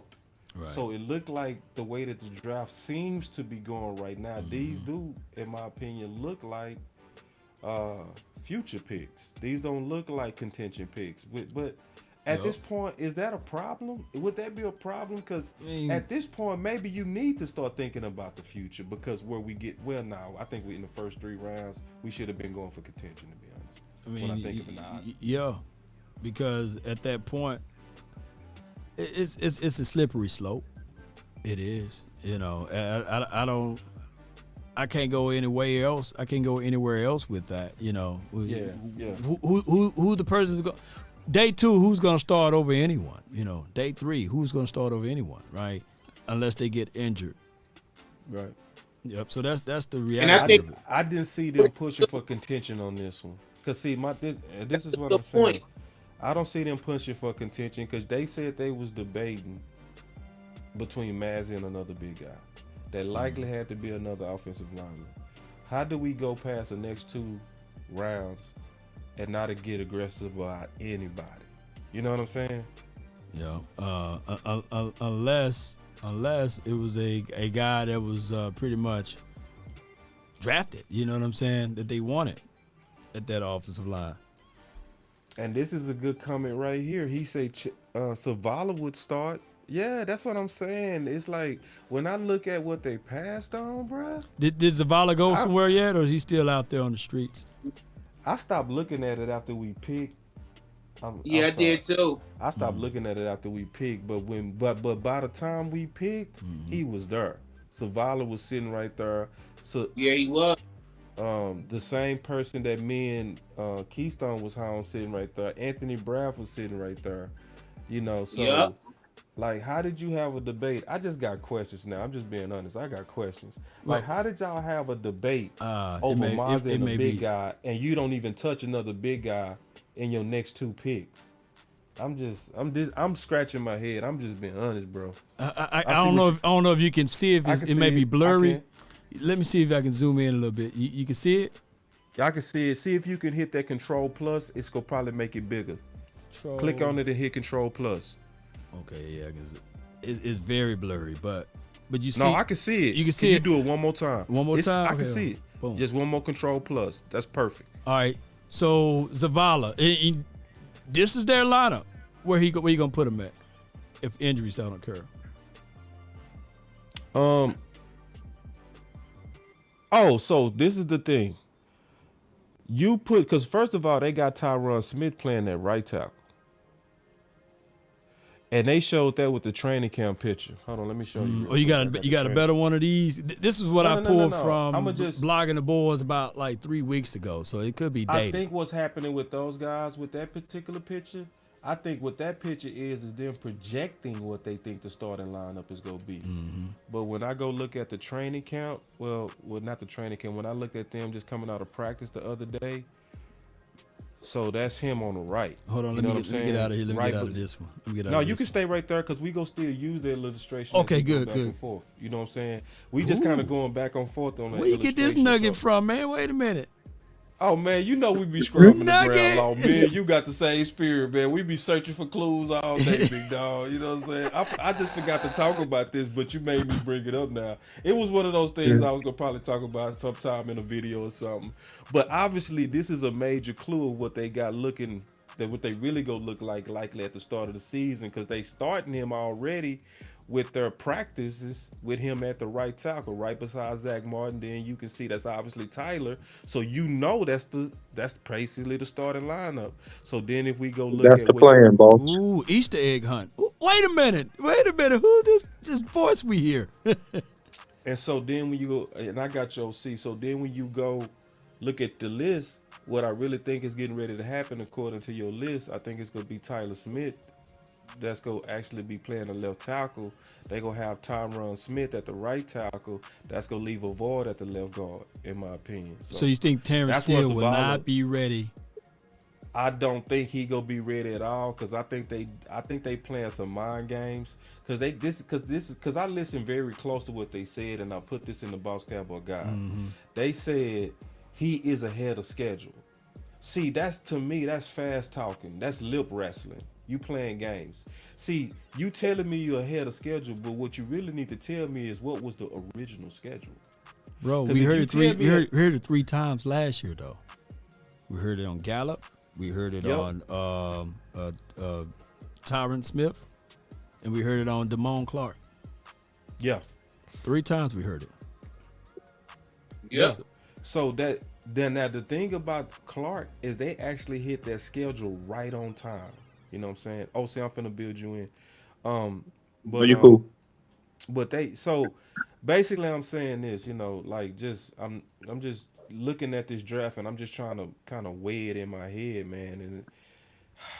And I'm trying to get it to fit, but it's not. I'm just, you know what I mean?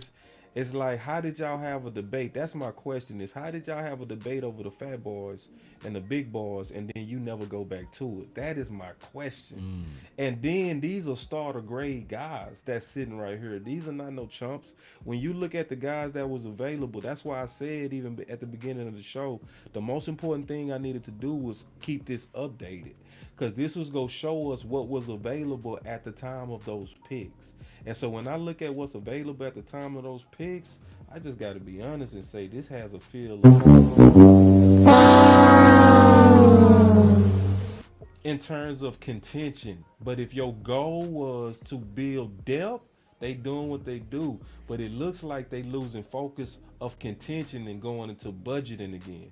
But that's just my analysis. OC, since you just came in, I obviously want to hear from you, big dog. What's up? Yeah, man. I mean, at the end, you think that you have an issue in terms of hierarchy. I don't know if I froze on the screen or not, boss. But if I did, okay, I think. All right, cool. So at the end of the day, man, I don't understand the tight end selection in the second round.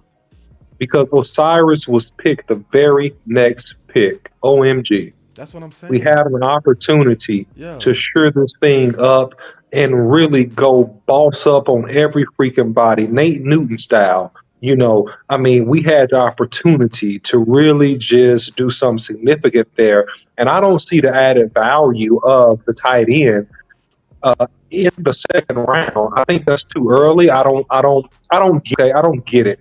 You know, furthermore, I understand the pick in the third round with the linebacker out of Texas.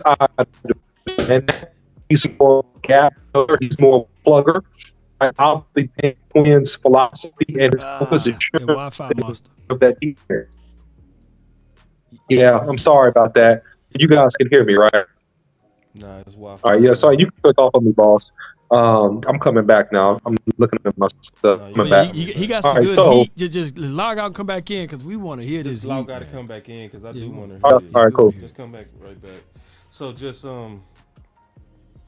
yeah, I'm just, and OC was making it worse. He was like, I had a wound. You ever have a wound and you start picking at it and start bleeding again? That boy pouring some alcohol down it, man.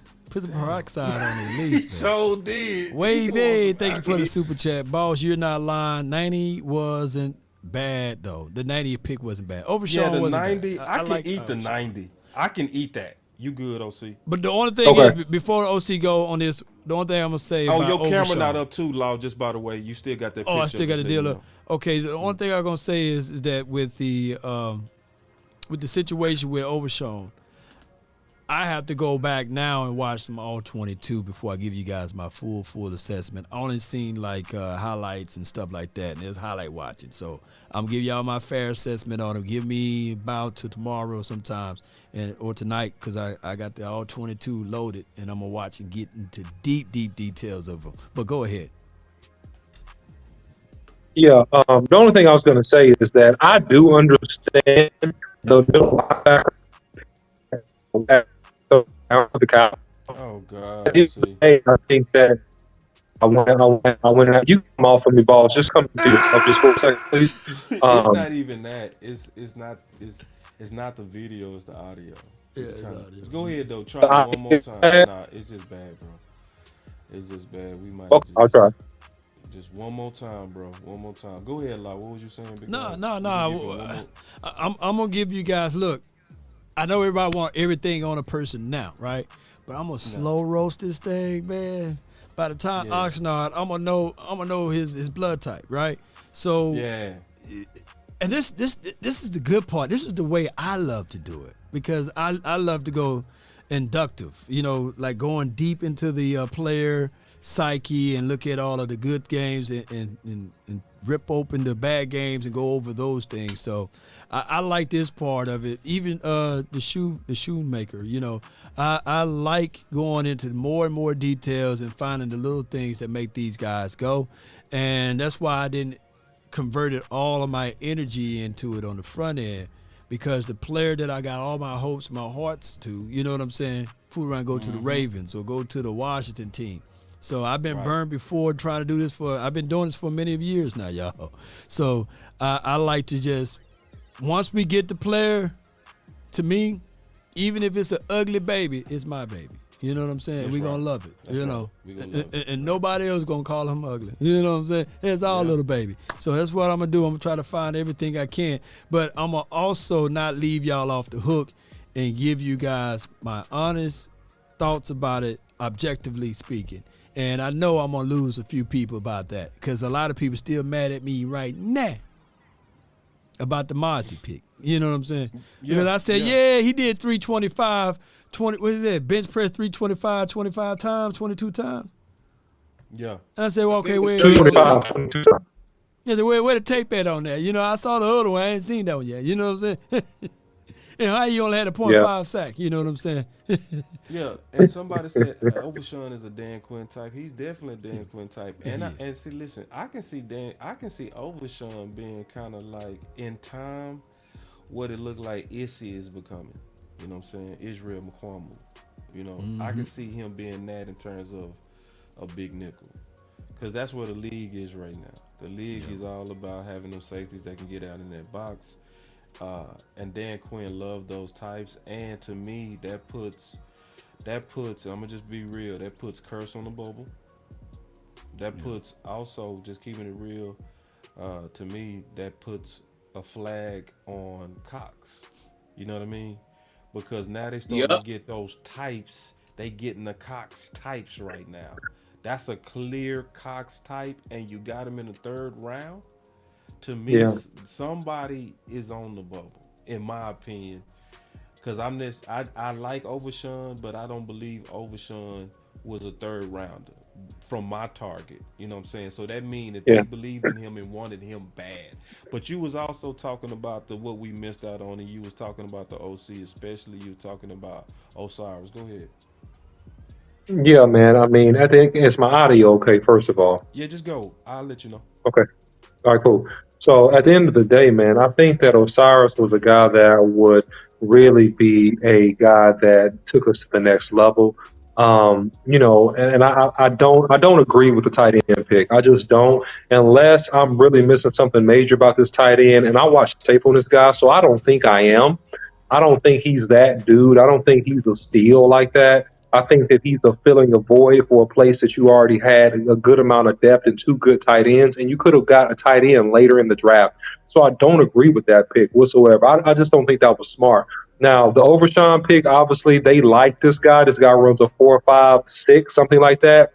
He is speedy. He can feel. I have also studied some tape on him as well. I mean, he's speedy. He can feel. He does some good things.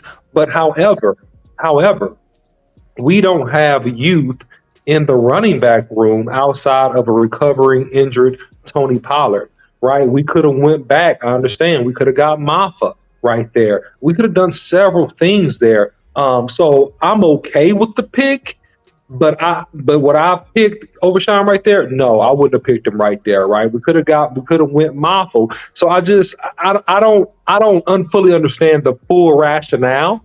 And I think I'm going to have to sit on this and wait until they get completely through the draft to really dissect this, because right now I'm not following completely their rationale. And so I have some questions. I have some questions and I'd have some disagreement. Right. Yeah. And I think that's fair. It's okay for to say we have questions, because I do. I'm like, bro, but this is also on the other side of it, just trying to keep an open mind. It's been times to where I have walked into different situations with doubts, and then when I heard your case, then I'd be like, okay, cool, yeah, that makes sense. You know what I mean?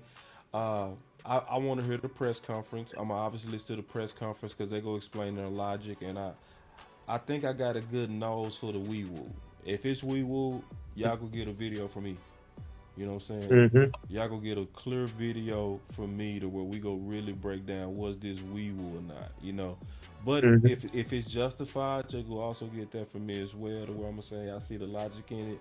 Sometimes it's different angles to winning that I didn't see. So like for instance, the OC and I, we was very aggressive about moving up. Very aggressive about moving up. But that was the way we saw how to win the championship. They might have a whole different path that might be going through the defense, for all we know. It might be a tight end strategy that they really trying to really implement into their offense that they feel like is voided with the guys that they have there. You know what I'm saying? I don't know if that's the case. Oh, you know, but this, you see what I'm got saying? It. Not to slow you and cut you off though, but Stumpville says that basically it was on the Cowboys podcast that they mentioned that actually Dan Quinn wanted a pass rush in the first round. Oh my, this is getting weird. So they I think. Well, hold on, because see, the only thing about that I'm put allegedly. Yeah, that got to be allegedly, because see, let me tell you why I know. I would throw away that particular rumor. Let me give you the evidence of why. Talk to me. The Dallas Cowboys select Mozzie Smith. Let's go, man! Let's go! Damn, dude! Yo, look at the text, man. I told you Dan wouldn't let me down, man. So if Dan wanted a pass rusher, why is he saying Dan wouldn't let me down? Well, you know what I'm saying? That's number one. And then number two, he getting ready to show them receipts of Dan Quinn's incitement for Mazzy. Dan wouldn't let me down. Read the text. What does it say? You want me to read it? Michigan DT, you texted him today at 3:27, and he responded. Well, when did the draft start? Well, let me ask you this, though. It's 3:27. But let me ask you this, though. And hear me out. Yeah, I'm here. I'm listening. Let's say you asked your father that you wanted a truck, an F-150. And it was an order of selection that was there, but all of a sudden, a Ferrari was there, a Porsche. Although you told your father, hey, I want an F-150. And knowing that you also liked a fast sports car. Even though you said you wanted an F-150, would you be mad at the Porsche? No, I wouldn't be mad at the Porsche, and I definitely understand the analogy. What I was saying, though, with what I was bringing out is that Dan Quinn sent a text to Micah Parsons at 3 o'clock, even before the draft started, saying that, hey, I ain't gonna let you down. And he was talking about Mozzie, where he put exclamation marks. True. You know what I'm saying? So son, I'm not going to let you down. I'm going to show you a picture of the F-150 that I'm going to give you. But and then you give him the F-150. And then you give him the F-150. But although the F-150 was there, also a Porsche was there. So he probably was swaying and said, damn, I also can get this Porsche for him, you know. That's real. So either way, I think Parsons. You're saying that it's a possibility. Both things can be true. He could have sent the text at 3 o'clock, basically loving Mozzie, but then not knowing that you was gonna have an opportunity for a Smith. Yeah, ain't no way in the world. We did many of mocks. We didn't see too many Nolans, and I know that they ran many mocks. They didn't have no idea that Nolan would drop there. Yeah. I'm just saying, I'm not canning Mozzie though. No, that's a good possibility, bro. Yeah. And I think you being fair and balanced on the pushback at me. I think that's fair. I think that's a very fair pushback. I would just go ahead, OC. No, just real quick. I was going to jump in. First of all, shout out to the Botch Raiders, man. I'll see you in a super chat, man. We appreciate you coming over and hanging out with us on day 2. The Botch Raiders, man. They represent, man. We appreciate you guys, man. Thank you so much. Raiders, that's so funny, yeah, they say Botch Raiders again, man. That's cool. So, man, Botch Raiders, raid the show. That's cool. But look, man, here's the deal. Here's another counter argument, okay, for this whole thing, especially going back to Overshawn, okay, because Overshawn does give you theoretically, and this is all theoretically, the chance to run that Tampa 2, right? The Tampa 2. Remember how the Tampa Bay linebackers carried us up the field so very well? That gives you a chance to have a different look. That gives you a chance to carry athletic targets up the seam, and is actually walking papers, in my opinion, to LVE. And we talked about this before, and I'm just trying to be. No, listen. It's just for real, man. Let's just be honest here, okay? He really got a. LVE, man, look, this dude plays halfway decent, man. He's younger, he's faster, he's athletic, man. LVE is not going to stay on that field. LVE probably got this year. And if this dude is showing promise, then, man, LVE is not going to be able to stay in that lineup. I'm just being honest. I'm not hating on LVE. I'm not saying nothing bad about LVE. I'm just simply saying it's writing on the wall. Also, we just drafted another Oklahoma State linebacker that was fast. OC, the press conference on. I'm gonna play it because now they're gonna be talking about it. So is that okay, Law?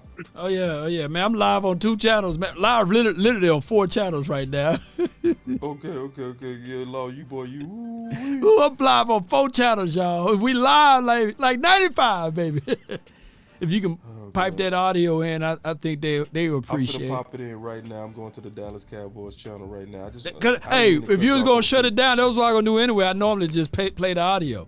I normally I tell everybody I shut this stream down and open up another stream, but we keep it 1,000.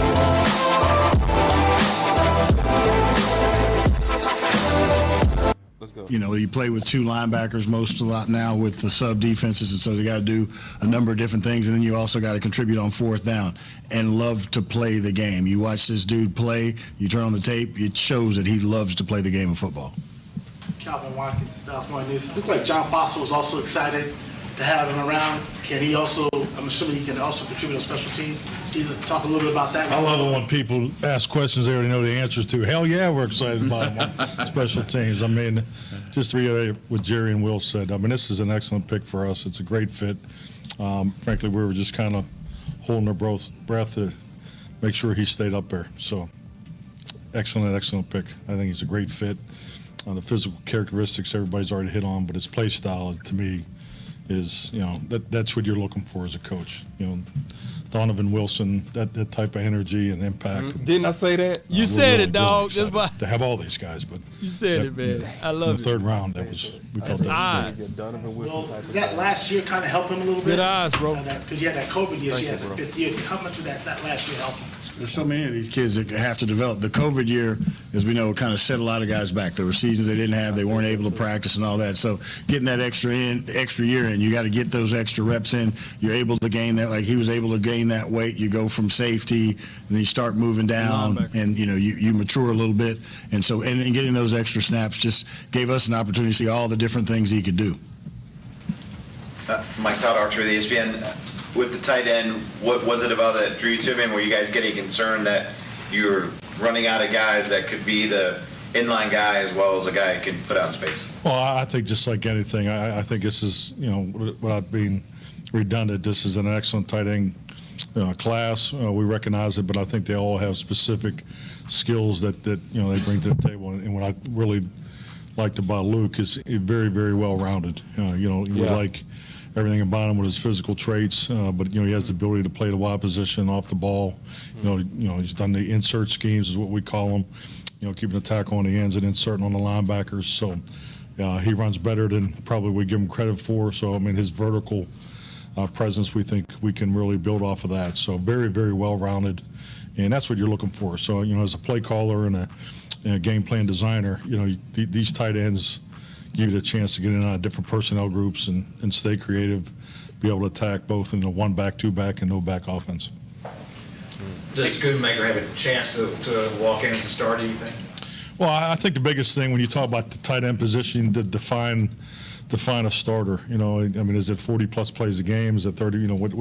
So I think, 17-game season. It's all these guys in a tight end room are going to contribute, but I would definitely view him as a starter type as far as his impact. I think he'll clearly, be able to play. I know he will clearly play all 4 positions in the tight end area, on the line, off the ball, lead back, and displaced. Yeah. Nick Harris, DallasCowboys.com. What kind of upside do you see in his receiving game? Obviously, his advantages in the run blocking, but what do you see in his upside? Yeah, definitely. I mean, he's got the vertical speed. I mean, he's played in a pro-style offense. You can see his ability to run the, we call beeline post, the inside post, the seam routes. Hell no! So he'll be. There's not going to be a whole lot that he hasn't done that we'll ask him to do. Scott, it's all fake news. It's phony stuff. There were a lot of it didn't today. happen. You all didn't have any. from our point of view, maybe not the flashiest picks. How do you feel about where you all are after 2 days and what you have?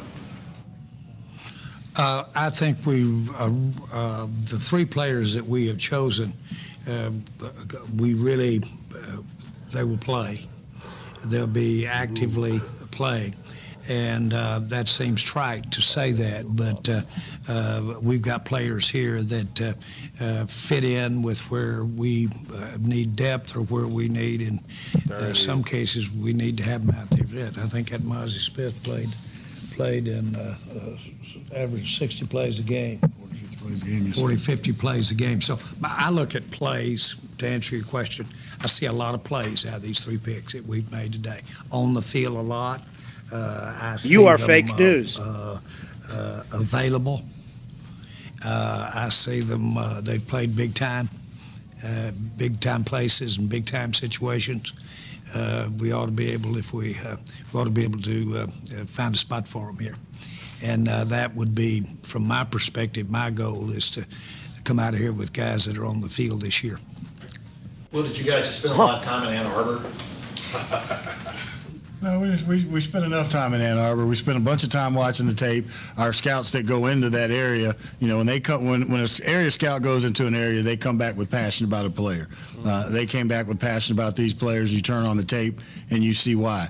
An interesting one for me, and Mike will tell you, this was in December, watching some college tape, and I'm watching the tape, and I said, "This Mozzie Smith, boom," and that's where we started talking about that. And then you watch the tight end as you're going through all of them, and you see the ones that are rated higher or equal to, and then you compare this kid's physical tools, his production, his stats, and you say, at big time programs, they're ready to play NFL football, and they do a lot of things that we do in the NFL. Pat Noe, WC5 Dallas. Will, you were talking about Overshown and safety at the beginning. I noticed his size is very similar to Jaron Kearse's. Is there an idea that maybe he could be someone who does a little bit of everything with the position versatility that comes with defense in the NFL now today?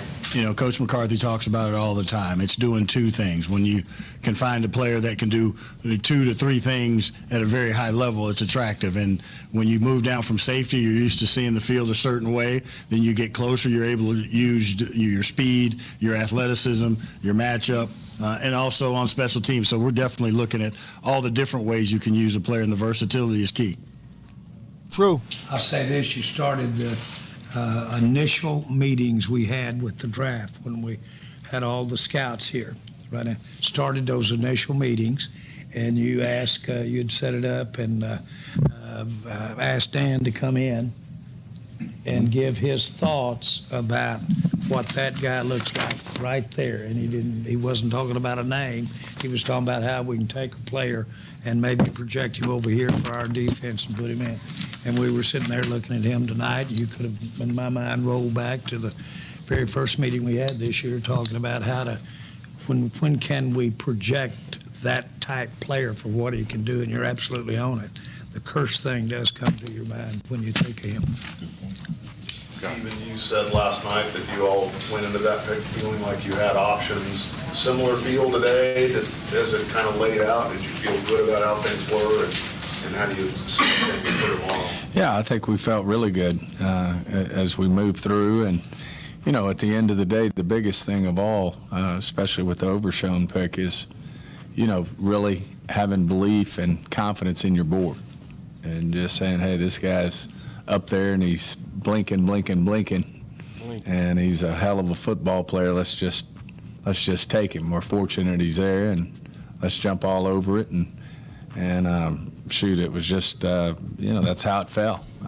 When we picked Schoonmaker, it was obviously I think we had several options there, but he was, and we had a lot of discussion about 3 or 4, 5 players, and it just turned out he was the right fit for us, the right fit for what Mike wants to do with our offense this year, and it made a lot of sense. But at the end of the day, the hard work is what goes in. From the time this draft's over to the next draft is all the work that goes into putting your board up. You got to have confidence in it, and you stick with it, and good things will happen. There were a number of tight ends you liked, and they started going off the board. How tough was it to stay patient, and where did Schoonmaker fit with those other guys? Well, I just think we, at the end of the day, we weren't in any way panicked. There were still good tight ends left that we liked when we picked him. And so we were very comfortable. It wasn't, oh my gosh, we're not going to have a tight end to get. It was just we liked him more than we did the tight ends that were left and our other options. I'm cool with that. Hey, Mike, you love said the one last you night with, that man. as you look Go get back it. on the season, that run I like defense them kind of saying stood that out they as like him something. over them other Did you dudes. feel coming into this that there wasn't really any glaring need on this roster, that it was an opportunity to maybe kind of, fill the way it's kind of gone so far? Well, I'm still stuck on your, you don't think our draft's very sexy. I think it's sexy as hell. We got six good players here. Just, Brandon Cooks, Stephon Gilmore, and Jonathan Hankins too. Want to add to this, but yeah, so what was your question again? I'm like I said, That's 2 5s and a 6 on those three guys. Did you feel like there was not really a glaring need anywhere, that this was an opportunity? I was just messing with you, Spider. I'm good. I got the question. No, I think clearly it's, we love our football team right now, and I think I've talked about this before. I think the biggest jump that you do make is from your younger players, and those guys are here right now. I'm talking about the second, third, fourth year players, and this is now our fourth class. I mean, this is exciting. I know we got one more day left, but it's all about stacking success, whether it's player acquisition, whether it's teaching and growing as a football team. But yeah, I love our football team, and we're going to get better again tomorrow. I will say this. There is a huge amount of mental gyrations going on, and a lot of talk going on about what if this, what if that. Obviously, there is fat phones ringing in there and what have you, and tossing things out and trying to run it through the deal. And I've got about one finger left. I had 3 nubs eaten off each hand today. If that doesn't that doesn't work. That doesn't work. So you're sitting in there. It's not that when you think about being patient or something like that, it's not that you're totally being patient. You're sitting there looking for ways to maybe try to get some value if it were there. And obviously you're looking at team needs, but and that certainly has all been figured in, don't get me wrong. But then guess what? It isn't exactly like it was the day that you put the board up there, because there's about 30 players off of it. And so you need to be talking about if there's anything about it that's different that we could absolutely add value there. So I guess my point is that it really is a mental, very active time going on in there, and with a lot of ideas. And one thing that I'm proudest of is I don't believe anybody's hesitant to toss it out in there and try it on. And, what and, is he talking about? Chew it up a little bit, and then we will. Mike, with your tight ends, do you view them all as similar? That was called a whole lot of nothing. Or do they all do some different things that allow you to move them around or play it differently? Yeah, I mean, just speaking on the tight end responsibility, as I've stated already, I look at it as, there's 4 areas that they, you see this guy? See this guy? Opportunities for him. And, Number one bullshit guy. Clearly, he do the wee woo. The opportunities he had last year, and and Peyton came in and did some excellent perimeter things, did some tough, hard-nosed things in some of the lead outside zone wrinkles that we had. So yeah, you want diversity in a tight end group. I mean, it's a long year. The ability to be in 2 tight ends, 3 tight ends, 1 tight end type personnel groups, and just really, get in and out of the concepts, because I've always viewed offensive football clearly, and I know I've already said it, but I think it answers your question even more. I mean, you want to be able to play 2-back concepts where you're really stressing the defense with 7-gap runs, and also have lead blocking components to it. Then you get your 1-back offense where you can be 6, 7, 8 gap run action and things come off of that, and you got the ability to go empty. So, tight ends are always, I've always felt between tight ends and linebacker body types, you can't have enough of them on your football team, because those are the guys that can play 4 downs. And I'm talking about outside linebacker types. I'm talking about inside linebacker types and tight ends. Stephen, we've asked you this several times in the past, but Michigan, Texas so far, you guys find yourself tilting more and more as time goes on to these sort of blue blood type programs and what they produce? Well, I think especially early. You got guys who are proven. I mean, they're battle tested. If anything, the Power Five are differentiating themselves more and more in terms of, how they recruit. And then, with all the changes in the transfer portals and, all the moving parts that go with that, I think, the guys who are starting smaller schools end up with the big schools. And, I just think they're battle tested. And whether it's the SEC, whether it's the Big Ten or the Pac-12 or the Pac-10, I mean, whatever you want to call it. But, yeah. Don't think sleep on my swag, man. When you really look at it, you got to give them credit. Now, I think as you make your way through the draft, I mean, sure we found a hell of a player in Bland, later in the draft. But, early on, these guys, it's hard not to be drawn to a lot of these guys. There's always going to be exceptions, but no question. I mean, you look at our draft, Michigan, Texas. Obviously, we're big fans of the SEC players and, how they're battle tested when they come out. So, it's hard not to pay attention. I mean, Will can probably answer that better than I, but no question. Yeah, I mean, we scout them all, but there is, when you get to see the best going against the best, you have an opportunity to see who they're going against, competition, all of that. So it makes your evaluation. You can look at and say, who are they playing against that are like NFL players? Because didn't I say that? There's a comparable. What are we bringing them into? What we do in the college game, the kids from college, what we're doing is we're projecting. So in order to project, you got to see what they're going against. And so you get a little bit of that when you talk about the bigger schools. That's where the players in the NFL come from. But then we're also looking at the smaller school guys and the guys that do NFL things, regardless of what level they're playing at. And if it's the right value and they're a good player that fit our scheme, I don't think we say we're just picking big school players. That's not us. We want football players. Look at Will. Look at Will, man. He's standing on his ground with that. How would you describe this weekend? I mean, just in general, the NFL draft, I mean, the love for it and all of that. I mean, it's a lot happening in 3 days. How would you describe what this weekend entails for you all? I'll start with my long-distance view of Kansas City. And when I was looking at the Kansas City celebration throughout the draft so far this weekend, I thought of, boy, what a wonderful opportunity that is. I know how hard Lamar, and I know he used to do caravans and go through Sedalia, Missouri, and go through all the towns in Missouri and do caravans to get them interested in the Chiefs and sell tickets. Well, here now with that viewership, and you could see the, if you will, the not only the thousands of people there, but those people probably were from all over the state of Kansas and state of Missouri and what have you. To sum it up, what a way to promote our game. What a way to promote football. When I first got involved with the Cowboys, I had a guy that I respected tremendously. That's why I was talking to him. And he said the difference, he said it's got a lot of great things about it, time of year it's placed, everything. But he said the number one thing is it's always on the mind, on the front of the mind. This was 1989. And said it's in season, out of season, almost during the game. There's always something going on about the NFL. It's constantly promoting itself.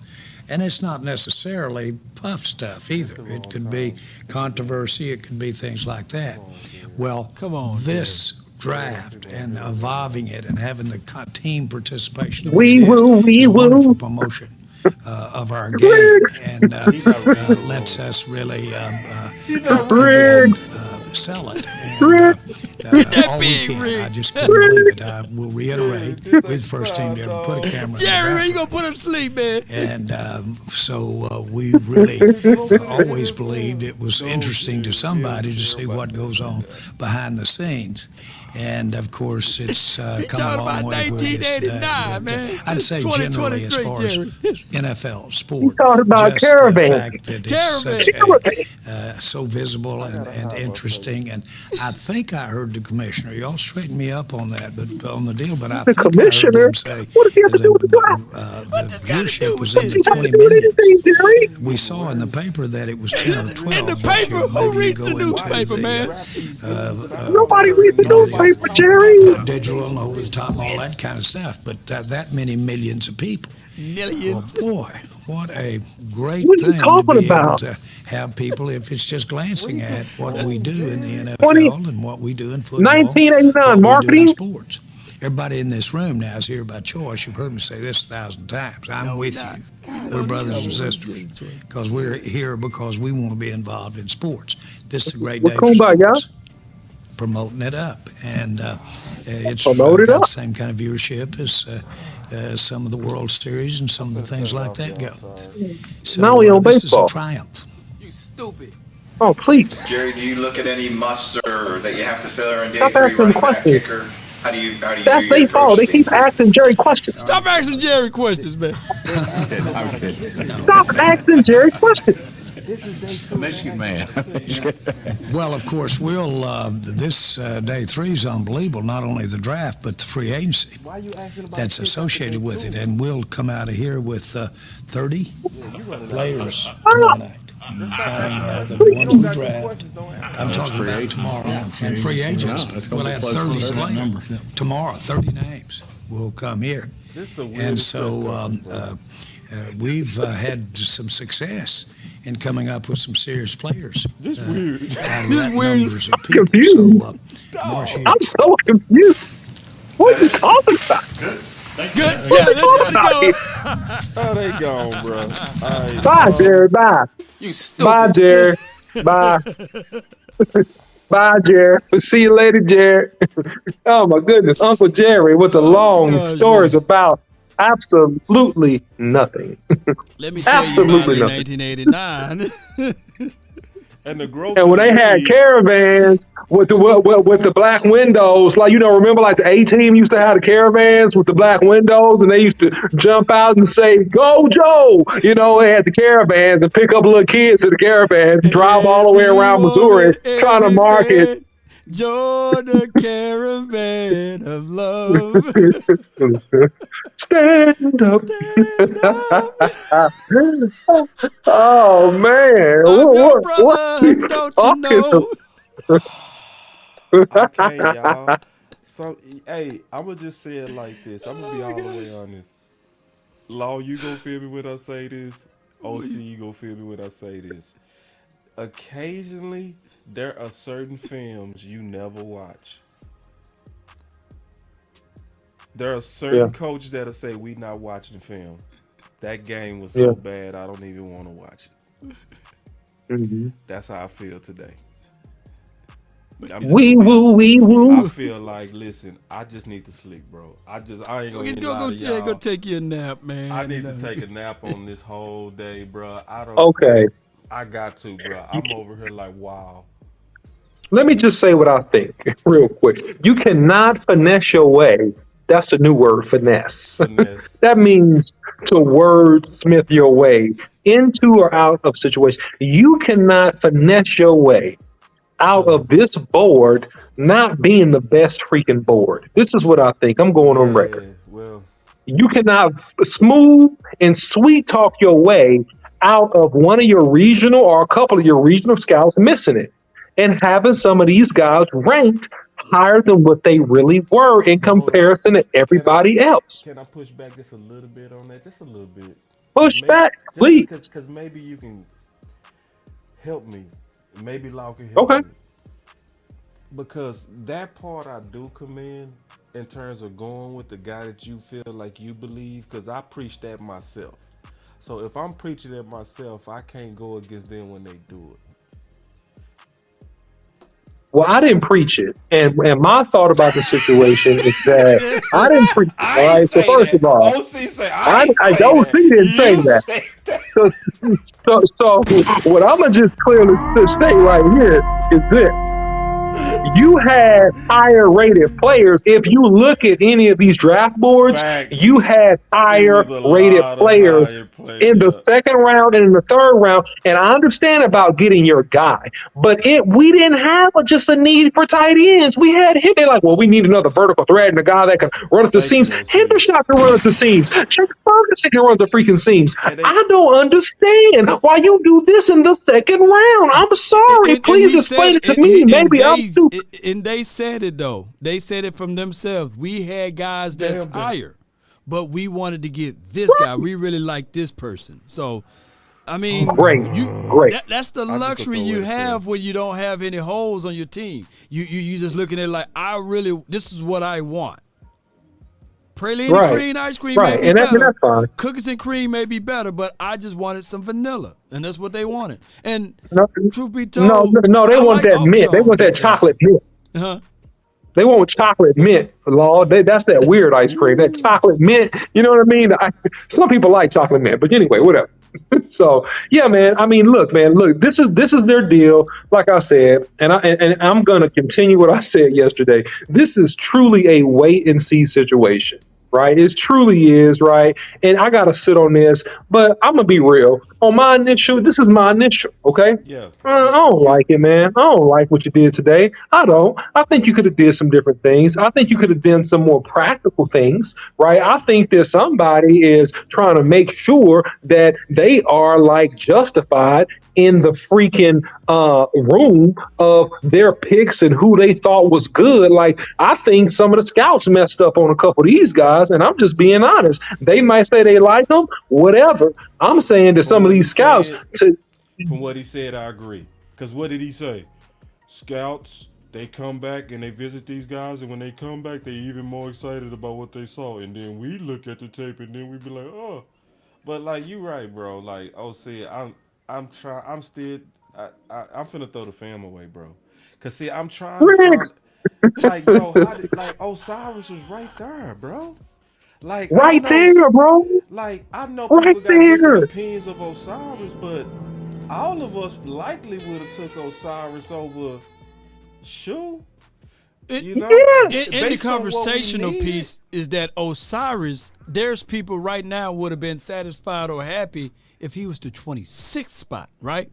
Facts. So by him going all the way to the 58, you're like, okay, all right, we at least gonna do that.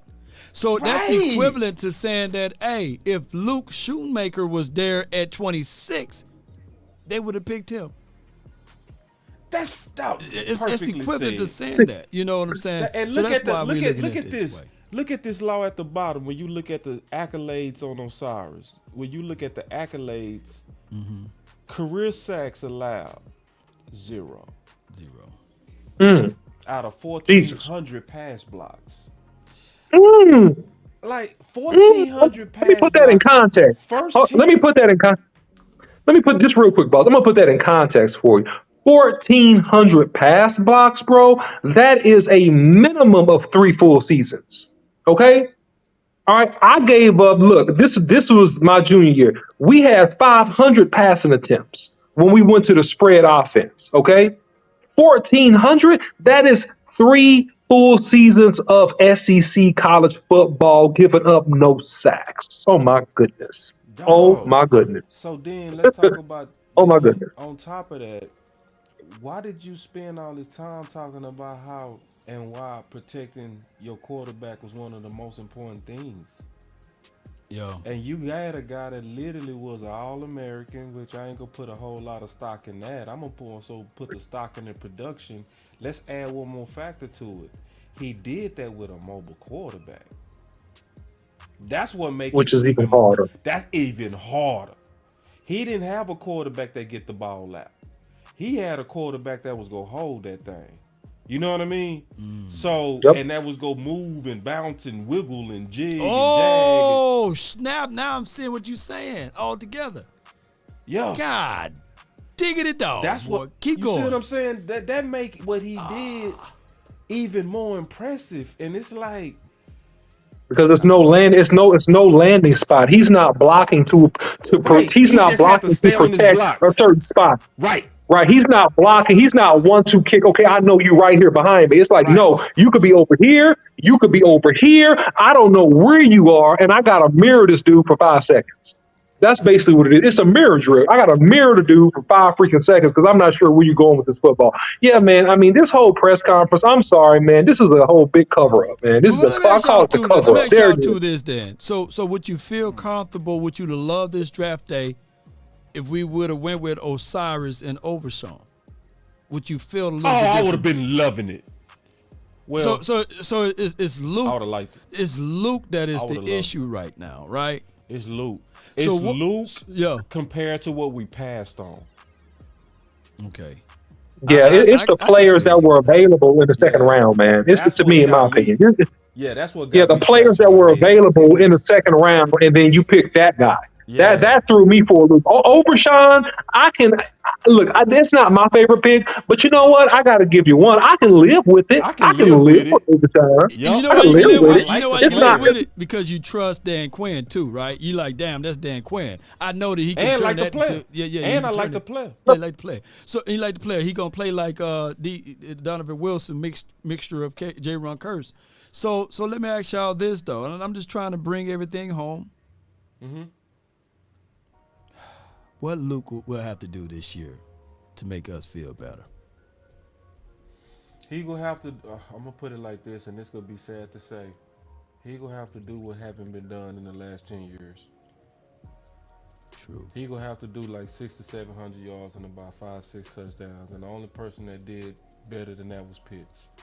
It ain't gonna happen, dog. And Pitts, Hendershot, and this is the problem. Pitts did it when he had to get split out. He did most of his dirty work in production off ball. You know what I mean? So they basically had to use Pitts like a wide receiver after Calvin really got suspended, and that's what boosted his rookie numbers. You know what I mean? So when we look at a traditional tight end, honestly, it's likely nothing he gonna be able to do because likely he not gonna do enough. Yeah, because he's a rookie, man. And here's the thing. And then here's the contention part about this law is that he's a rookie, and you got Hendershot and Ferguson already in the building that's played well their rookie year. So he got to legitimately beat those guys out and take reps from them, unless they go force feed him reps because he's a second round pick, which is definitely always a potential thing that could happen in Dallas, right? True. But really, he's the third tight end. I mean, he's not in my opinion, he's not coming in above Hendershot or Ferguson. Yeah. Will he outperform the other Michigan tight end? Will he outperform Sean McEwen? I think so. You think so? Why is everybody out on Sean McEwen? What do you guys don't like about his game? Because if you go, I got one tape that I can show y'all. 2021, look it up. Sean McEwen versus the Atlanta Falcons. Look at that game. Look at that tape. I'll say this. I don't have no problem with Sean McEwen. I just think it's only one ball and it's not enough for everybody. You know what I mean? So exactly. So you already. Here's something funny, real quick, boss. Here's something super funny. Just real quick before you want to say that. Sorry, bro. Because I'm almost finished. Sorry, bro. I'm gonna be quick. So one of the things that I want to say is notice that in our history, the only tight end that really eats is tight end 1. Throughout our history. Only tight end 1 really eat here. You know what I mean? So Witten, when he was tight end 1, he ate. But he got up to only about 600 yards, 700 yards as he got older. Swam, he got up to about 600 yards, right? Then after that, Jaw, when he did about that. Then after that, it was Schultz, who was about 700 at his best. So the tight end 1s are the ones that eat. Everybody else gets scrapped. So when you got a tight end like McEwen out of Michigan, it's just not enough. You know what I mean? So that's what's going to likely happen with this tight end too. Just being all the way honest, it's likely going to happen with him too. Because you might beat out one of them bulls. I don't think you go beat out both of those young bulls. So, man. But the pre-built in excuse is already there because they say that he's a blocking guy. Yep. So those numbers naturally will not be generatable. But go ahead. Right. You can't generate it. No, it makes it even dumber if you're saying he's a blocking tight end. Why did you pick him with the second pick? Right. You see what I'm saying? It's like you're outing yourself. You know what I'm saying? Okay, he's a blocking tight end. Well, great. You could have got that in the 4th, 5th, 6th round. You could have got a free agent, right, to come in and block. right? No, you pick guys in the second round because they're dynamic and they're threats offensively, vertically, and otherwise.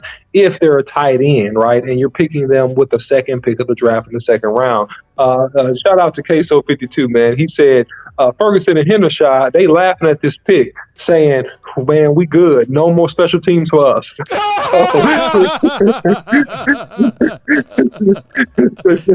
So we good. We good. No more special teams for us. So this boy getting all the special team reps.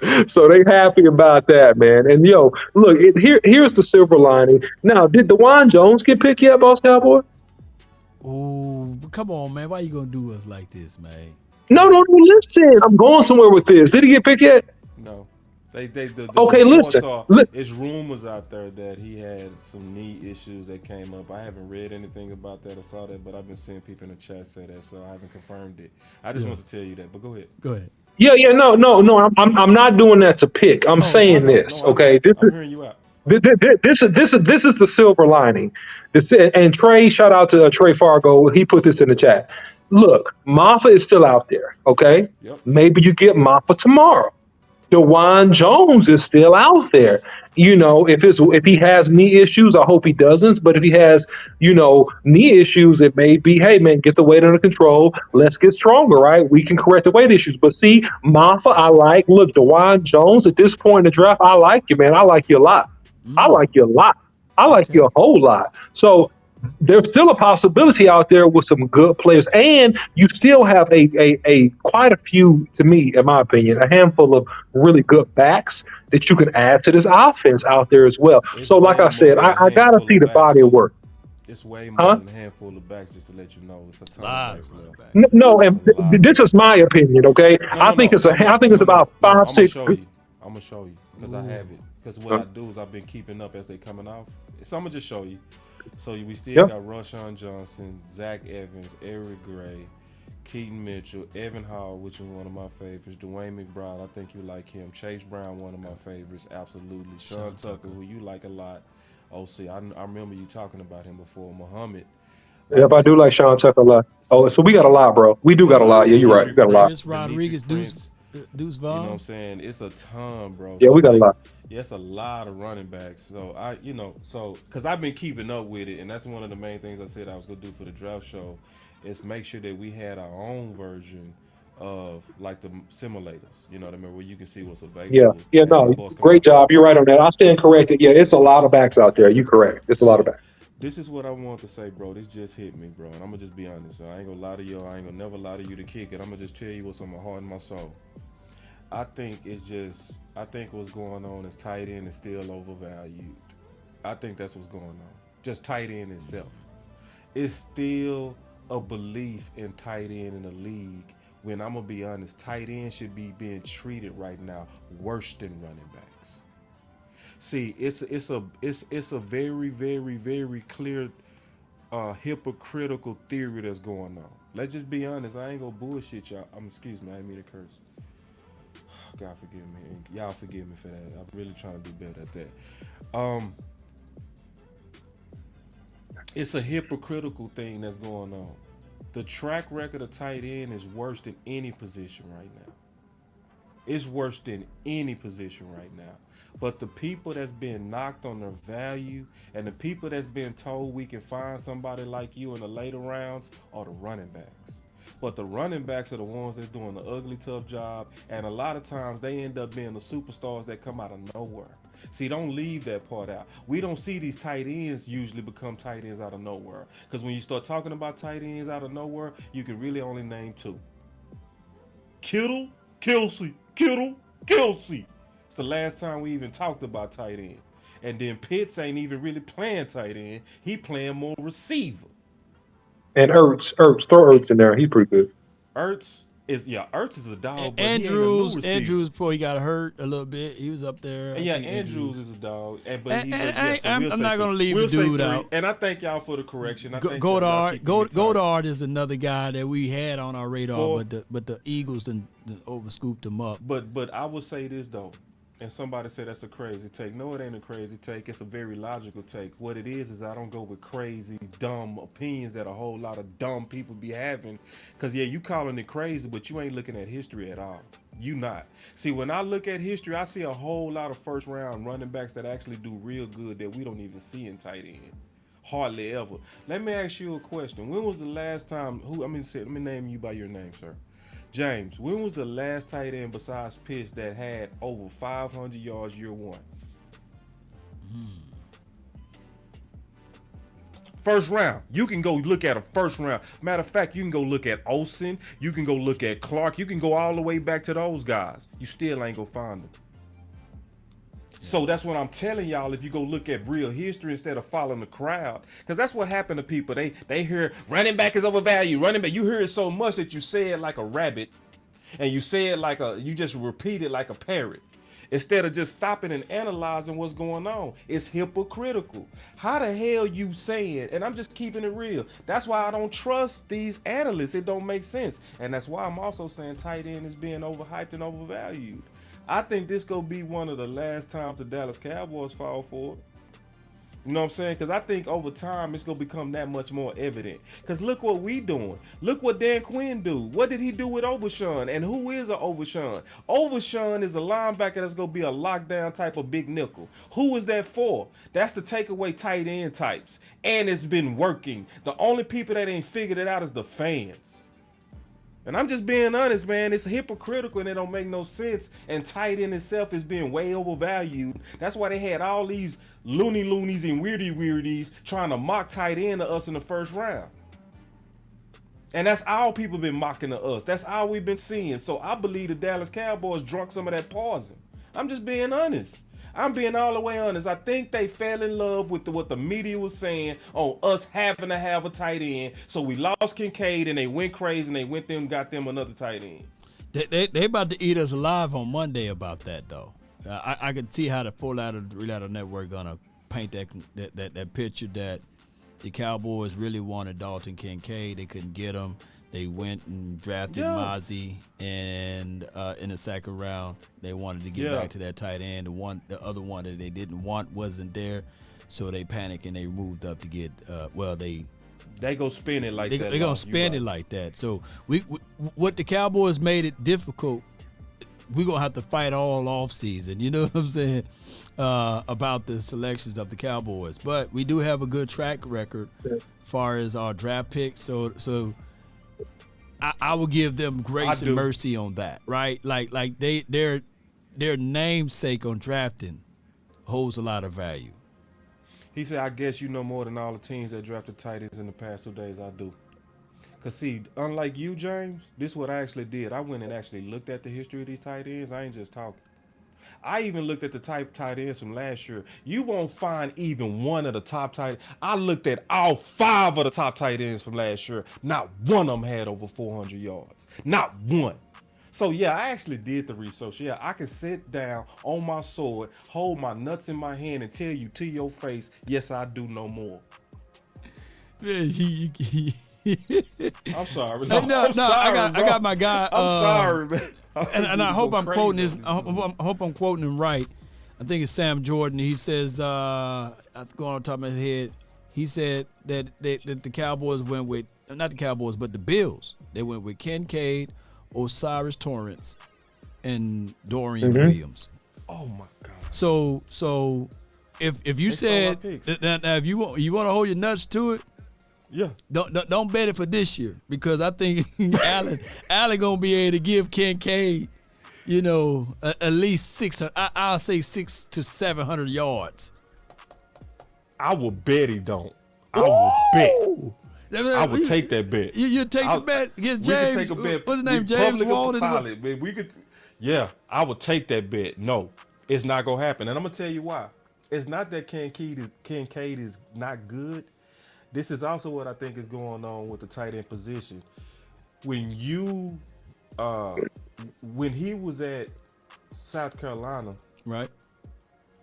He was the featured guy, and he only got 800 yards. That's the number 1 guy. Mm-hmm. When you go to Buffalo, you go be the number 3, number 4.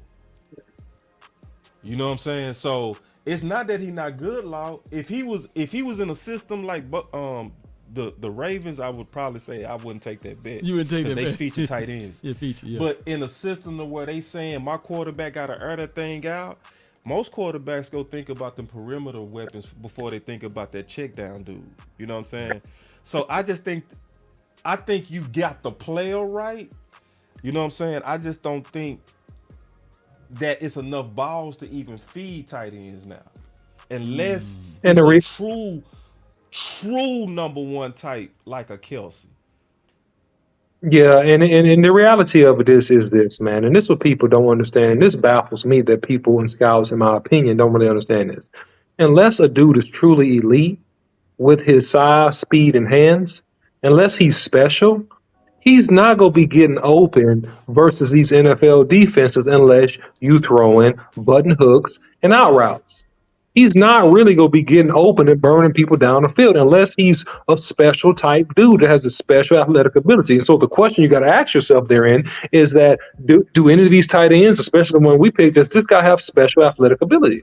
And if he doesn't, then you know how he's going to be most effectively used. Now, of course, let me use an asterisk mark here. You can scheme a play for anybody, right? You can scheme a play and get a guy a big play. That's fine. But on a consistent basis, man, when you got to win versus people in the NFL and you were barely getting open in the Big Ten, then, man, I mean, come on, man. I mean, it's just common sense. I don't know. That's just my take on it, man. I could be wrong. Kill me with these tight ends. Why people call 4'6" athletic as hell?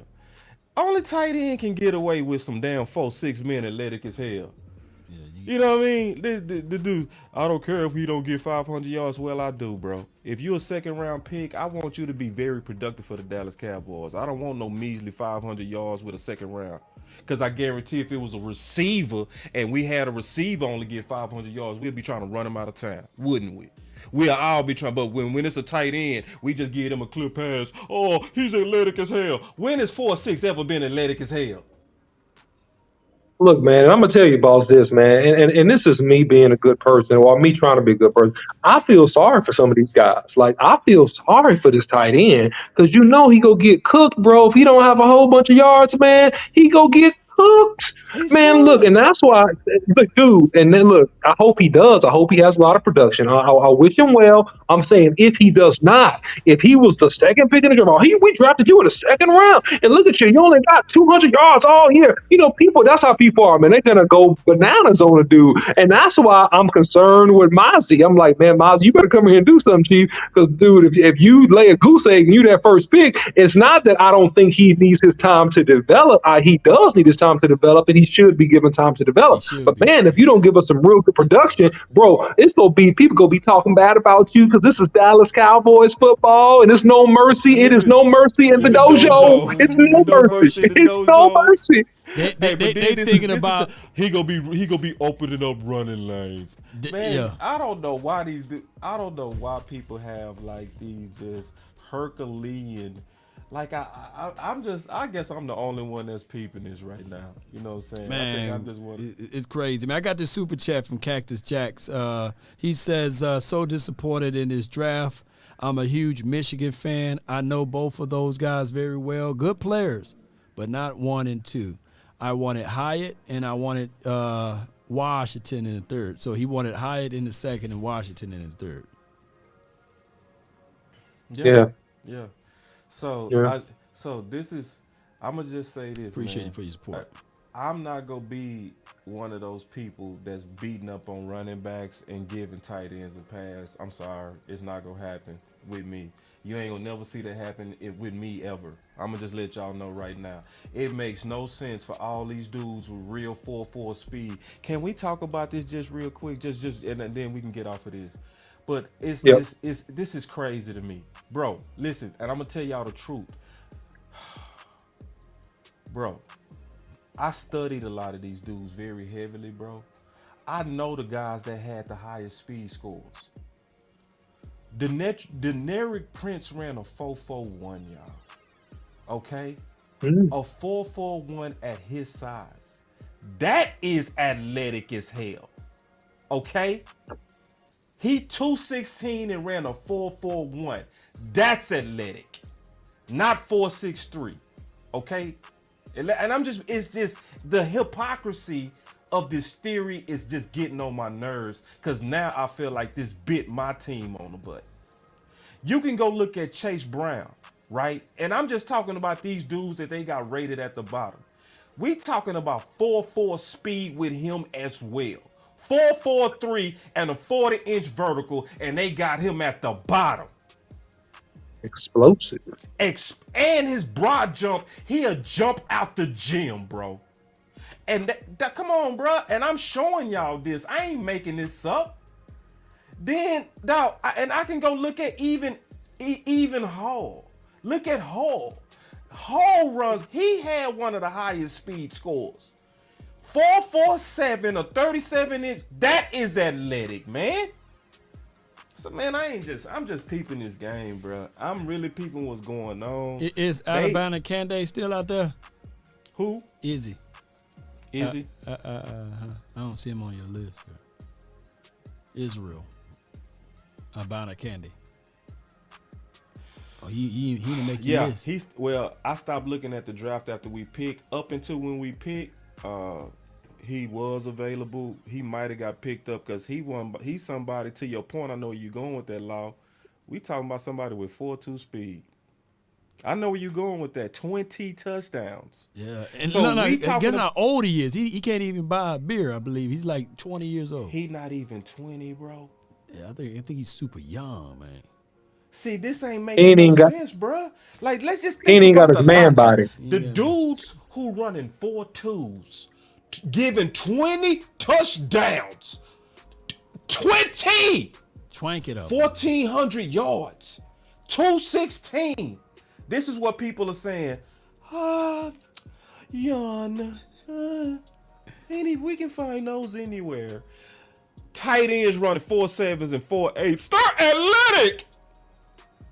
Man, we had a DN run a 4.9 and get drafted in the top 5.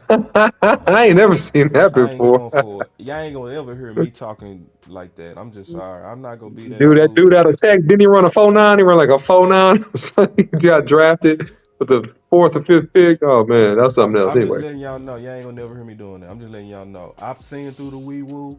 Y'all ain't gonna see me no year pumping up. And see, I'm gonna keep score on all these dudes. Kincaid, Mayer, all these dudes that was getting sucked on and kissed on this year. Trust me, I'm gonna have a whole resume on them next year. I'm gonna have their whole production sitting there. And I want all you tight end apologists to come back and have a seat and let's just have a diplomatic conversation about this. Because at some point, we got to get off the let me just be nice when I say this. At some point, we got to really just treat this like real analysis and not, to where we playing to the crowd. I'm going to say it nice as I can.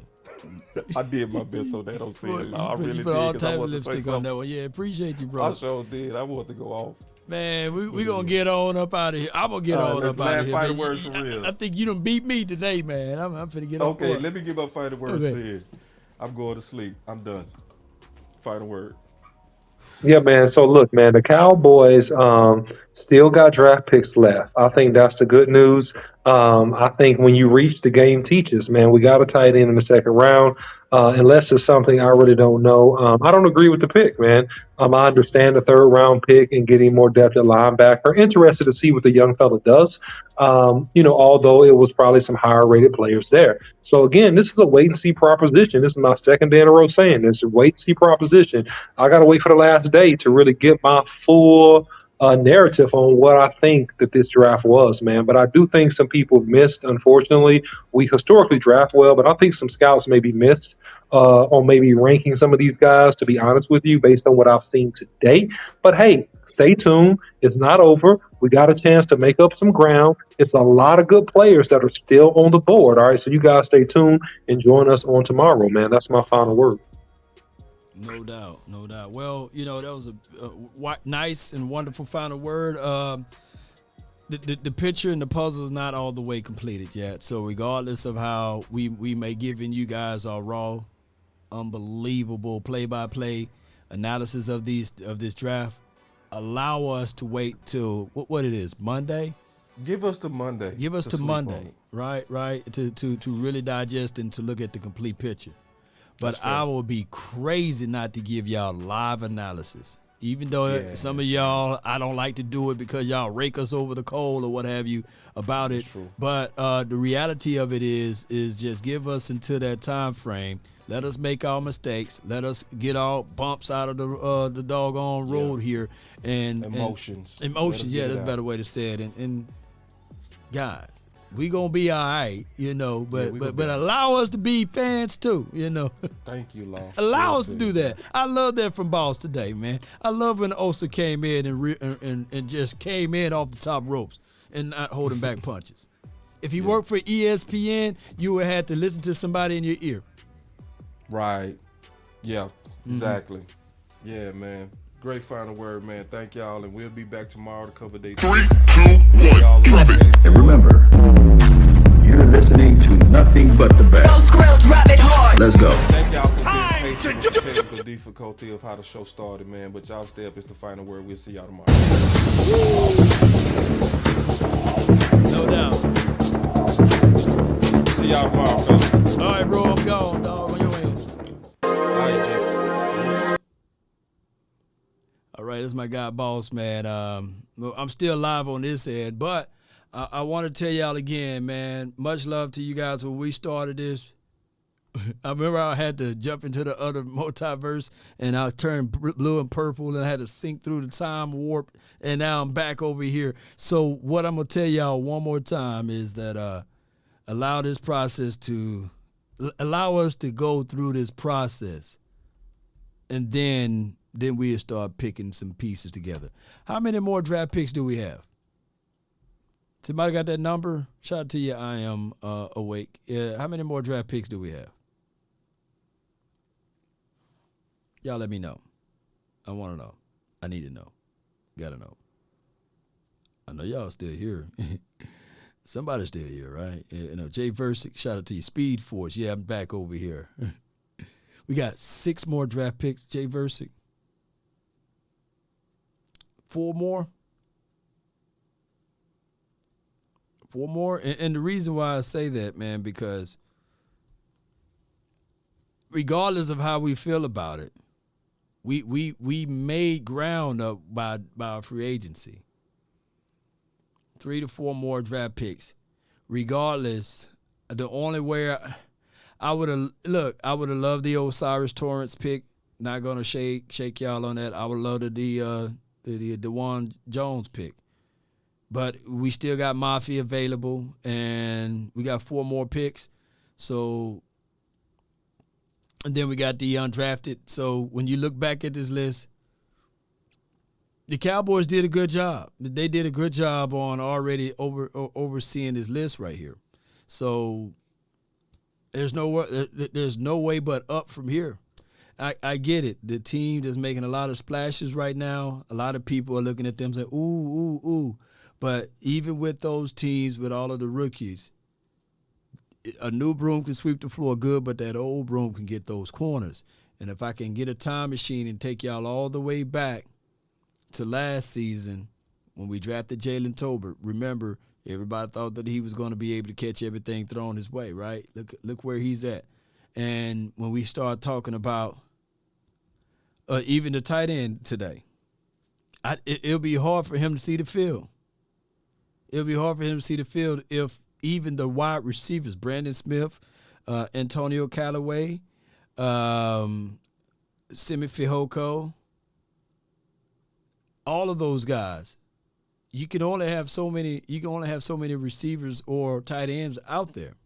So it's gonna be falling right for us in the right way. I know, I feel you, man. Luke is one of those guys that is a bad pick, but we'll do some analysis on it, and I'll give y'all the good, the bad, the ugly. I just got out late today, but tomorrow we're going to have plenty of time, plenty of opportunities to go over these 2 guys. Maybe a little later on tonight, I got to crush some film on my guy, Overshawn. Something told me to look him up the other day. I only saw highlights of it, so I don't want to give you guys only highlight perspective. So I'm going to give me a snack, take me a nice shower, maybe watch 30 minutes to an hour of some of his film, and I'll give you guys my thoughts and then we combine it up. But overall, man, Cowboy Nation, y'all know I gotta leave you guys with a little word. How long I been live too? Y'all let me know in the chat. Let me know how long I've been live. They say the race is not to the swift, nor the battle to the strong, beast mode, but it's to he that endureth to the end. You know, he said, is this live? When I started this, it was daylight outside. On a full belly, you know what I'm saying? Shout out to Razul's. Good seafood spot. And now it's almost midnight. 4 hours long. Ooh, too long, yes indeed. I'm gonna go, matter of fact, I might skip on watching the film. I might go watch Power, right? Let me know how that episode went. Write these things down, because I'm gonna give you guys my thoughts. If you want a thing bad enough to go out there and fight for it, to work day and night for it, to give up your time, your peace, and your sleep, if all of your desires of it makes you quite mad, that you don't get tired of it, and it makes you all hold everything tawdry and cheap, if life itself seems empty and useless without it, and all that you scheme and dream is about it, if you'll gladly go out there and sweat for it, fret for it, and plan for it, and lose all terror of your mind, if you would simply go after the thing you want with all of your capacity, strength, and scarcity, with faith, hope, and confidence to stir pertinacity, if neither cold, poverty, or famish or fame, or sickness of your body or brain can turn you away from the thing you want, with dogged and grim and besieged and beset, with the help of Almighty. You will get it, Cowboy Nation. That's been my time. I really thank you all for yours. And remember, you're listening to nothing but the best. Mafe, let's get him. Abandoned candy. We're going to speak that into existence. Get abandoned candy, go get Mafe, and we straight. We don't have to worry about any more picks, right? And you said Jared too. Which Jared you talking about, Michael? You gotta give me his first name. Give me my theme music. Come on. Let's go. We up out. One love, baby. Yo.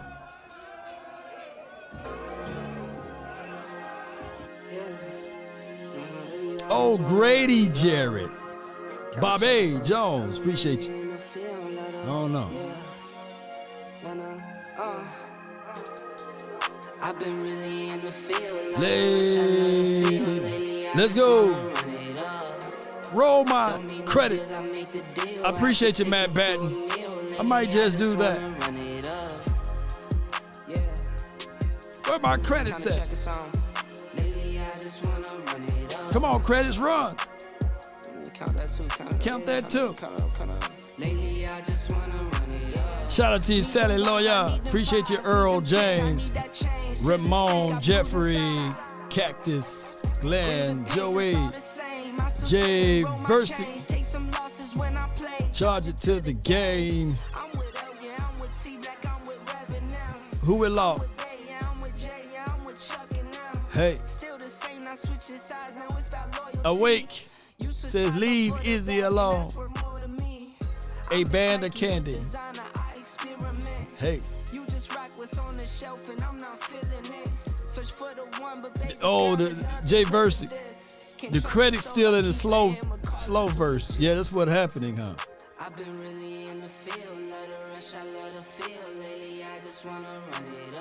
Come on. Credits, where are you at? Restart, come on.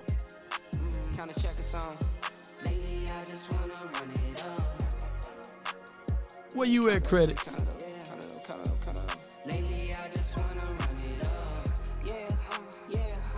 Nice camera. Hey. Hey. I be at home alone. I be in zones alone. I be on road alone. Yeah. I've been really in the field. Let her rush, I let her feel. Lately, I just wanna run it up. Don't need no deals, I make the deal. Half a ticket to a meal. Lately, I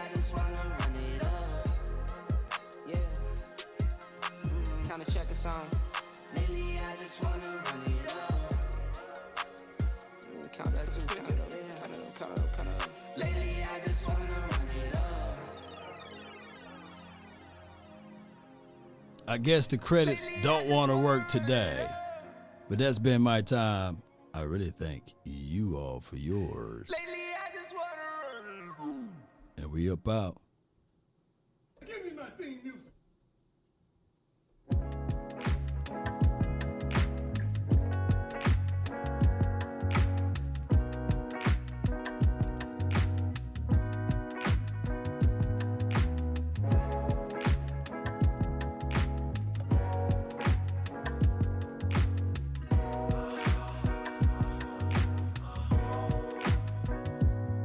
Yep.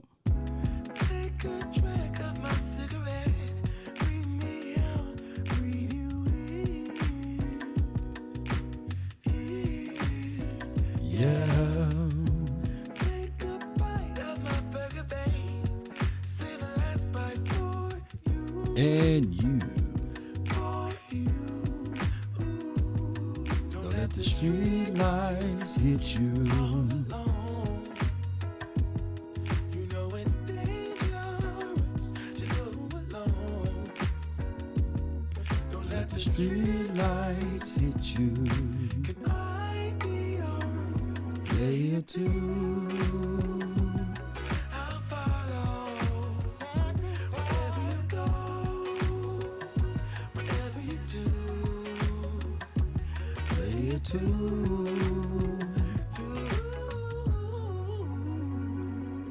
Yep. 7 years of the perfect love, 7 more and another one, and another one. Fighting you was the one I lost. 7 wonders all in one, all in one. Don't let the street lights hit you all alone. You know it's dangerous to go alone. Don't let the street lights hit you. Can I be your player too? I knew it. I was not going to stop until it come. I appreciate y'all patience. The race is not to the swift. Come on. Look at all of the people that gave support today. Really appreciate y'all. Then forever doesn't feel that far. So far, so far. If a paper crane can fly, then forever doesn't feel that far. Wee woo cowboy. So far, so far.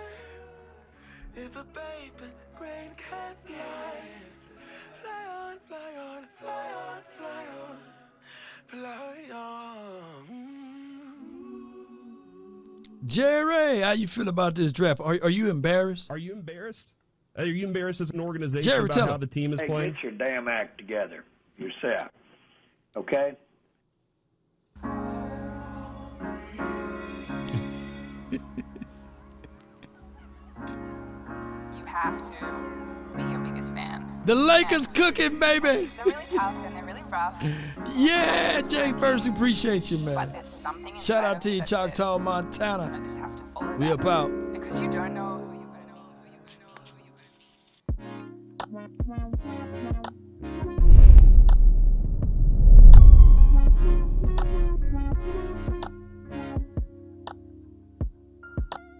Wrong picture. Boom. Can't stop a tank with no key. Dang. Let's go. Until next time. Salute.